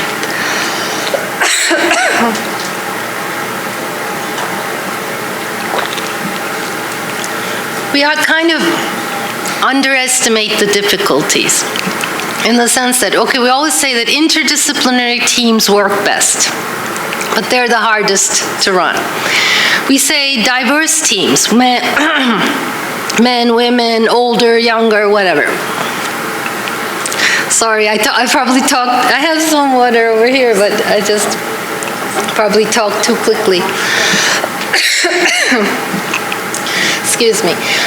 So we say, okay, have different personalities. Again, that makes it difficult. And we talk about have different kinds of, companies. Again, that makes it different. And we also constantly say that, bring pressure, some different kinds of tension. If there is no tension, pretend there is a tension. We fabricate urgency when we talk about innovation. For instance, the Japanese say, innovation comes about when you put your team on the second floor and fire the first floor. So that's how it comes out. So it is very. We underestimate the management of these kinds of things. I think when I mentioned risk taking, that there is a certain point where you have to create a kind of urgency. Otherwise, you can always kind of relax and never get to that point of creating knowledge. And kind of course, the old saying says,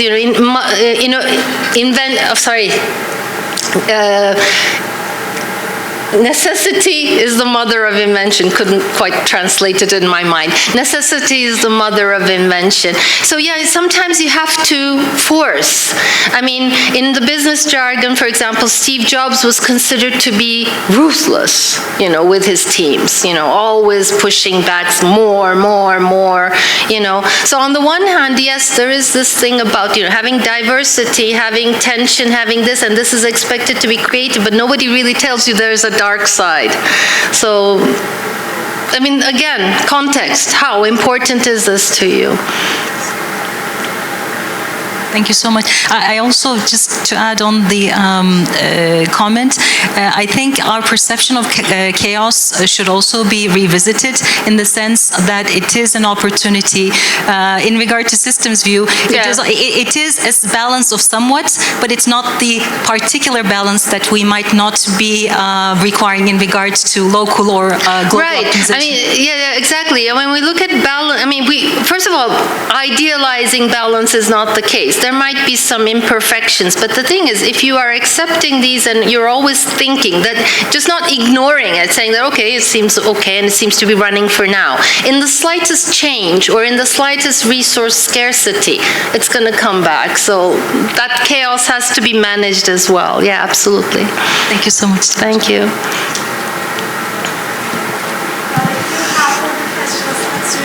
Coffee break. Okay. Thank you so much.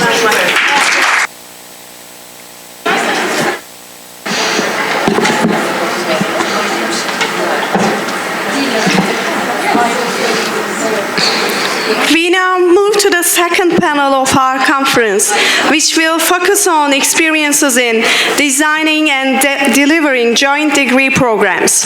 We are honored to introduce our moderator, Associate Professor Dr. Betül Bulut Şahin from TED University, who will guide today's discussion. Please join me in welcoming our esteemed panelists to the stage. Associate Professor Dr. Nil Korkut Naykı from Middle East Technical University is here today with us.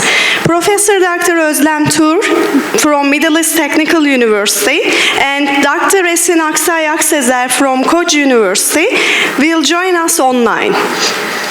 So the floor is yours. Thank you very much.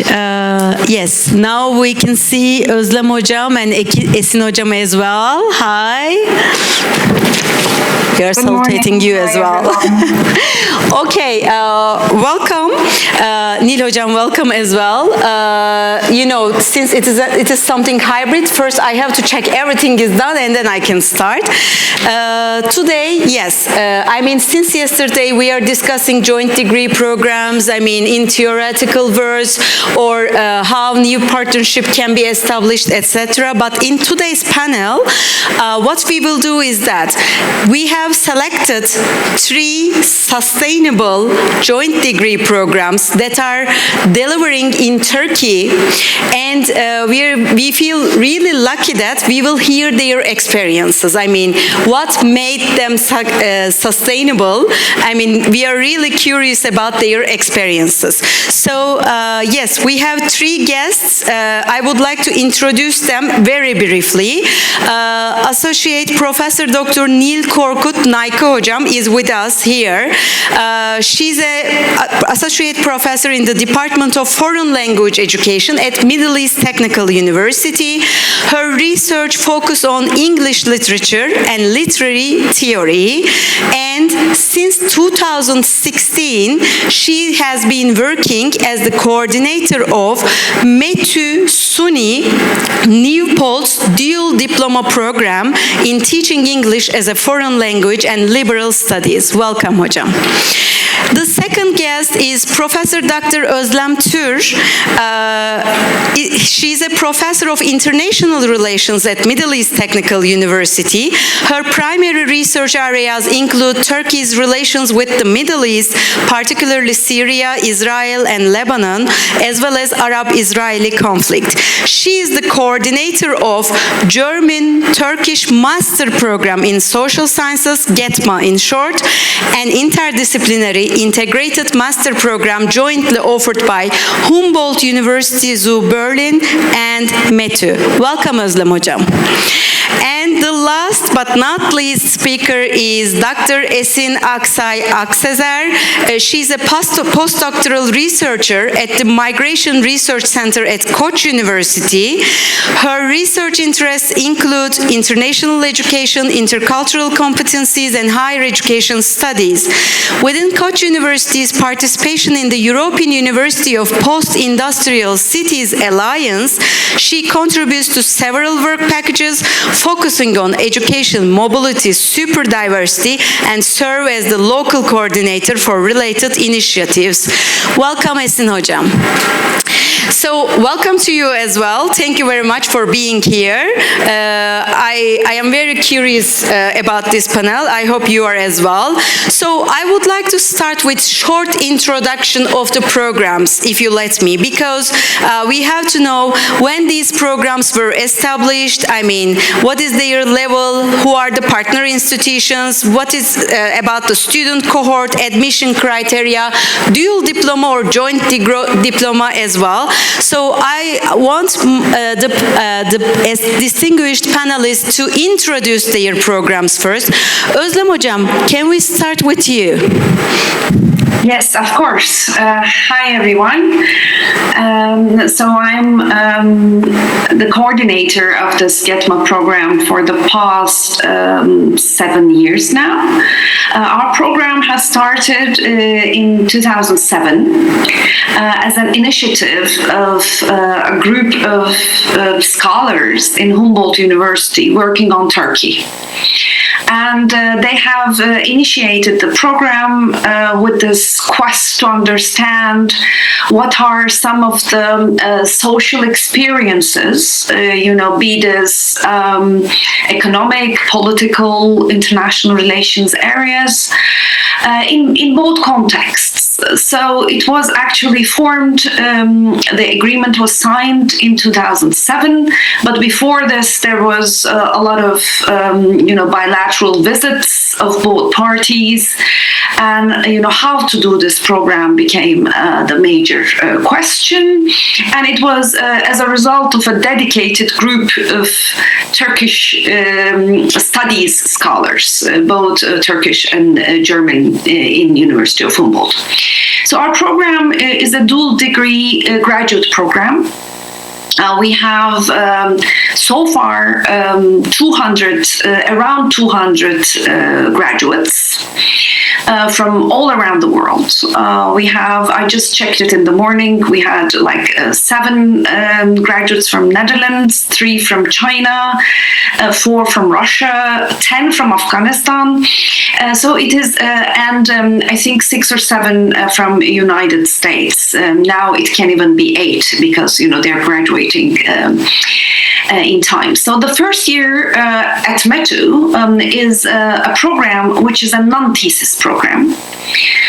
Students take 10 courses, 10 graduate courses, and we have language courses as a required course.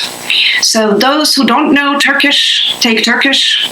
Those who do not know German take German, or those who know both can take an extra elective instead of these courses. So our students study 2 terms at METÜ, then they go to Humboldt. In Humboldt, they take 6 courses, and in the first term, and in the second term, they take the thesis seminar and again a research course while they're writing their thesis. So at Humboldt, it's a thesis program. At METÜ, it's a non-thesis program. Our students are on leave when they're at Humboldt, and they're expected to finish the program within 5 terms. Usually they manage to finish only in 6 terms, and that 1 term we somehow manage to make them take another semester of leave so that they can take 2 diplomas. But this is a graduate program, and it has grown out of this work and dedicated work of scholars on both sides. Good job. Thank you very much, Özlem Hocam. I mean, that's really interesting and dedicated word. Yeah, you said 2 times. I think this is an important thing that we have to get as a takeaway. I totally understood. Okay, thank you very much. Nil Hocam, can we continue with you? Sure, this is working, right? Okay.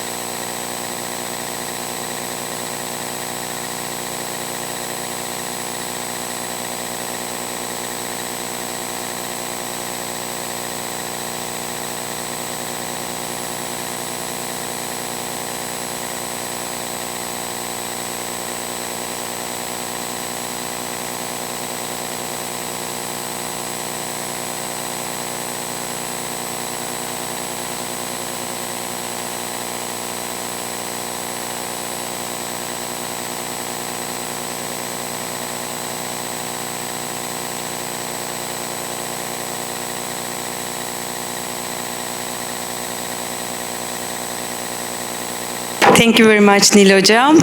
Now, Esin Hocam, can we hear your thoughts as well? Thank you.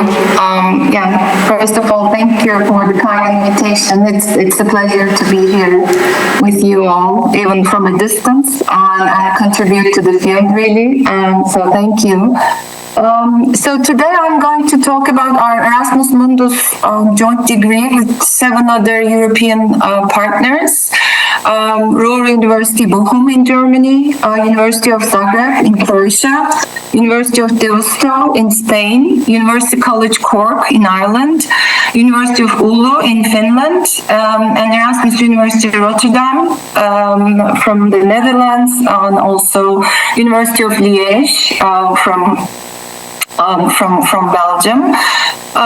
So we also established another joint degree, but so the overall experience comes from having contributed to those 2 initiatives. But today I will focus on this particular one on design cities and inclusivity. The program is called Redesigning the Post-Industrial City. It's a 2-year MS program, fully in English, and it's grad level. There are totally 8 partners. There's some sort of hypermobility that we can refer to. During the first semester, students study at the coordinating university in Germany, and then in the second semester, we have 4 tracks and 4 different physical locations, and 4 other partners contribute virtually to the courses offered physically. So in a way, each and every partner is involved in the tracks, the second semester tracks. These are on different specialties, we can say. One on urban transformations and resilience. The other one is on inequality, diversity, and social justice. The third one is on urban analysis, smart, sustainable, and resilient cities. And the fourth one is on governance of post-industrial cities. So it's a truly interdisciplinary program. Apart from the studies, students also attend several field trips, and we call them actually City Lab courses, where different stakeholders get together. So students not just get a theoretical perspective, but also hands-on experience. And during the third semester, again, 2 partners host students. The students either go to Cork or they go to Liège. And fourth semester, there's a bit of a flexibility depending on their, master's project, thesis project, and planning. The cohort consists of 30 to 40 students. We realized that at max 40 can be accommodated, taking into account the applied courses and this mobility scheme as well. So far, currently the third cohort is being recruited, and we had 10 plus graduates so far. They just graduated in September. Should we talk about admission criteria at this stage as well, or maybe later? Esin Hocam, you have mentioned that you have 8 partners, right? Yes. I am curious, who gives the diploma? Joint. It's a joint diploma. Joint diploma. Okay. Yes. What kind of diploma they have? What do you mean particularly? No, I mean it's a dual diploma from 8 universities, or a joint, just one joint diploma, right? Joint one, it's joint one diploma of the 8 universities. Okay. Thank you very much. That's really interesting. I mean, this Erasmus Mundus joint degree programs are quite new, so that's very interesting to hear about that as well. Thank you very much. Okay, now I have another question. Yesterday we were talking about the projects here, the projects that lead to this conference as well, the projects that working on starting to a joint degree program, and we have designed the challenges of designing a joint degree program. So therefore, the second question is about this design. So I would like to ask how these joint degree programs were established, what were the main motivations, what were the initial steps, and here I would like to start with Nil Hocam. I would like to ask, METÜ-SUNY partnership has been running for many years. So what institutional mechanisms or governance structure have helped to sustain it over time? How do you manage academic equivalence, assessment, faculty collaboration between METÜ and SUNY campuses? You can start with the design and you can help us to understand how it's sustained for years. Okay, thank you. Let me, because this goes back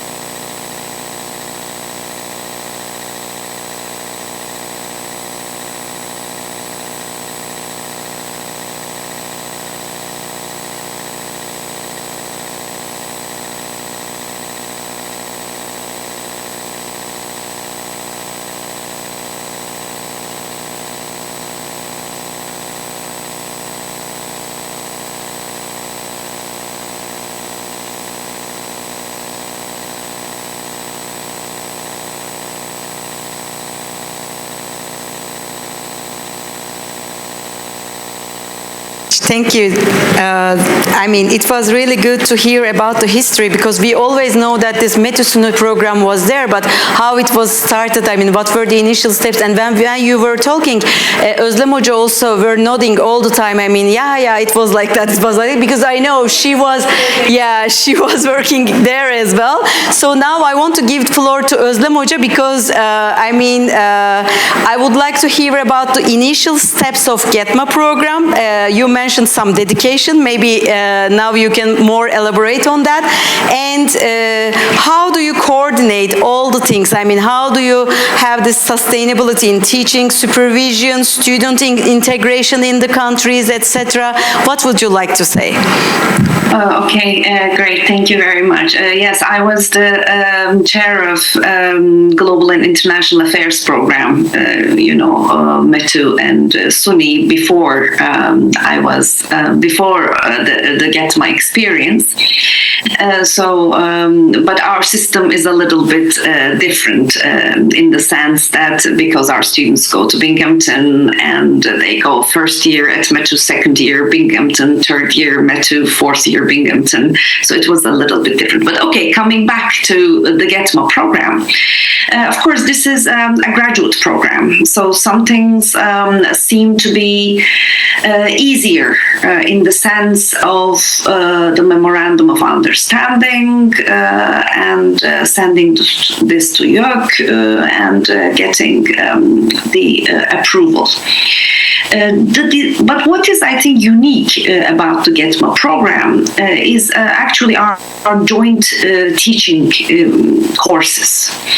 It is, I think, very unique in the sense that every term we have one must course, which is jointly taught by one scholar from METÜ and one scholar from Humboldt.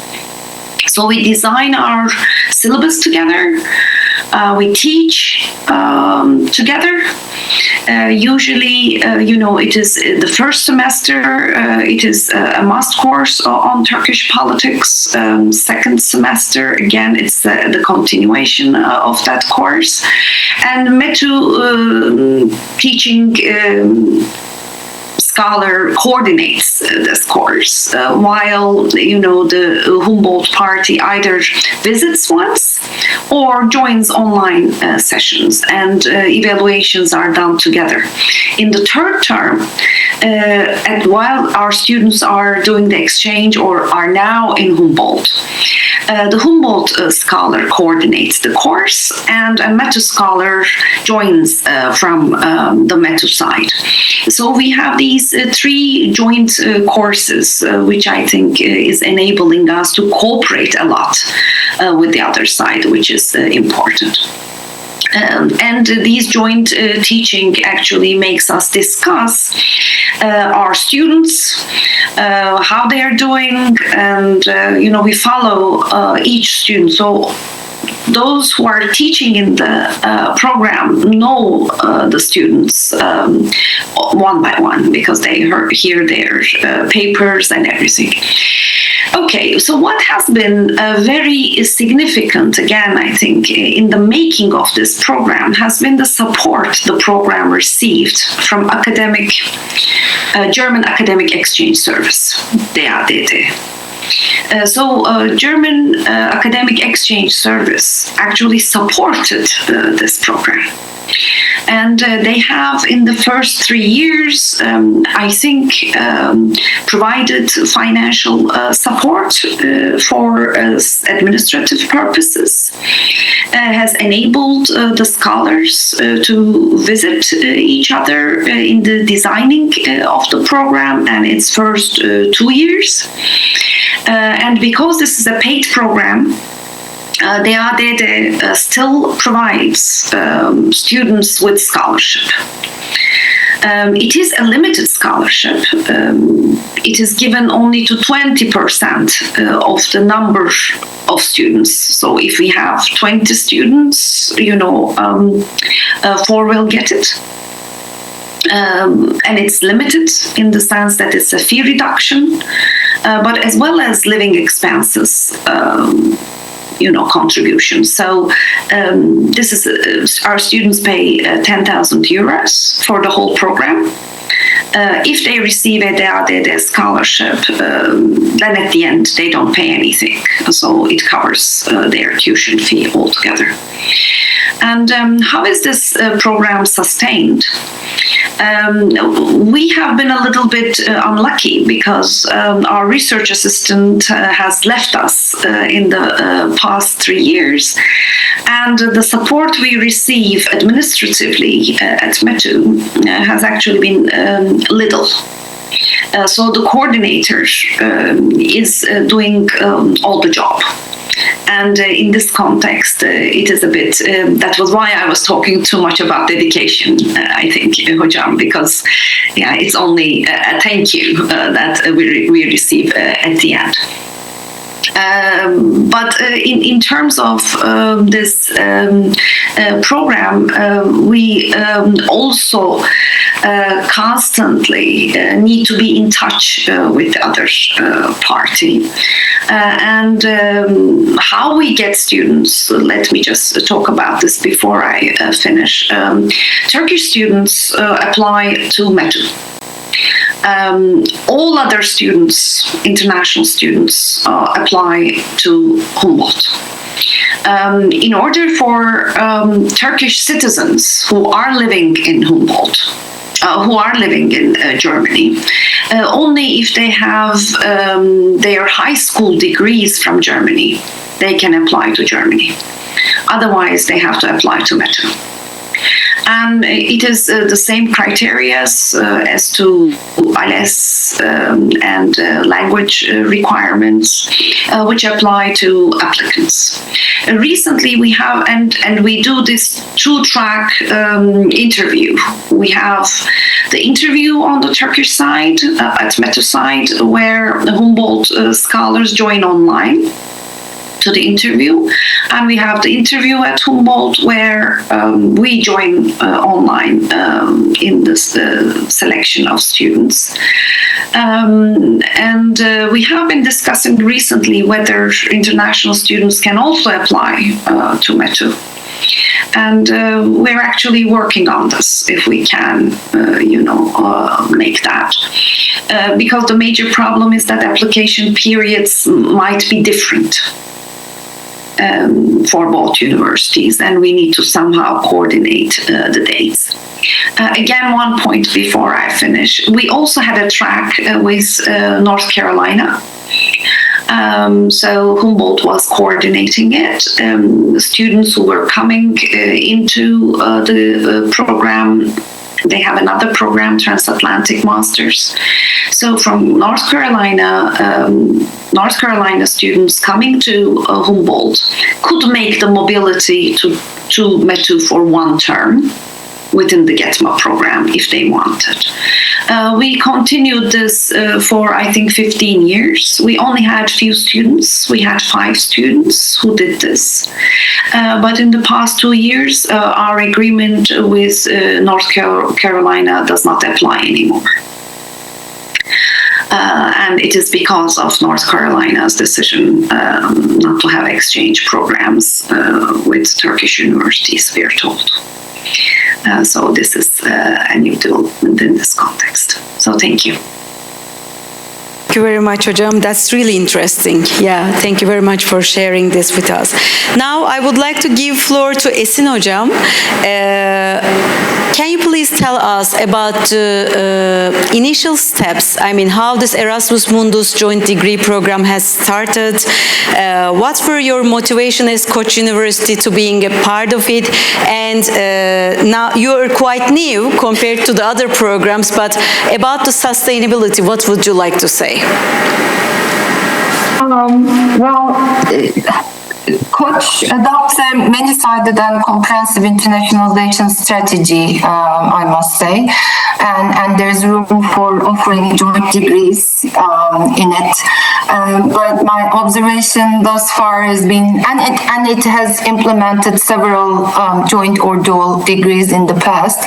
My observation is that these were based on more mutual connections of faculty members. But as we also see from our speakers today, there are different ways in which these kind of partnerships can get started. They can be more top down or bottom up, and I think the experience I'm talking about today is somewhere right in between. Coach has been a member of a European University Initiative Alliance since 2020. Some of you might have heard about these initiatives, European University Alliances, but for those who have not heard about them, maybe I should say a few words about them. So European University Alliances are flagship initiatives of the European Commission. The decision was taken, I think, in 2017, and then they announced the call. The first group of European universities started in 2019, as far as I remember, and then we were in the second call. Basically, European Commission promotes universities to form consortia of, let's say, 8 to 10 universities, so they can pool their resources for joint teaching activities, research, or engagement. So in a way, universities, these consortia must address different functions of a university. Currently there are about, I think, 64 different consortia focusing on different topics. And in Turkey there are currently 5 universities that are members of a European University Alliance. Koç is one of them, and TEDÜ is one of them. Boğaziçi is one of them. Çukurova University is one of them, and also Alparslan Türkeş University recently joined, I think last year, a European University Alliance. Within this alliance, during the first phase that was between 2020 and 2023, one of our tasks was actually to establish 2 joint degrees with the involvement of all partners. Within that framework, we started working on this initiative. Of course, it was not completed 100% during that phase, but thank God our alliance got an extension. We made a new application, renewed our application, and our alliance still continues, and I think that really supports the work of joint degrees, I can say, because as sustainability is very important. Yes, the coordinator usually takes most of the responsibility when it comes to reporting and following up on main tasks, especially with the due to the fact that this is also an Erasmus Mundus program, which adds on to the sustainability efforts, especially financial sustainability. But in each and every university, there needs to be a dedicated team, to be honest, to address the needs of faculty, students, partners. So there are lots of details which cannot fall through the cracks, really. So it's really important that there are dedicated colleagues from different departments, units, both academic and admin at each and every university. For instance, we have boards, and these boards are on one on academic study board. That's the main decision-making body, and academic coordinators are member of this board. Important decisions concerning the program are actually taken here, including the academic ones. There is the student management department that oversees student-related matters, registration, orientation, etc. There's the financial working group. As you might imagine, it's quite a challenge to bring together the resources of these 8 universities, especially when there are all these different financial outlooks of universities. Some public universities cannot charge fees, for instance, in Europe. So there is the financial working group, there's the group on promotion and marketing, there's an external advisory board, there's the admission and exam committee, and also there's the student board. It's really all different academic and admin units must really contribute to the process. And with regards to the I think uniqueness that Özlem Hocam has also mentioned and emphasized, I must say jointly curated courses are really important. And yes, there are independent courses offered by each and every partner, but especially during the first semester and during the third semester, all partners contribute to courses. For instance, during the third semester, there's a research methodology course and more advanced one where each partner invites over faculty members from outside the joint degree circle so that they can present their research methodology, innovative ones, and that really brings a perspective to the students. So yeah, those are the few important points that I wanted to mention for sustainability. Thank you. Thank you very much, Esin Hocam. I took some notes, based on the things that you have mentioned until now. Next question is challenges. So before passing to the challenges, let's summarize all the good things, I think, and then I know what will come next, so it is better to start. So about the support, it is good to hear that all of these programs got some support.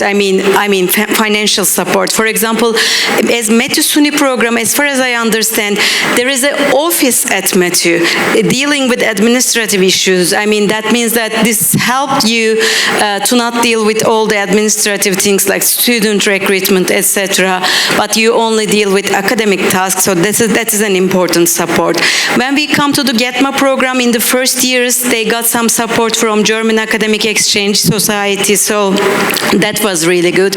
And in the other program, being a part of European University Alliance helped you, to start the program and sustain for some years.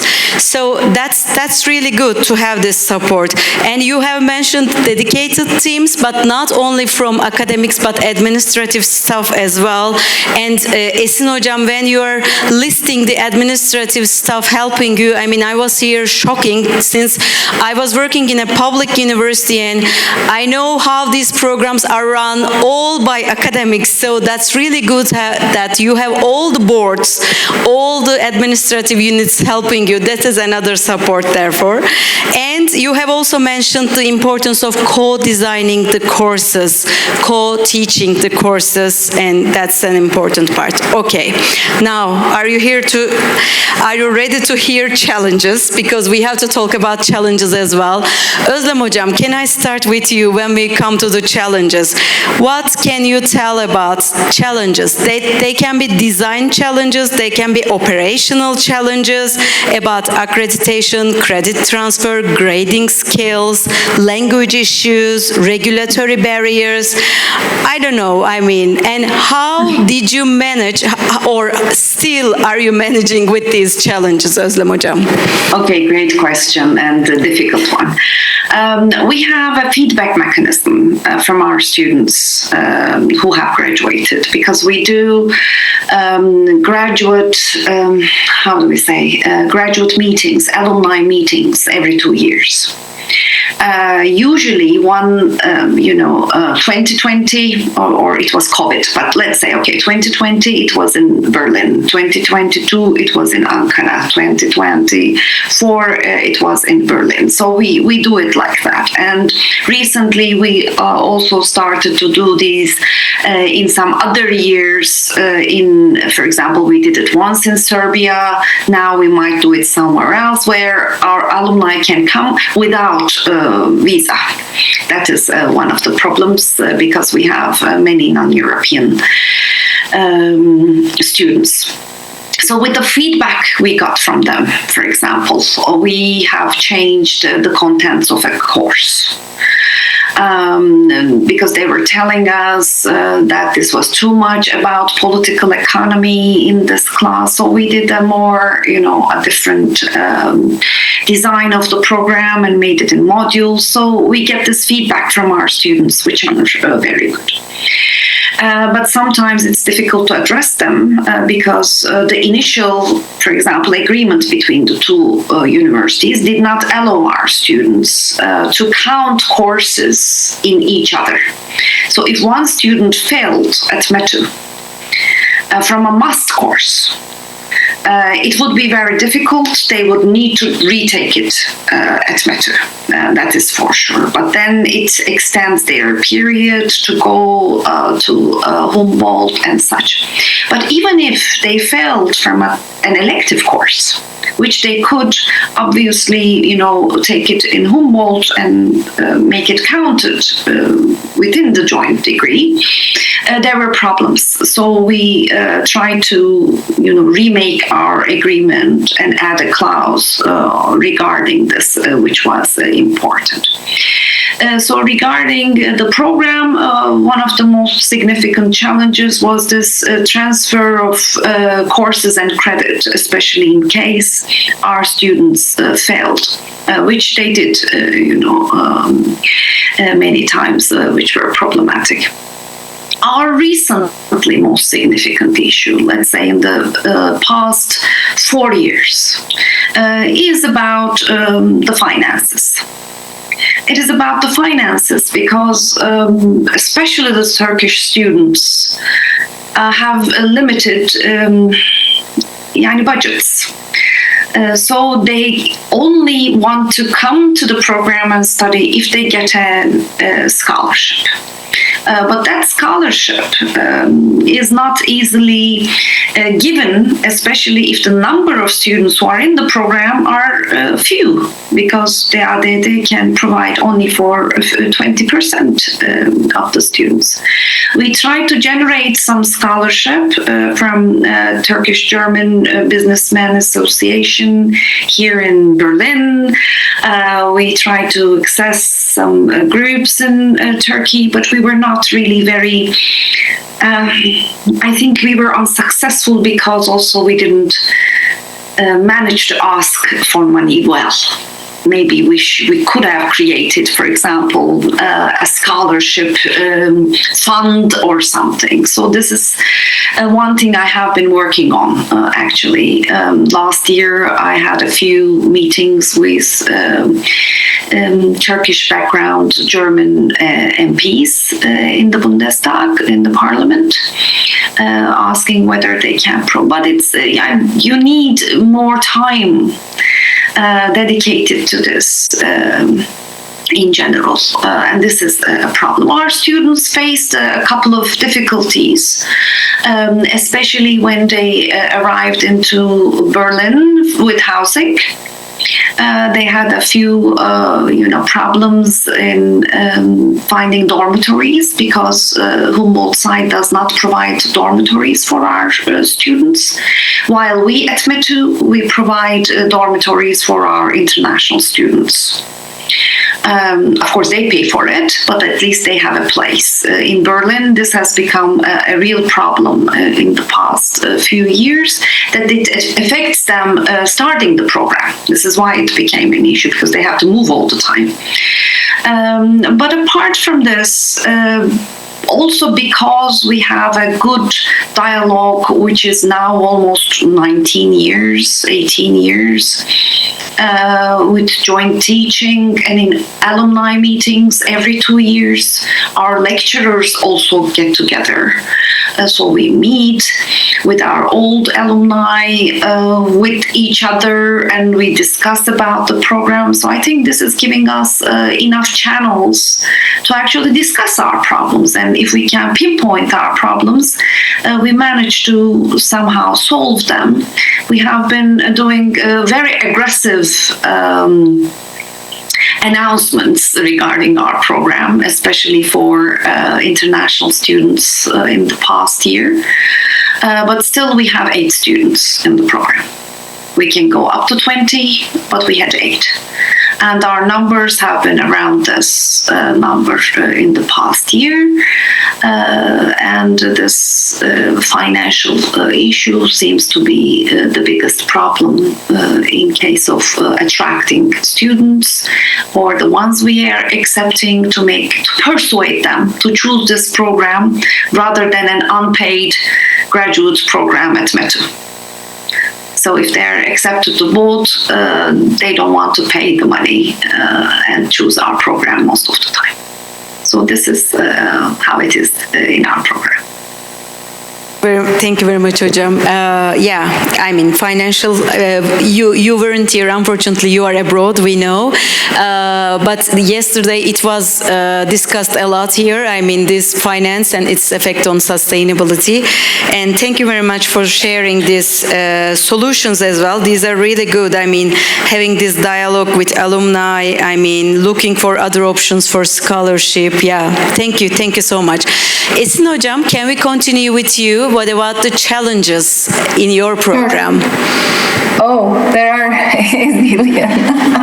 So let me just emphasize a few. I mean, this is a very rewarding experience from our perspective and from the perspective of students. But really, it comes with certain challenges that all involved parties need to be flexible and understanding, and must be willing to find some leeways sometimes, and I think number one challenge has been this financial, well, I can say bringing together the resources of 8 partners, both academically and also admin-wise, has been a real challenge. From experience, I usually hear 4 to 5 partners is okay for jointly designed and delivered programs, but in this case 8, and it was a promise to the EC, so we had to do it, and I'm happy we managed to do it, but it has been a real challenge. And as I mentioned previously, tuition fee determination took quite some time because there are some Erasmus Mundus rules, caps. Of course, there's a market out there, and you cannot, deviate much from it. But at the same time, there are different national rules and regulations, and also realities. So it becomes a real challenge in that sense. Finally, our financial working group came up with a system in which different tuition levels of the universities, as well as ECTS contribution of partners, were taken into account in the tuition fee determination and also distribution among partners. That's also one other thing. Admission criteria, there have been quite some discussions on the admission criteria in Europe. I'm sure you must have experienced as well. There is an inclination towards being inclusive and not asking for too much at the stage of applications, like standardized tests, etc., and being more open and inclusive. But at the same time, you have to really be able to assess the academic compatibility, because there may be other grad students who are enrolled in the university taking courses with these students. So there is that issue. Well, it's important to include really innovative and flexible approaches and implementations in the curriculum. But this also brings about some issues. For instance, our track partner is Erasmus University Rotterdam, so each students physically take courses at Koç, but our track partner is also teaching a course online, but they start the semester earlier, so there's this calendar issues and also scheduling related matters. In the Netherlands, universities may offer courses, let's say more condensed courses for about 5 to 6 weeks, and then students work on their projects. So there's all this coordination you really need to take into account. I think our nationwide validation and accreditation must be more efficient. Well, at the European level, the European approach was adopted, and ACAS, through the ACAS agency, the program received accreditation, validation, and for most of our partners, that accreditation was enough to get started. Whereas in our case, and also in the case of another partner, I think, we have our own national validation that we need to go through, and that takes quite some time. It's also important to put together student support mechanisms and their compatibility. There may be staff turnover at our universities, we all know that, and for that reason it's really important to be hands-on and address the needs efficiently.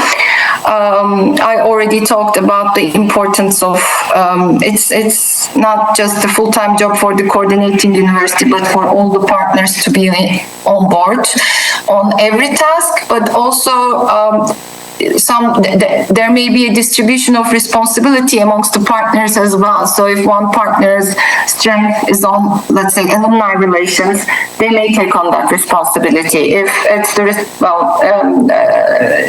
sustainability, overseeing sustainability may be the responsibility of another partner, for instance. Marketing, promotion, can be the responsibility of another partner. So there really needs to be a coordinated effort there.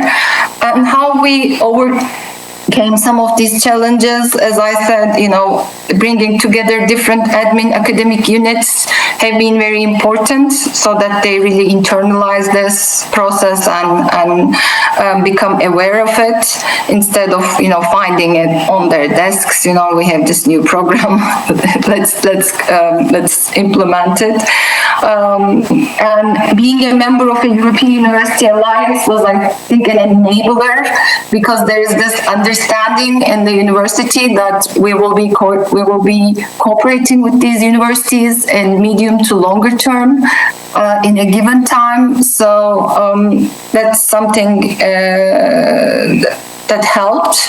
And we, as the European University Coordination Team, also we were hands-on when it came to the joint programs, and we gave support throughout the process to the best of our abilities.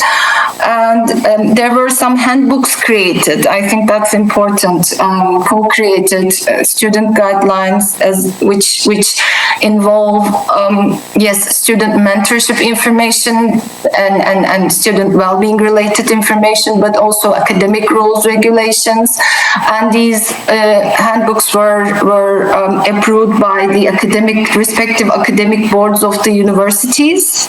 So that was also important. And of course, it's not possible to to foresee everything in such a big consortium and with so many stakeholders involved, and there are always issues. It's really important to have an open, continuing communication between different partners with the students and with the international partners, within the university. So communication is really the key. Thank you. Yes, thank you very much, Esin Hocam. Communication is the key. Yeah, I think at the end we will come up with that solution for everything because, it is not easy. I mean, the joint program is not done by one department. It is done by the whole institution, actually. So you need the cooperation of all departments. And it is not enough. You still need the cooperation of national authorities as well. So it is really a big issue. You're right. Thank you. Nil Hocam, what about the challenges in your case? Okay, thank you. Now, of course, this is a relatively old program, so I can say we no longer face very, very serious challenges in running the program, but of course there are some, which I'll talk about. But if we go back to the history, like what kind of challenges were faced at the setting up, during the setting up of the program, again, based on my consultation with my colleagues and their colleagues, they say like the initial procedures actually for establishing the program at the time, they don't remember as terribly difficult. But of course, there were issues, especially the most important being like to satisfy the requirements of like 3 or 4 separate institutions at the same time, METÜ, YÖK, and the SUNY system in general, and SUNY Nepal. So that was a problem as far as I remember. But then they also remember that maybe because there was a great willingness and this need to take this initiative, everything was done fairly quickly and approved by both parties, by the universities fairly quickly as well. Now, a couple of examples that they remember that I can share with you is, for example, these, of course, required courses that each country or university specifically needs for the awarding of a BA degree. And in this case, like as in Turkey, we have like all students must take Turkish and Turkish history. As similarly, for example, in the States, there's this math requirement. No matter what your major is, even if you're a social science major, it doesn't matter. And right now we don't experience this as a problem, but my earlier colleagues say that this was a serious problem, and like Turkish students was terribly upset by this requirement, and they really did object to it many times, and there were some problems too. But of course, this being a fundamental maths course, after all, I personally, in the past 8 years, have observed only one student who failed and then had to retake it online, or maybe just take a METÜ course and then have it counted for that requirement. So that's, I think, an interesting anecdote. Now, another very interesting and somewhat surprising from today's perspective, I think, and I think that shows us that a lot of things change in 20 years. Something I wasn't expecting is my colleague told me, there were a very serious challenge at the beginning was the adaptation problems and the homesickness that Turkish students felt when they went to Nepal and stayed there for a year. And this was really a serious challenge which couldn't easily be resolved. But again, in my own experience in the past 8 years, I've never ever experienced anything like that. I don't know the reason, and it's the same age group after all, but perhaps it is that in the past 20 years a lot has changed in Turkey as well, and in the world in terms of internationalization or globalization or travel opportunities. So it might be, this is perhaps the reason, I don't know. Finances, as Hocam talked about, and of course finances are always a challenge today too. Now we're relatively comfortable with that in the past few years because now, of course, students pay tuition, unlike METÜ students, other regular program METÜ students who do not pay tuition, or pay very little. But it so turned out in the past few years that the tuition these students have to pay to METÜ is never like in private universities, because I think METÜ is somehow limited by not allowed by the state to increase the amount of tuition it will get. So it's relatively quite low compared to what other private universities are demanding right now. So here the real cost is the America year, but now it's so turned out in the past few years that when parents calculate the finances, the 4 years studied at METÜ and New Paltz amounts to sometimes even less than a 4-year study at a university, a private university in Turkey that charges relatively high tuition fees. So that's why perhaps that's also part of the increasing demand that we get in these courses. But of course, this is not always the case. It may always change because currency may change, conditions may change. So there are always things that we can't control. Another is, again, like scholarships. We give merit scholarships on top of the one quota 50% that students get when they enter the university entrance exam. But we also give merit scholarships. But New Paltz, for example, is not always very willing to do that because they care about revenues as well. And although this is a satisfactory collaboration on both sides, I'm not sure to what extent they're happy with the revenues they get. Maybe they are expecting more, or they were expecting more students when they started off in the first place, so we can't really be sure about that.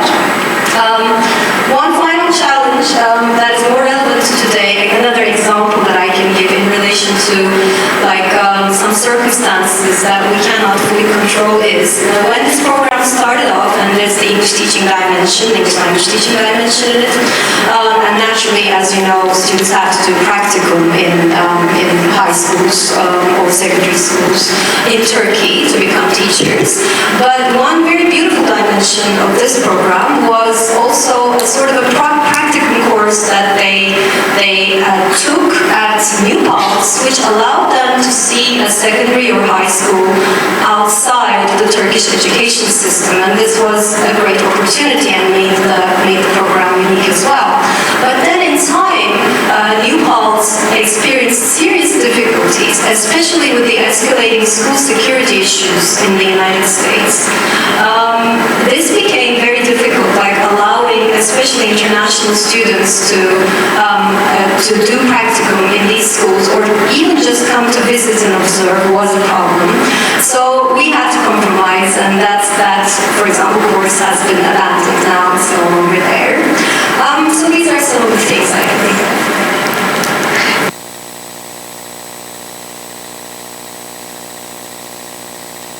I think it is working now. Thank you very much, Hocam. Okay, now we have a time challenge because in 5 minutes Özlem Hoca has to go because she has a plane. And thank you very much for being here for this very tight schedule. We know you have a very tight schedule. So before you go, I would like to ask a last question to you, if you let me. How do you see, okay, all the things that we hear now, I mean, all the enablers or the challenges and all the experiences you have, because you have experiences in both SUNY program and GETMA program. This is a huge experience. How do you see joint degree programs evolving in the next 5 years? Difficult question, I know. This is a very difficult question. I think on the one hand, we have a lot of opportunities now for joint teaching. Because, we can be anywhere and still teach. And our students can have the experience of hearing different topics from different professors, and this is a great opportunity. But I think there are bigger challenges regarding the AI, regarding the general university education. I'm not sure, especially for graduate programs like ours, students would actually want a degree in the coming years, because I think they are more inclined to go and take different courses here and there, then follow a program. So there are these general challenges in regarding the joint degrees, but also graduate degrees, I think, in general, especially regarding the PhDs as well. But I see some opportunity because which is growing, because most students also realize that education is not only something, I don't want to go into the realm of my other colleagues, but it's not only about accessing knowledge. Students can access knowledge anywhere, but these dual programs give them the ability to breathe the academic air and be with different students, be a part of the cohort, make this a real experience. So I think we have the chance with the communication technologies to give better education, and with the mobility, I think we provide really specifically unique examples in undergraduate and graduate programs. So I think we have a lot in our basket which we can offer. But if students have to weigh between, finances and the degree in economies like ours, I think we might face a serious challenge. So I'm expecting, for example, in our cohort in the next years, more international students than Turkish students. We this year have, 6 international students and 2 Turkish students.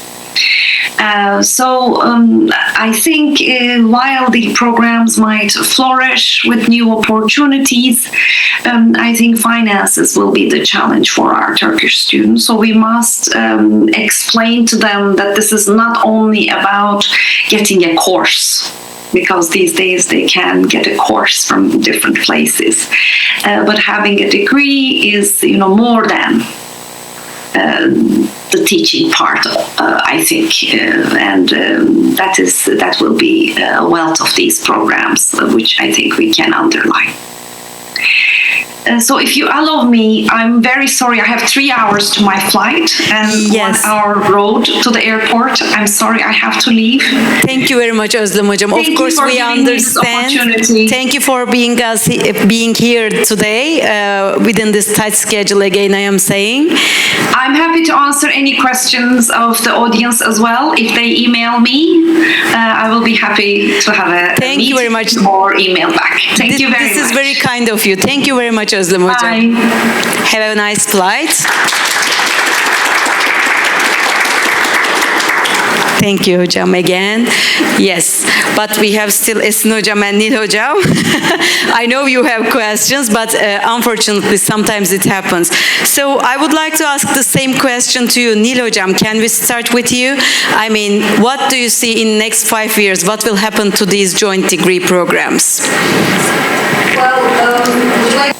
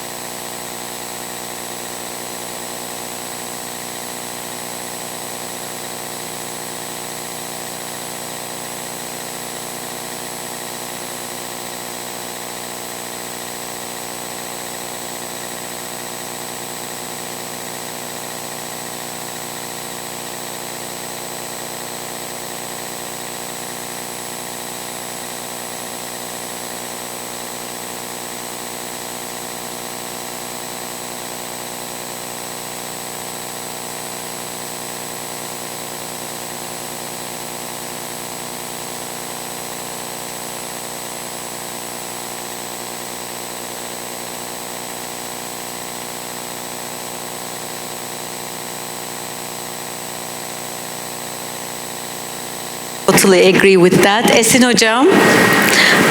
Yes, a great question. I'll try my best to address some aspects. I definitely agree with the previous speakers. I mean, this is not insulated from the systemic challenges at all. So there are financial issues, mobility issues, quality of education. So we need to take into account all this, where higher education is really evolving within our locale, but also regionally and internationally, globally. Mobility, for instance, and the lack of freedom to be mobile, let's say, to be more precise. These are serious issues. On the one hand, there are more opportunities in scope and size, but researchers, students, and staff members are experiencing challenges, visa issues, residence permit issues that we all come across with. So this is a serious challenge for jointly delivered programs as well.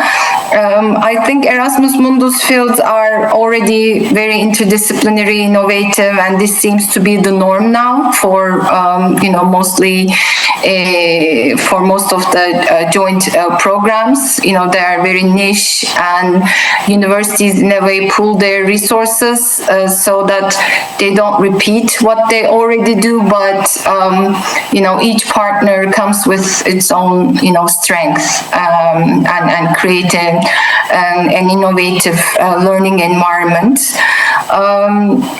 Flexible approaches that increase participation from different backgrounds, age, educational attainment, migration status, socioeconomic background, mature students, let's say first generation students, as well as inclusivity of methods and processes are becoming more important to consider. In Turkey, we generally expect students to adapt to a system, and that is of course needed, but at the same time we should be able to recreate systems that take into account different students and faculty members' needs and realities. So this is becoming increasingly important. Experiential learning and learning labs that bring together academia, NGOs, public sector, so different stakeholders is becoming increasingly valued from the students' perspective, but also employers as well. And micro-credentials is gaining importance as far as I see in some countries. Well, there's increasing, debates on it. Some countries are trying to understand still what they offer, what is out there in terms of micro-credentials. Some countries are already establishing systems. Some really have established systems where they offer very flexible learning opportunities that can be, that are stackable and lead to graduate degrees. So this will be, I think, an important agenda item to learn about in the near future.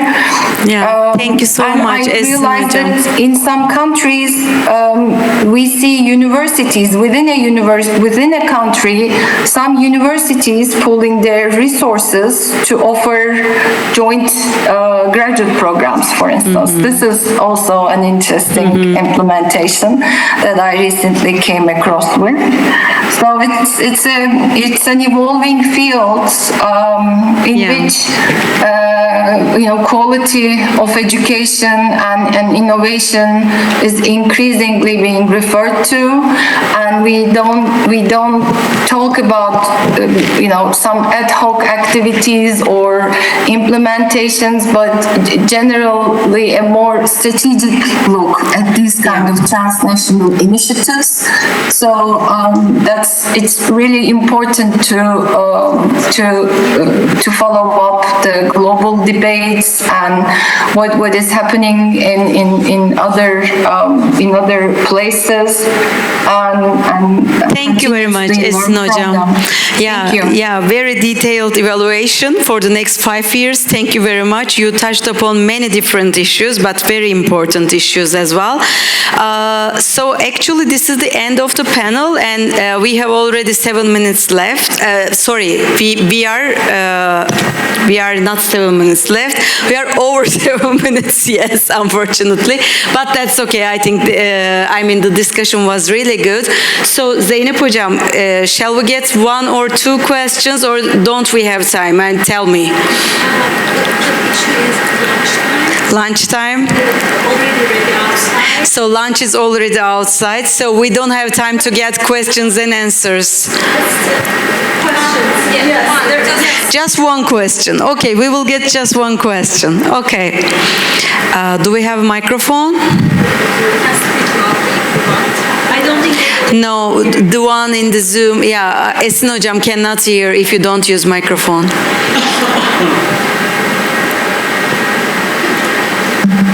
Thank you for all the experiences. That was such an insightful session. I just wonder if you have some feedback from the graduates about these programs, because they are the part of the program, and if they have the challenges or the opportunities after their graduation, what did they experience?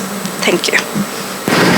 Okay, Esin Hocam, I think you just graduated your students. Most probably you don't get any feedback, I guess. Is it true? I mean, as of now, we didn't get, as far as I know, a systematic feedback, but we had some input, informal input. And I hear that students really appreciate the fieldwork aspects, the interdisciplinary approach that the program depends on, the technical, the balance between technical knowledge, practical knowledge, and especially as this focuses on city aspects, they really valued being exposed to different cities. So there's hypermobility, it brings in challenges, but at the same time it teaches them. So, but they really, housing is a raised concern, and I think globally it has become an issue. So those are some of the input that informal feedback. Yeah, thank you very much. Nil Hocam, do you have any feedbacks from SUNY graduates? We've had feedbacks over the past years. We haven't done any formal surveys or anything, but we keep hearing from our alumni. And most of the feedback, I think, is quite positive, especially in the past years. But from time to time, and I think again related to earlier times when the program was more new, there was the negative feedback that we often received, was not maybe put into these words, but I think it can be summarized this way, that these students, when they were studying, didn't have a proper sense of belonging, and I think that's very important. And it's natural because they belong in both institutions, so on the one hand they belong in both, but on the other they're not fully part of either institution either. So, and we did try to solve this problem, and we're still working on, I think, a sense of belonging in our department for these students. And I think we have improved a little bit, but this was one feedback we got. Other than that, in terms of like what they do after they graduate and all that, going on into like master's, PhD programs, or working either in the teaching education sector or in other sectors, that's often quite fine. Yeah, thank you very much. Thank you for the audience to listen to us. And Esin Hocam, Nil Hocam, thank you very much again for being a part of this panel. I don't know what to say. I mean, I think we learned a lot from you, from your experiences, and I hope that all the other participants who would like to start a joint degree will inspire from your experience as well. Thank you very much.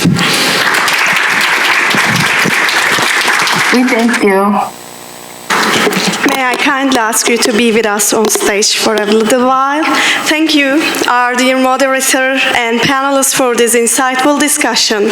We will now like to invite Dr. Müge Satar to the stage to present certificates and gifts as a token of our appreciation. Thank you. Welcome back. We will now proceed with afternoon T&E presentation sessions featuring colleagues from a variety of international institutions sharing innovative research and practice in transnational education. Dr. Bulut Şahin will be the chair of this session and will present the speakers. Betül Hocam, the floor is yours.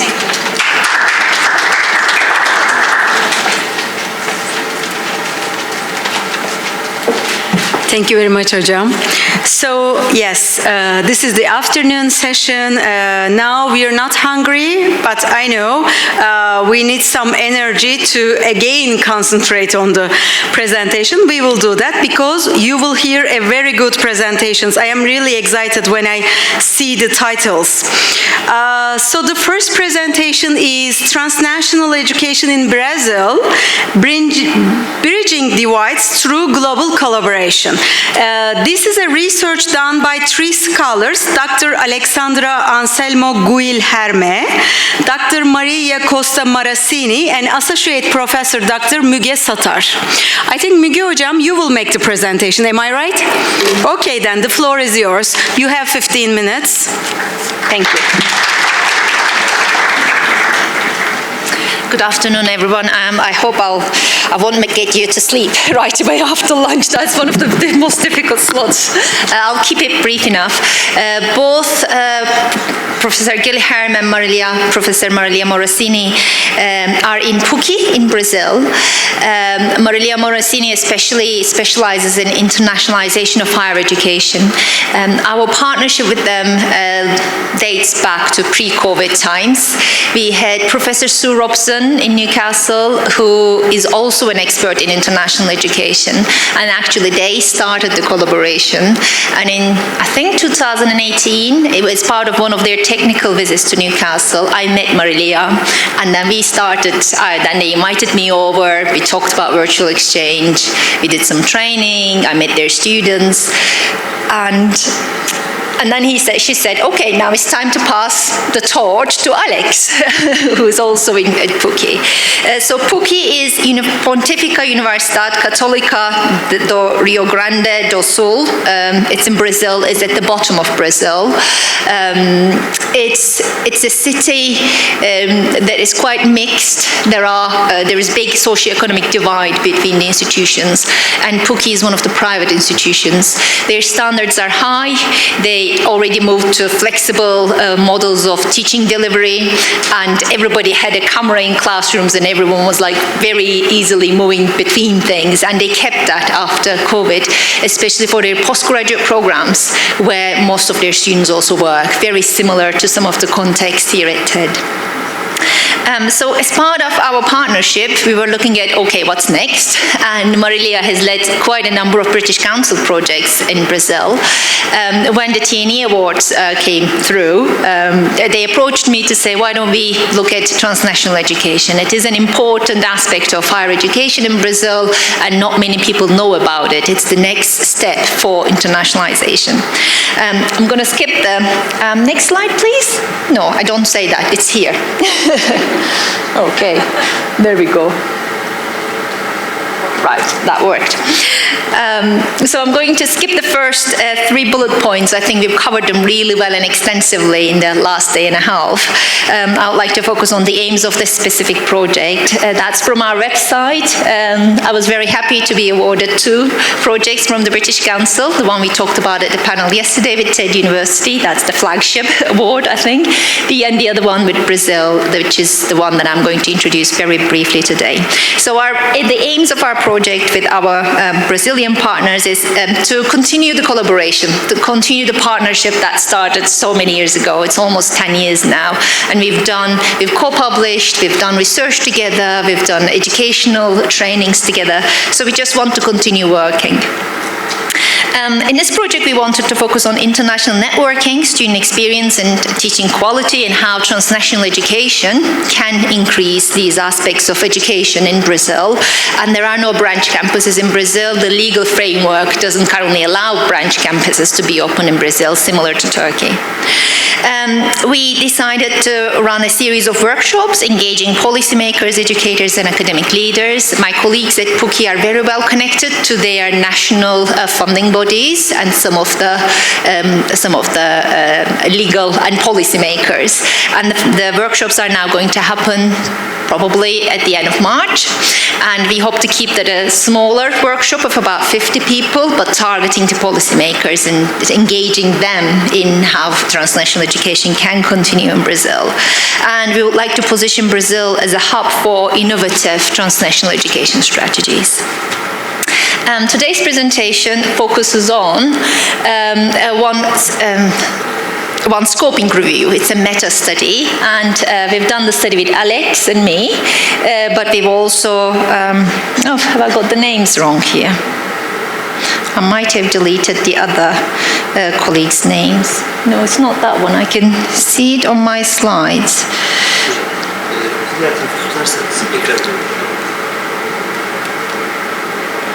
No, I think I've missed that one. We actually have a postdoctoral student in Brazil who's working with us, Alejandro Mena, and he is an expert in scoping review, and I'm really sorry that I missed his name here. If you ask me the details about scoping review and the statistics behind it, I won't be able to respond because our postdoc carried through the study, but we were engaged in the findings and writing up, and we're going to publish, the manuscript is almost ready, so if any of you is interested, please send me an email and I'll be happy to share the preprint version of the study. So we are looking at our title is Global Logics, Local Negotiations, and we want to focus on how over the past 2 decades TNE has expanded rapidly, creating new opportunities but also new challenges to overcome.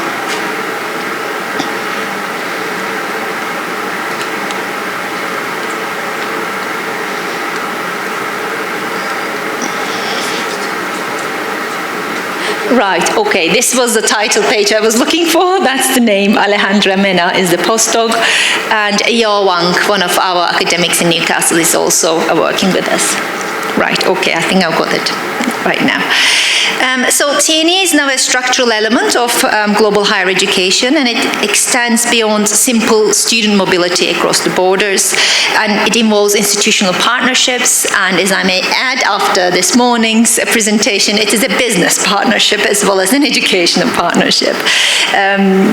It involves various different models, and the expansion brings a major challenge, aligning quality assurance frameworks, which is one of the challenges that has been mentioned over the last 2 days, and making sure that those quality assurance frameworks function across multiple jurisdictions and within the legal systems of the countries. And these frameworks are not necessarily only shaped by policy, they're also shaped by educational values and systems, institutional histories, but also power dynamics. And TNE is thus more than just a technical arrangement. In addition to a business arrangement, it's also a political and cultural negotiation. One of the core tensions we uncovered during our study of the literature review study is that TNE involves a translation of global quality assurance norms into local practices.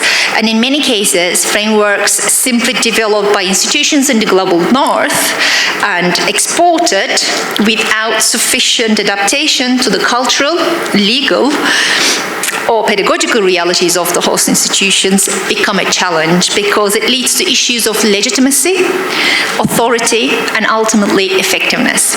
And the most successful models recognize these differences and create hybrid governance systems to allow both partners to share ownership of the quality processes.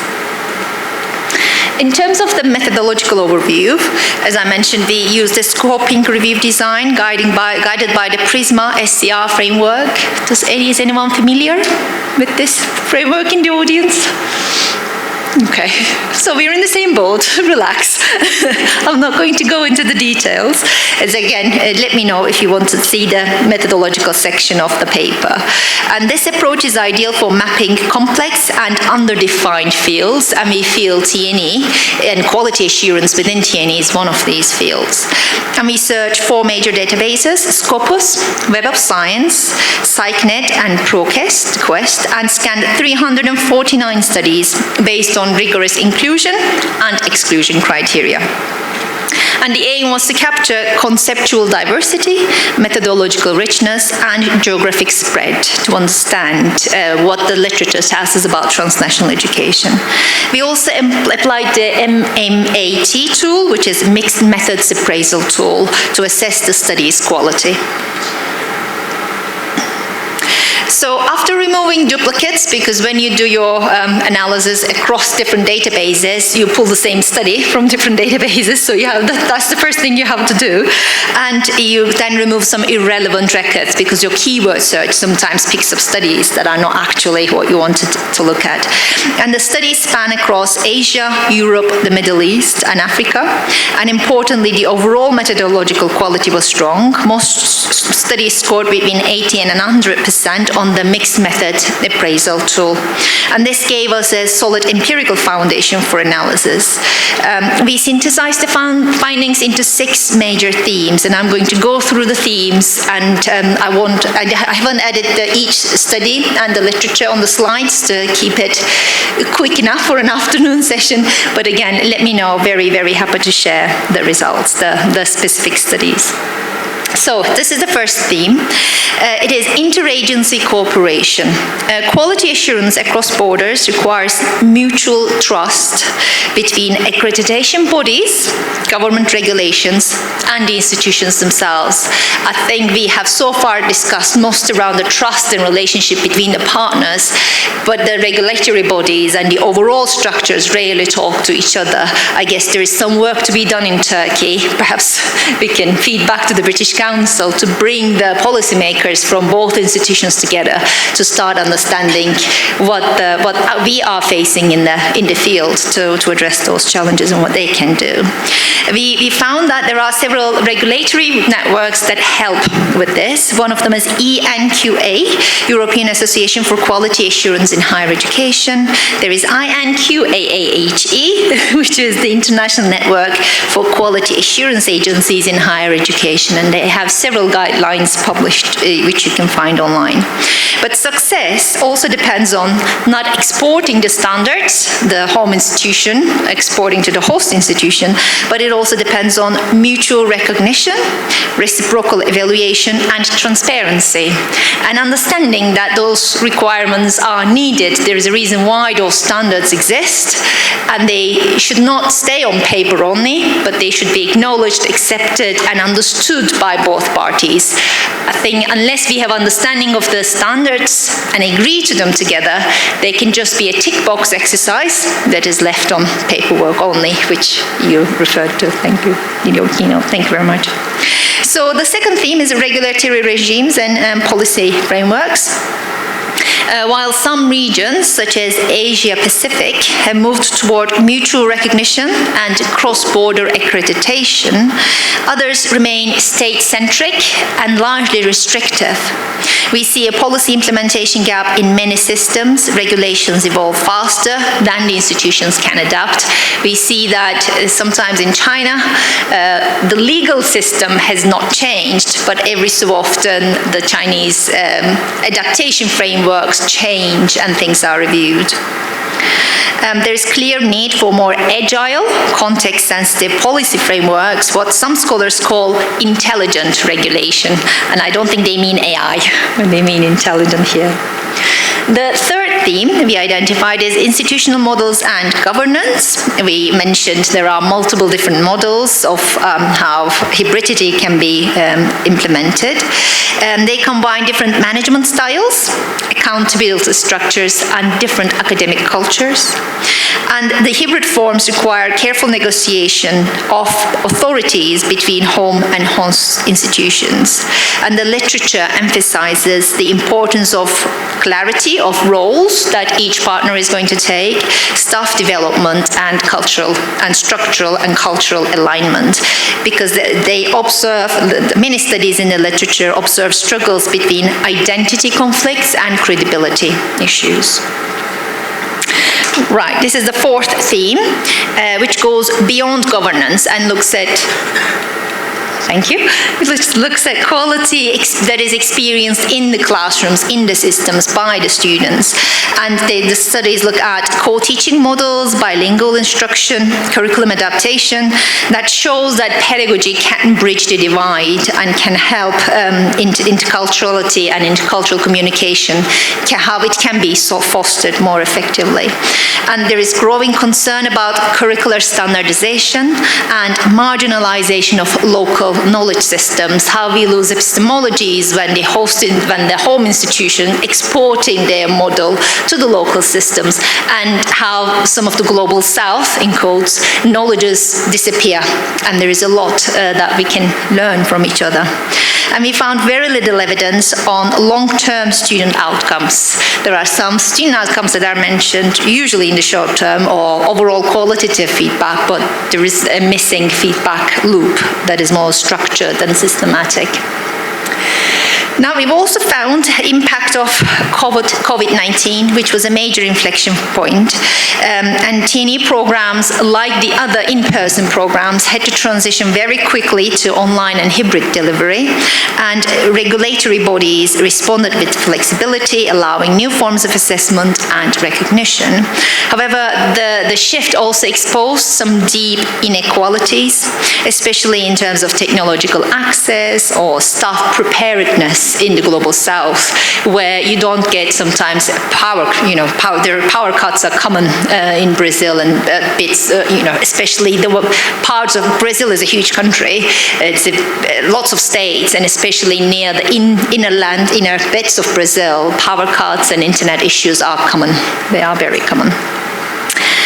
So we found that the loss of in-person intercultural engagement challenges the TNE's core rationale. If we don't have the connection, why are we doing transnational education when actually groups are not very well connected or have to adapt too much to the local system, that they're either refused or that they only accept one model. So we don't see this transnationality, it just becomes one model being adapted or rejected. And quality assurance systems must now redefine what counts as quality in these kind of transnational approaches, but also in blended and virtual models.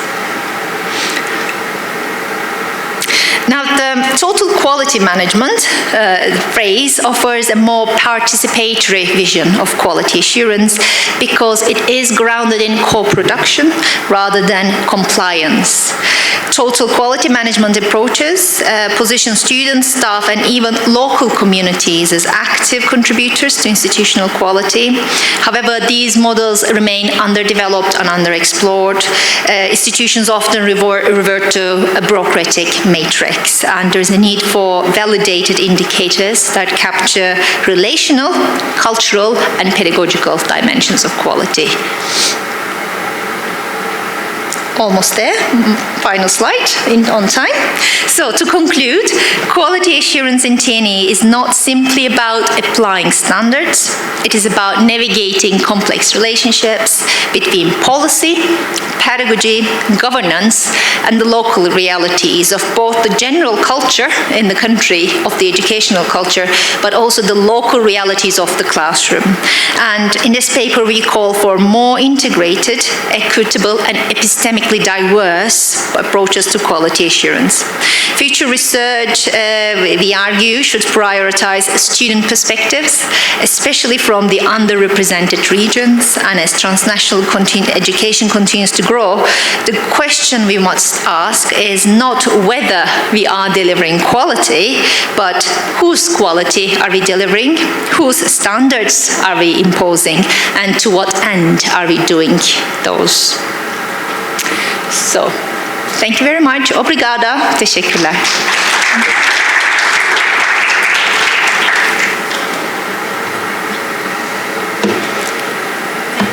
Thank you very much, Müge Hocam. You are on time, 16 minutes, perfect. Thank you very much. Now, do you have any questions I would like to ask? Because I think that's a very interesting presentation, by the way. I really like to listen. Anything you would like to ask? Hocam. I was wondering about the papers included in the scoping review.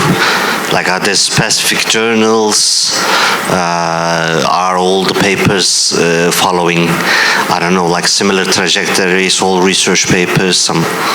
So maybe you can, if you have that info. Yes. I mean, there is no one's go-to journal. Quite a lot of them are in higher education journals or in international higher education journals, but we also find them in context discipline-specific journals. So in the work we do in English language teaching, for example, it can go to English language teaching journals or the wider international education journals. I guess those ones we find in more specific journals is because academics don't always feel confident to publish in venues that are not necessarily in education. We found very few from Brazil. I think it was only one or two, and some of them were already our colleagues' papers. So we tried to keep them, keep a good, perspective towards this. This scoping review is across the world. Now the next step we're doing is trying to look at publications from Brazil, and that's going to be a qualitative review because it's a handful. And the number is 18, right? 18 papers were included? 23, yeah. Is there a reason for doing 23? I mean, were there only 23 papers? Or? There were only 23 that met the criteria. Okay. Yeah, so if there was more, we would have included more. Thank you. Actually, I was going to ask a similar question because during the coffee break we discussed this issue for Turkey. Because since, TNA is not a very familiar concept in Turkey, so therefore we don't have so much publications on TNA for Turkish case specifically. We were discussing the same thing during the coffee break. So it is good that you had 23 articles about TNA in Brazil. I think this is not a bad number, I would like to say. Not in Brazil, that's across the world. Across the world. The one in Brazil is the next step. Ah, okay. I thought that. Okay. I thought that these are just TNA experiences in the Brazil. No, okay. That's the next step. That's what we're going to do. Next step you will do this. I hope you will find good articles. We know that there are a few. Yeah. But I think given it's a gap in Turkey and given we have so many presentations in the last 2 days, if colleagues would like to get together for a special issue, or if you would like to do something together, I guess we would be open to do that. Zeynep Hocam and Müge Hocam will do a special issue and include all the presentations. Am I hearing the same thing? I'm not going to push on that responsibility. You should see. But I thought if that's something we will all. Okay, you are lucky. Maybe you are editor. Okay. Any other questions about the presentation? Okay, thank you very much, Müge Hocam then. Thank you so much. Okay, now we have another presentation. Yes, it is. The title of the presentation is like that, Transferring EU Higher Education Programs and the Role of International Office Professionals in Third Countries. Here, for this presentation, I would like to invite Dr. Burcu Akpınar. Well, I should say that she is one of my best friends and very, very good early scholar and very, very good international office professional at the same time, so we are so excited to hear you. Okay, thank you, Betül Hocam, for your kind words. And by using this chance, first of all, I would like to thank you, Betül Hocam, Zeynep Hocam, and TED University for organizing this conference and accepting my abstract to, present here. Thank you. As mentioned by Betül Hocam, my name is Dr. Burcu Akpınar, and I'm the coordinator of International Office at Middle East Technical University, and also I'm a part-time lecturer here at TED University. Actually, this presentation is based on my doctoral thesis, and while this conference mainly focuses on TNE, I still would like to mention that there are two main actors in international programs, and of course one of them is students. But there are already many, comprehensive research and articles about student mobility. But there is also very important another actor about whom we do not have many articles, many research, international office professionals. Actually, they are the ones who run the programs, who manage all the stress, let's say, who encounter and solve the problems, but we do not have many research and articles about international office professionals. This is why I would like to revisit these discussions through their perspective. Okay, so I will go into a bit more detail in a moment about why I choose international office professionals as the main unit of analysis and why I focused on these three countries, Bosnia and Herzegovina, Kazakhstan and China. But why I focus, what I basically want to understand is that how do international office professionals in these three countries perceive and interpret EU higher education programs? How do they transfer those programs into their own administrative and structural, framework? What kind of problems do they encounter while transferring these requirements? And how do they address these challenges? And most importantly, even though they are not part of the EU or they do not have a membership perspective in the near future, especially for the Kazakhstan and China, why they are still being a member of these EU higher education programs and transfer these requirements into their own structures. These are my main questions. Of course, this is widely known, but before proceeding, once again, I would like to underline the importance and impact of EU higher education programs, basically Erasmus program. Although the EU does not have a superior competence, let's say, to intervene in higher education system, in national systems, still it has been quite effective in higher education, not only in the EU, but also outside of the EU countries. And these mechanisms of EU vary from regular Erasmus program, which was established in 1987, to the Bologna process, to the Tempus program, Erasmus Mundus joint degree program, and also a newly designed Erasmus ICM program. So there are many mechanisms and programs that the EU has been running since 1980s. And these programs and mechanisms were quite effective considering the increasing number of participants and budgets, as well as the members of those programs. In fact, more than 13 million beneficiaries have been participating in this Erasmus program since 1987. And, intra-European program, intra-European Erasmus program includes 33 program countries. Bologna has 48 signatory countries. Tempus involves 28 partner countries, not in the EU, but also from different regions like Central Asia, Western Balkans, North Africa, and Middle East. Erasmus Mundus joint degree programs, for instance, brings together not only 33 program countries, but also other regions, like the Western Balkans, Eastern Partnerships, etc. And ICM program, which was established in 2015, it is a comprehensive program in terms of the number of countries involved and also the budget, because in this program there are more than 120 countries and 14 different regions. So it is a very comprehensive and ambitious program, let's say. And I focused on international office professionals because, as I said, they are actually the main careers of the program. They are at the intersection of the institutional administration, national authorities, and also international frameworks. And they kind of act as a bridge between, institutions, internal operations, and outside of the world. They have a contact with their colleagues. They have contact with students, administration, inside the country. They have contact with their colleagues, other universities, national authorities, and outside of the national framework, they have contact with other universities, international authorities like European Commission. So they are at the intersection of all this, communication framework. And they are directly involved in the implementation of the programs. They play an instrumental role in guiding and enabling the process by advising their superiors. They must have a specialized knowledge about the programs. They need to be expert in running those programs. And they are in a frontline position. This is why they are sometimes called as street-level bureaucrats in some articles by some authors, like Betül Hocam, for instance, because they are the first contact point for all kind of matters. And of course, I must admit that I cannot be fully objective here, since I'm already an international office professional.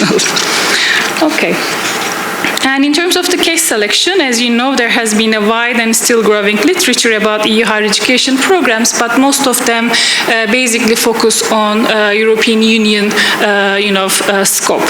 And those studies mainly focus on examination, that how it can improve participants' employability, foreign language skills, their European identities, or some personal competence, etc. But from that perspective, my study aims to contribute to the literature by analyzing programs' influence beyond the EU. And I'm trying to, make a study which is actor-driven from bottom up and, at the macro level procedures. So I choose these countries because for instance, I choose these countries because, they have differentiation in terms of administrative capacities, higher education capacities, number of international students, the investments that they have in internationalization. For instance, Bosnia is a different story. Bosnia is an official candidate of EU, but their administrative capacity is relatively weak because they are in a position of reconstruction after the war. On the other hand, Kazakhstan, it is an important ally to the EU because of their gas resources and also because of the regional security, but still they need some sort of a financial support.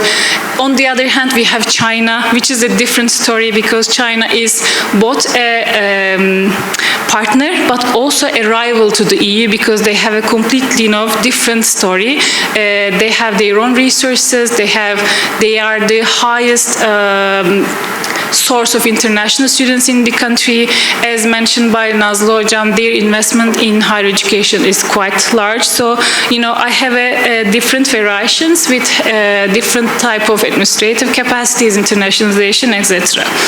And this make me relatively easier to make comparisons because of these differences. And also, these countries were chosen because they are key players in the regions when it comes to the Erasmus programs. If you look at the regional budget allocations, those countries receive the highest share of funding within their respective regions, and this also makes them strategically important in understanding how EU higher education programs are being run in these countries. So, since this is a part of my PhD study, the theoretical part is quite extensive. I will not, explain them in detail, but in this thesis I use policy transfer framework and also the Europeanization theory. If you would like to discuss this theoretical part more, we can discuss this maybe during the coffee break or through email. Since this is a practitioner conference, I will not explain them in detail. And in this study, I analyzed some country background and, of course, academic reports. But in addition to that, I organized interviews with international office professionals working in these 3 countries. In total, I organized 13 interviews, 3 in Bosnia, 4 in Kazakhstan, and 6 in China, which was really difficult because of the time differences, especially with China. I organized interviews at 5 o'clock in the morning. So the results first manually and then by using the MaxQDA as we use in all that, What? Okay, I'm coming to the results. So once we look at the most prominent findings, it is understood that internationalization was largely institutionalized across 3 countries after 2000s, which is mostly in line with their unique political and economic context. For instance, in Kazakhstan, international offices mostly emerged in the second half of the 2000s because the country moved away from the Soviet influence and underwent more extensive reforms to be part of international frameworks. And similarly, in Bosnia, especially after the war, after 1995, international offices were established and the integration into the EU programs became more accelerated. Even though China has a longer history of internationalization, the more structured, more formalized international officers and clearly defined roles became again more noticeable after 2000s. And this is coincide with countries opening up reform policy after 1980s. And once we look at the familiarities of these international office professionals with the EU higher education programs, although EU programs are not usually at the center of these activities, in Kazakhstan, participants showed key awareness of them, so they are quite aware of the program, they know the program, but the impact of the program is rather limited in Kazakhstan because of the budgetary restrictions, etc. On the other hand, in Bosnia, the participants have higher information and awareness about the programs. Their daily work is composed of, Erasmus programs, they are highly aware of it, they participate in the program, but in China, on the other hand, the awareness about the EU higher education program seems very little, and it is not the main, part of their internationalization strategies. In Bosnia, for instance, the biggest part of their internationalization strategy depends on EU higher education programs, which is not the case in China. And in this study, I also tried to understand why these institutions, are willingly becoming a part of EU programs. Among the ones that I interviewed with, 8 out of 13 institutions cited financial incentives, Erasmus scholarships, as their main reason, of course, which I was also expecting. Also, the focus on institutional motivations, which were also mentioned by 8 institutions. They were mentioning goals like sharing best practices, experiences, improving the educational system, encouraging diversity, promoting internationalization, raising the institutional visibility, etc. And additionally, there were some individual motivations, especially for students. These were the main motivations that they mentioned for being part of EU higher education programs. And in this study, I also tried to understand how those actors, international office professionals, define themselves. How do you think that you are different from other administrative staff was the question that I asked. And the results reveal that international office professionals mainly define themselves in relation to their ability to communicate in foreign languages, of course, and their interaction with external stakeholders like the higher education institutions and their colleagues abroad, and their supporting function within the institutions. These are the top 3 things that define themselves as different from other administrative units. And I also try to understand how effective international offices can be in decision-making processes within the institutions about the EU higher education programs. To what extent they are effective in the decision-making. Although senior leaderships like rectors or vice vice rectors coordinate the international offices, because in all structure international offices are being managed by either vice rectors or rectors in the universities. Those international offices seem to have a significant impact on institutional decisions about internationalization. Almost all the participants that I spoke stated that their views and guidance were taken into account in the management decisions regarding institutionalization, which is of course very good thing to hear us. For instance, in my case, I cannot 100% say that my guidance, my expertise is being taken into account in all kind of decisions about EU higher education programs. This is not the case in my case. So last two slides, Betül Hocam.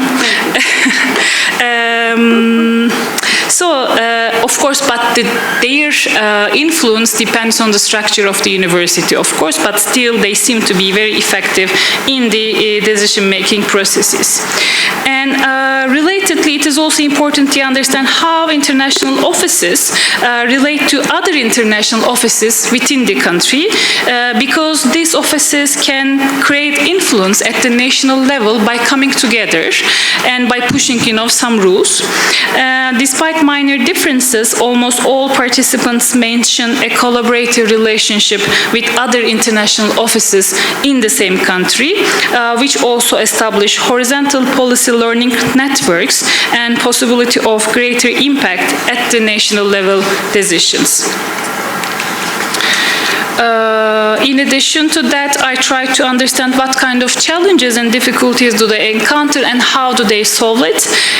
During the interview, institutions identified academic misalignments and challenges in interinstitutional communication, as well as legal and bureaucratic difficulties as the most significant challenges in the implementation of EU higher education programs.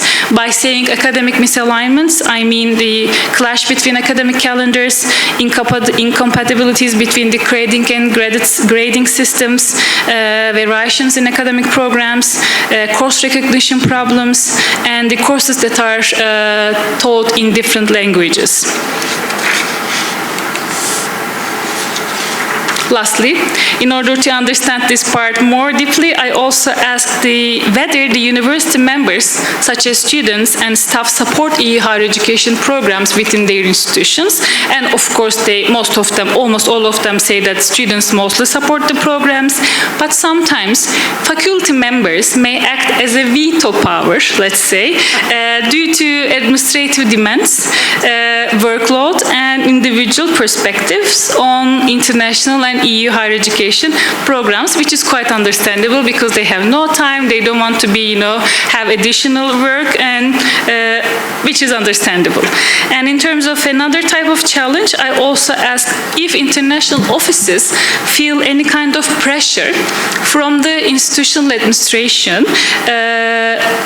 Most of the participants indicated that their institutional international strategies heavily rely on quantitative indicators like the number of international students, number of agreements that we have, and in some institutions qualitative indicators are also important, but the most frequently reported internationalization pressure were on increasing quantitative measures. So it seems that there is a pressure to increase the numbers all the time. But the participants that I interviewed mentioned that this is not like a top-down coercive pressure. It is just a natural result of international competition and the rankings. So it is an, let's say, indirect coercion. They define this in that way. So that's thank you. 18 minutes, 30 seconds. Thank you. Okay, are there any questions?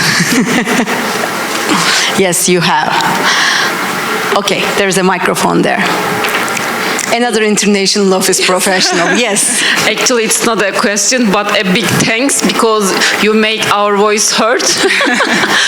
we also face all the problems here. This is my second office in a second state university.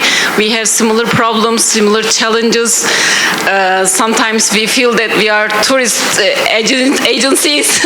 So really thank you for your nice presentation. Thank you so much. And at the end of my thesis, this was my final comment. I, of course, advise international rectors, vice rectors, and administrators increase the international offices' capacities so that you can have more structured internationalization strategies and results. So this was my main recommendation at the end of my thesis. And also they say, when we ask for extra professionals, they say, you are the best, you can do all of them, just stay like this. Yeah. Thank you. What we can do. Any other questions? Yes, Ufuk Hocam. As a they said something on faculty members. Would you like to reply to that? I'll actually ask about the veto power. No. In one of your slides, you were, it was stated despite rectors and vice rectors without further specifying. So I was going to ask about the suggestion there. Like, is it a suggestion for the university management system? Like the total eradication of directors and vice rectors, or the getting IPO professionals fully in charge? So what is the suggestion there? No, Hocam, there wasn't that kind of a suggestion coming from any of the participants that I interviewed, but of course they would like to be heard more. They would like to see their thoughts on the table more. This is their suggestion, but they do not suggest any kind of structural change in terms of the administration. Maybe they should. Maybe. Maybe. Your suggestion. Yeah, they want to be part of decision making, as far as I understand. Yes, Hocam. Burcu Hocam, thank you so much for the presentation. Uniquely, I really liked that you included Bosnia and Herzegovina because although they're not an EU country, they have EU mobility around in regard to the use of their passport. So in regard to their persistence or resistance, it would be a unique case to see what is hindering the applications that come. I was looking at Kazakhstan, and it seems that they have like a cooperation relevance in regard to the EU, whereas Bosnia and Herzegovina would be like more considered of a widening country that supports this. So I think it would be nice to see the implications in regard to how they support with regard to how they have been, let's say, locked into the EU with their presence, and how they see it as a unique factor at hand. But the cross-comparative country comparison is quite nice. Thank you for the efforts. Thank you, Jim. As you may know, the Erasmus literature mainly focuses on intra-European countries. There are some studies about non-EU countries, but most of them are like formal reports. For instance, EU Commission published a report about the changes that they have, in the country. But I would like to make a bottom-up study, by taking into account international office professionals' own perspectives. And I also mentioned that kind of, country-based information in the thesis, of course, in a more detailed way. But here I have a limited time, so thank you for your suggestion. Any other questions? One more. Okay, the last one, because in the Zoom we have another guest. Yes, very short question. Thank you, Burcu Hocam. It's a lovely insight for all of us. My technical question is, out of the participants, were any or all of them a part of the ICM credit mobility? In Bosnia and Kazakhstan, yes. Okay. But in China, some of them were not part of the program, and this is why I mentioned that in China the awareness and participation is not that much high as like the other ones. Thank you. Thank you. Okay then, thank you very much, Burcu Hocam. Thank you. now, last but not least. Okay, can we see Daniela? Danielle, here. First. Yes. Hi, Danielle. Hi, very nice to meet you and very nice to be with you. That's really wonderful. Thank you for having me online. Thank you for being here. We can hear you as well. So we are in a session. I don't know how much you heard about that, but there were two brilliant presentations before you, and you are the third presenter now. So I would like to introduce Dr. Danielle Daye from London Metropolitan University. The floor is yours, Danielle. Thank you so much. Well, I am a colleague of Jan Banford, who was your keynote speaker yesterday. So London Met is actually represented via the two of us, and I'm delighted to be here online. Thank you for making this accessible to me. Danielle, she's in the room, and we can see her. And thank you very much for explaining this. Okay, this is a joint research then. Thank you so much. Thank you very much. So as you can see, the title of my presentation refers to conference interpreting. Before we start, maybe you don't know the difference between a translator and a conference interpreter. A translator translates written documents, whereas a conference interpreter interprets spoken words. And you may have seen this before. So I know my time is limited. My slides are fairly detailed, so that you know, as I cannot be in the room with you, you can have a lot of details on the slide, but I will skip quite a lot of it so that I fit in within the time frame that I've been given. So today, obviously, we understand that we live in a world that's changing. So my presentation, in a sense, is very simple, but actually it's quite complex. The world has changed, as we know, quite a lot. I'm going to talk about my students. They are part of the Masters in Conference Interpreting. They are all training to be conference interpreter, and the objective is by the end of the year with us, they work as conference interpreters on the market. My work is underpinned by my doctoral research as well, which was finished, it was over in 2022, and demonstrated that the community of practice model that I adopted enhanced learning by caring, giving, and sharing. I'm going to talk a little bit about the technology as well, and high flex learning, but mostly I'm going to talk to you about why I think it matters to all of us, and plenty of other things as well. You will see a lot of photos on the slides. They're all photos I took myself from my students. But it's quite rare that I start talking about myself, but perhaps who I am has determined how I teach and what I'm going to talk to you about. For me, education has always been a transformative experience, but sometimes in a very bad way and sometimes in a very good way. As a result of a disability that was not diagnosed early, I missed about 70% of my education and was excluded from buildings, from programs, and as it was a long time ago, I had no access to tools such as computers and so on and so forth. So I had to create my own learning tools in a very isolated way. And that lack of connection, that isolation has really shaped the way I teach and what I do. My family is also very multicultural, multilingual, as you can see on the list here, you know, of nationality. The family includes French, English, Palestinian, Maltese, Italian, Slovak, and Polish. So we are very much a transnational family as well. So let me share a few things with you. So first of all, what can we observe? Well, we can observe that students are very much at the very heart of our learning. So it's a student-centered approach, at least in many countries. And this is a trend that is being reinforced, you know, as we move along. We can see a technical revolution. I'm sure you've talked a lot about this. And since COVID, there's been a new momentum where things have changed, and maybe we can never go back to what education used to be. And some people think that we can, but I think we cannot, and I think it's a good thing. So let's embrace this change, and let's talk about the students and the outcome. So I'm going to illustrate with the interpreting profession, but it can be, it's valid for every single topic. So first of all, the Masters in Conference Interpreting at London Met just celebrated the 20th anniversary. That was last June. And as we celebrate celebrated our 20th anniversary, it was also our first year to celebrate our distance learning program. And I'm going to tell you a little bit how it works. So as you can see, our students are really integrated.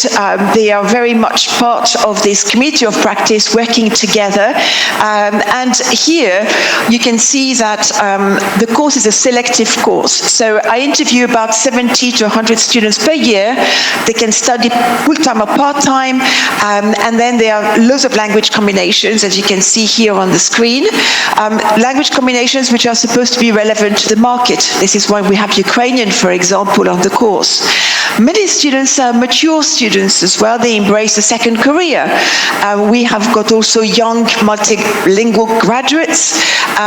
We've got practicing interpreters in different parts of the world, but they have no formal qualification. And now we've got a lot of displaced students as a result of conflicts.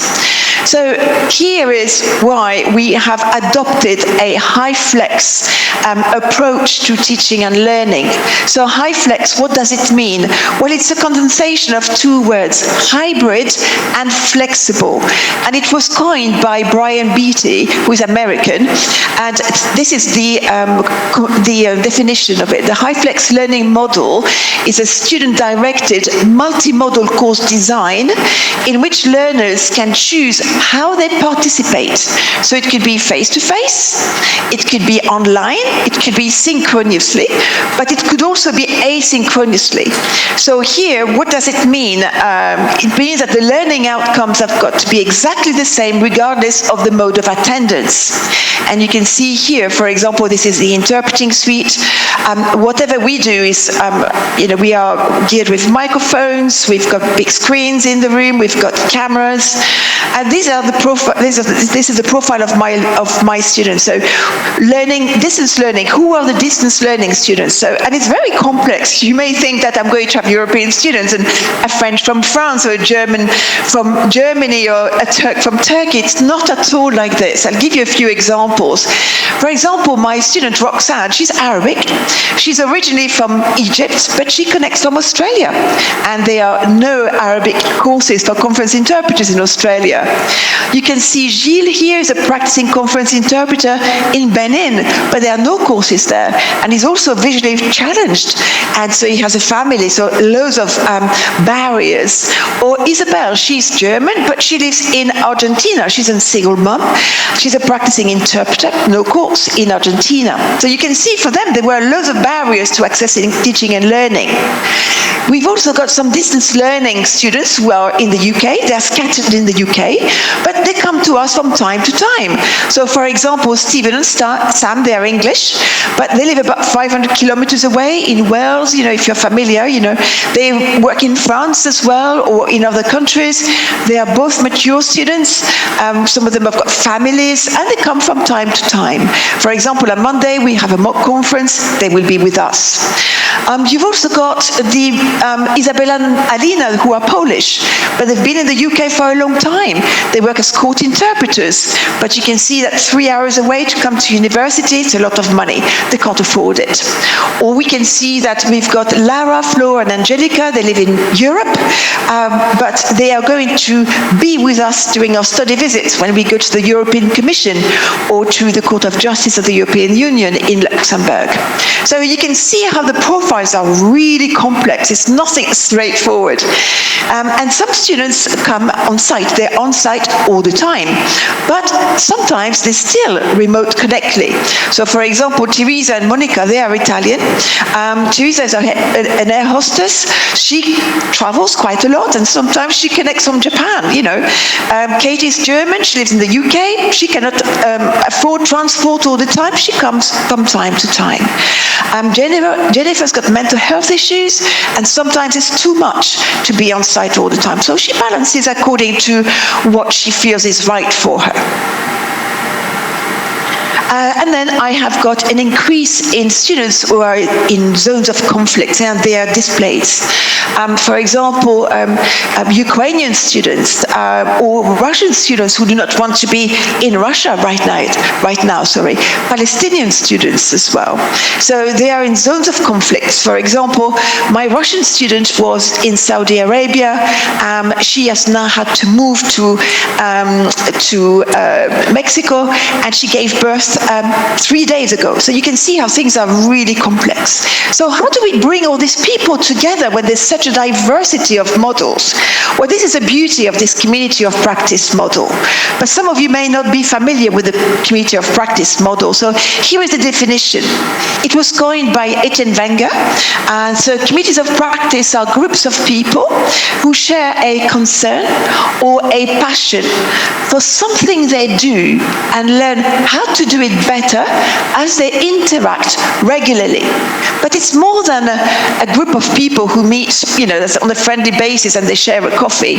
No, here there are three elements that are key to the definition of a community of practice. And the first one is a domain, So this domain is really this identity that defines who we are and the shared interests. And you have the definition on your screen.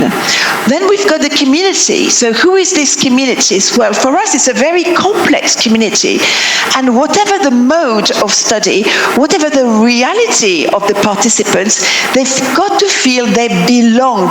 And we help each other, we share information, we use the technology so that the experience is maybe different a little bit, but similar in the learning outcome. And that is absolutely essential. And then the practice. It's not a community of interest, it's really sharing a practice. So the practice means creating resources together. We have got online portfolios of practice, for example, solving problems together. I've mentioned the mock conference on Monday. We are organizing this all together. So we adopt a social learning framework, and it's learning as participation. So you can see that learning has got 4 different dimensions. It's learning as doing with the practice, learning as belonging with the community, learning as the experience, and learning as becoming. And this learning as becoming, I think, is actually the most essential part. So here, as tutors, as lecturers, our role is changing completely. And the leadership is no more top-down, I'm telling you what to do, this is good, this is bad. No, leading here has become an act of service. You are there to promote a service, a teaching service, teaching and learning service where I learn as much, and I get transformed every year as much as my students. And this regardless of the mode of attendance. So here, we can see that the community of practice, is going to take shape over a long period of time. The course starts in September, but already, as we recruit students all year long, from the moment they pass that aptitude test, they join the community of practice. So, for example, there's a pre-master's course during the summer, but during the summer, I've got a social learning platform where everybody who's practicing and passed the aptitude test joins that platform. The students from the previous year are also on the platform. So you can see already, before the course has started, we have engaged with each other. And what came out of my PhD research is that this form of learning was learning within a community by caring, giving, and sharing. And this is much more than my words. These are the words of the students who were interviewed, and there were questionnaires as well, and I followed the cohort over 3 years, and this was very much their formula. So here, I can see that this model would take a long time to explain, but I still wanted to show you how it works. There is a momentum to the community of practice, and I've already explained that students come as candidates, and as soon as they pass their aptitude test, they are mixing with the Masters in Conference Interpreting, and this is the first cycle of the momentum. Then they are students, and they can observe the the ambassadors, and the ambassadors are the graduates from the previous year who are very still much part of us. And they informally observe a group of people who are 1 year ahead of them. And the ambassadors give me 30 hours of their time to support the new students. And you can see here, there's a formal learning interaction. And then it goes on again. So these professional interpreters newly established on the market, the ambassadors observe them again informally, building trust. And these are the guest speakers who come to us every week, and they're very much part of our community of practice. So this model is fully integrated in the academic calendar. So this hybrid, flexible access to teaching and learning within a community of practice is absolutely unique. So what does it show us, for this transnational approach? Well, we can see that it removes barrier to teaching and learning as people live very complex lives. We can see that the technology and AI are tools that are promoting how we work. And this experience is engaging us at different levels of communication. So here we can see that, first of all, there's a high-flex teaching and learning, but we are also engaging informally. For example, students online created a support group, nothing to do with me. Here we meet socially, but whenever we have breakfast or lunch together, every time we teach, we've always got a computer to include people who've got lunch online.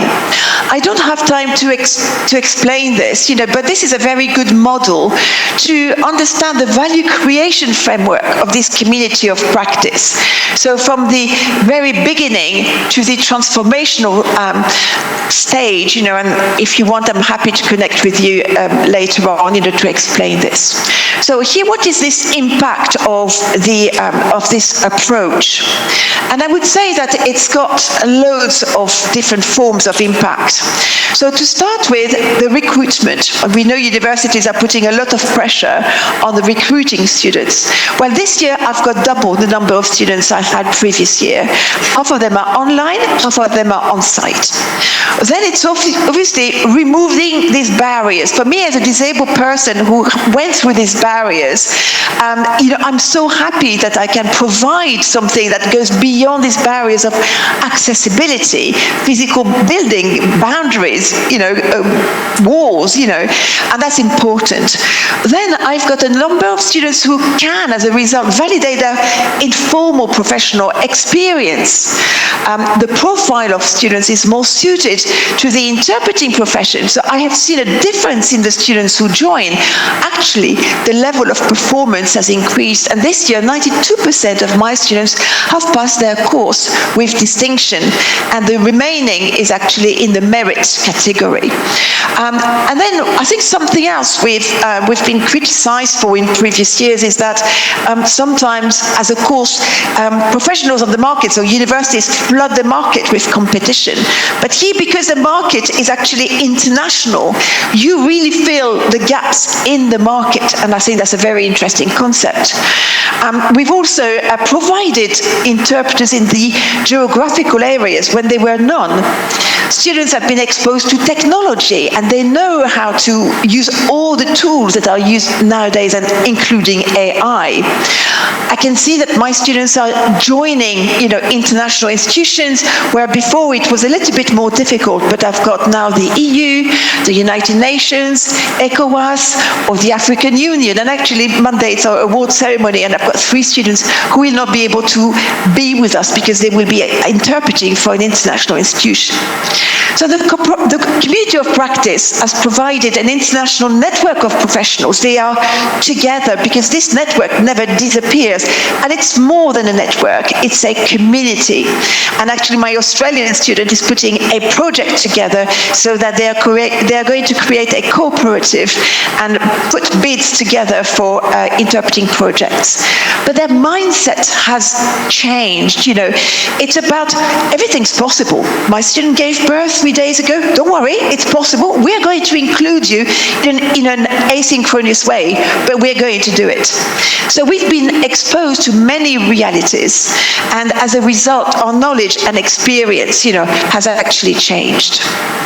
So here, what will you do as a result of this pronunciation?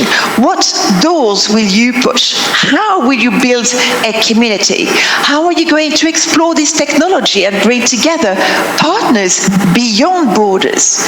What about leading as an act of service? Sorry. How are you going to push these boundaries and bridge the gap to facilitate a hybrid context for your course? What about curriculum design? How can you design it so it's fully accessible to graduates and that the outcome is the same for all students regardless of their mode of attendance? What do you need to achieve this? And how would you get it? Basically, when do we start working together? So here are my details, and I'll be very happy to answer your questions. Thank you very much.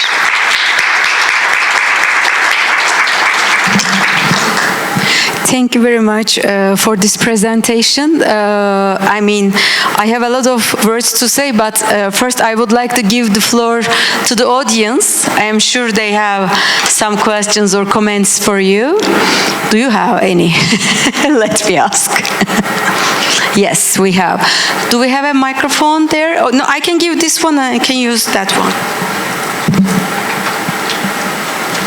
Thank you very much. Yes, please. Hi, Danielle. I'm not sure whether you can see us. You probably can't. I can see. I can. I can see the podium.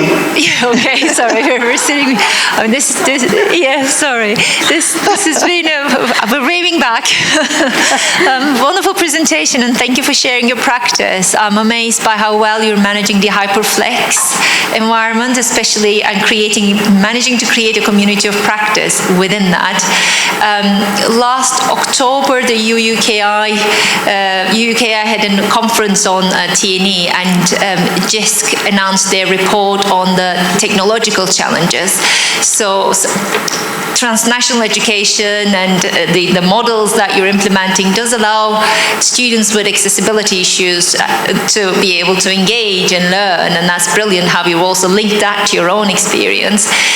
But in that report, JISC was highlighting that T&E students' technological challenges are not necessarily considered in program design, and they found a lot of them are having challenges, and you have students all over, it's an amazing system you're implementing.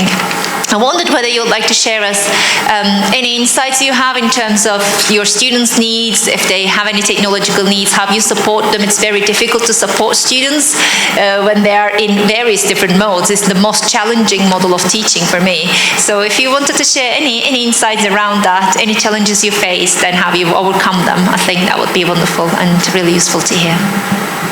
Thank you very much. I think last year I only had 3 students who were fully distance learning, so that was a learning curve that allowed me to solve problems as we went along. So for example, I had a meeting with them on a weekly basis, and I wanted really to fully understand their reality. And so we learned together. In terms of the technology, the picture you see behind me is the room where I teach, and it's a room that I designed. Actually, because of accessibility, for the last 15 years, I have been interested in flexible access to teaching and learning. And even though at the beginning it started with a small mobile phone screen, for example, for me, that was absolutely essential. So loads of meetings with companies that design technology. I love, learning about technology and working together. So the companies that design the technology learned with me as well. So I would say establish partnerships with companies that are at the forefront of technology. That I think is absolutely essential. Become best friends with the technicians at university as well, so that you're a team, you work together. So that's the technical aspect. But your technology needs to be fully reliable. So for example, for me, when I press the button of the microphone, there are camera activated, so they are mic activated. So the cameras come to me, and regardless of where I am sitting, and so the people online can really see my face. So it's not a distance, person speaking. The sound is also very good, and this is something I've worked on quite a lot. It took me about 2 years to design this interpreting suite. And then I would say my role has changed a lot to solve problems. So for example, and this may not be suited for everyone, but I'm not a 9-to-5 tutor. I am a 24/7 tutor, and I don't mind this. So I have WhatsApp all the time, and my students know that they can reach me, obviously within reason, and they are very reasonable. But my students in Australia, for example, in the afternoon, she goes to sleep, whereas for us it's just the afternoon. So she may send me WhatsApp messages at different times of the day or night, So these time zones, I think that's quite important to be ready to embrace this reality. I've also asked students who are away, I've got a student in Panama, for example, to take a video of what it's like for her. So she took a video of where she sits, and all my students bring short videos, about where they are. So we fully understand their reality. And we did the same with our short videos at the university. So the students who finally come on site, they tell us when they come in the room, they say, oh, it feels as if, we've been here before, it's as if we really belong, and they really feel they belong. Sometimes perhaps miscommunication can happen, and you've got to be fully aware of this, because if you communicate and you're far away, sometimes you may misinterpret something because of the culture, for example. So I am very much the facilitator between my students, and trying to solve issues, and speaking to individuals on their own before I can bring them together. So my role is very much to facilitate. I think it's very important when you teach. I always give the floor to the students who are online first. It's a small detail, but that's important. I teach with 2 laptops, 2 computers and 2 iPads, and you need to have this ability to have an eye on everything. I use my iPad as my my whiteboard, for example, with simply screen mirroring. So I use Zoom, and so you've got to look at different tools that maybe nobody talked to you about. So you've got to be very curious with the technology. Wonderful, thank you. Yeah, when I hear what she's saying, I was thinking, sometimes doing face-to-face lecture is difficult. How moderating such a class, I cannot imagine. Congratulations again. Yes, we have another question now. Dear Daniel, thank you so much. It was a very inspiring presentation, and kudos to your community in regards to overcoming the barriers to come together and to create value at hand, and to create care at hand, and that was quite to the heart in my regard. I'd like to get your opinion in regard to creating a community of practice. You had mentioned a screening process as well as online versus in-person practices. What would be like the ideal group size and other maybe elements to take into consideration, so at least to start and initiate such a community at hand? Thank you again, and warm regards to the community. Thank you. Thank you very much. I would say the most important is to really create this momentum, so you don't start from scratch every year. Because I think it's so discouraging, because you may think, oh, this year I've got a good group, I can create a community, and then next year starts and you think, I've got to go through the whole thing again, So I would say explore the summer and use your alumni, because your alumni, they've been through the process once, and so I would say the alumni can become the support of this community. And if you think beyond the end of the course and you continue to include them, that's going to improve the employability. So for me, these different cycles, new candidates, students, ambassadors, newly professionals, it fits within the academic calendar. So for me, I don't have to think, oh, when do I start? start again. It's really fully embedded. There's this momentum, this cycle. So I would suggest that you start in the summer, at the end of one academic year. And just before it finishes, you may want to speak to your students and say, would you like to stay with us for another year and help, the new students? If you had to start the course again, what would you change? What would you do differently? And students, when they graduate, they always want to give back. And so it is this giving back that's going to perhaps nourish, your community of practice. And for the new students coming in, seeing that they are welcome, they feel welcome by a group of students. It's not just you. My resources are quite limited. I'm the only member, the full-time member of staff, so everything is on my shoulders, basically. So without my alumni, I wouldn't be able to do all of this. So I would say, yes, the summer, use your existing students. They're going to become alumni, debrief with them on how they could give back. For me, the first time I did this, I called upon all my former graduates, and we were more than 100 students in the room, and they all came, and it was so informal. And it all started because I went to have a coffee outside of the university once, and I met some students who had a coffee and practiced in a cafe. I said, what are you doing in a cafe? Why don't you come to university? And this is how it all started.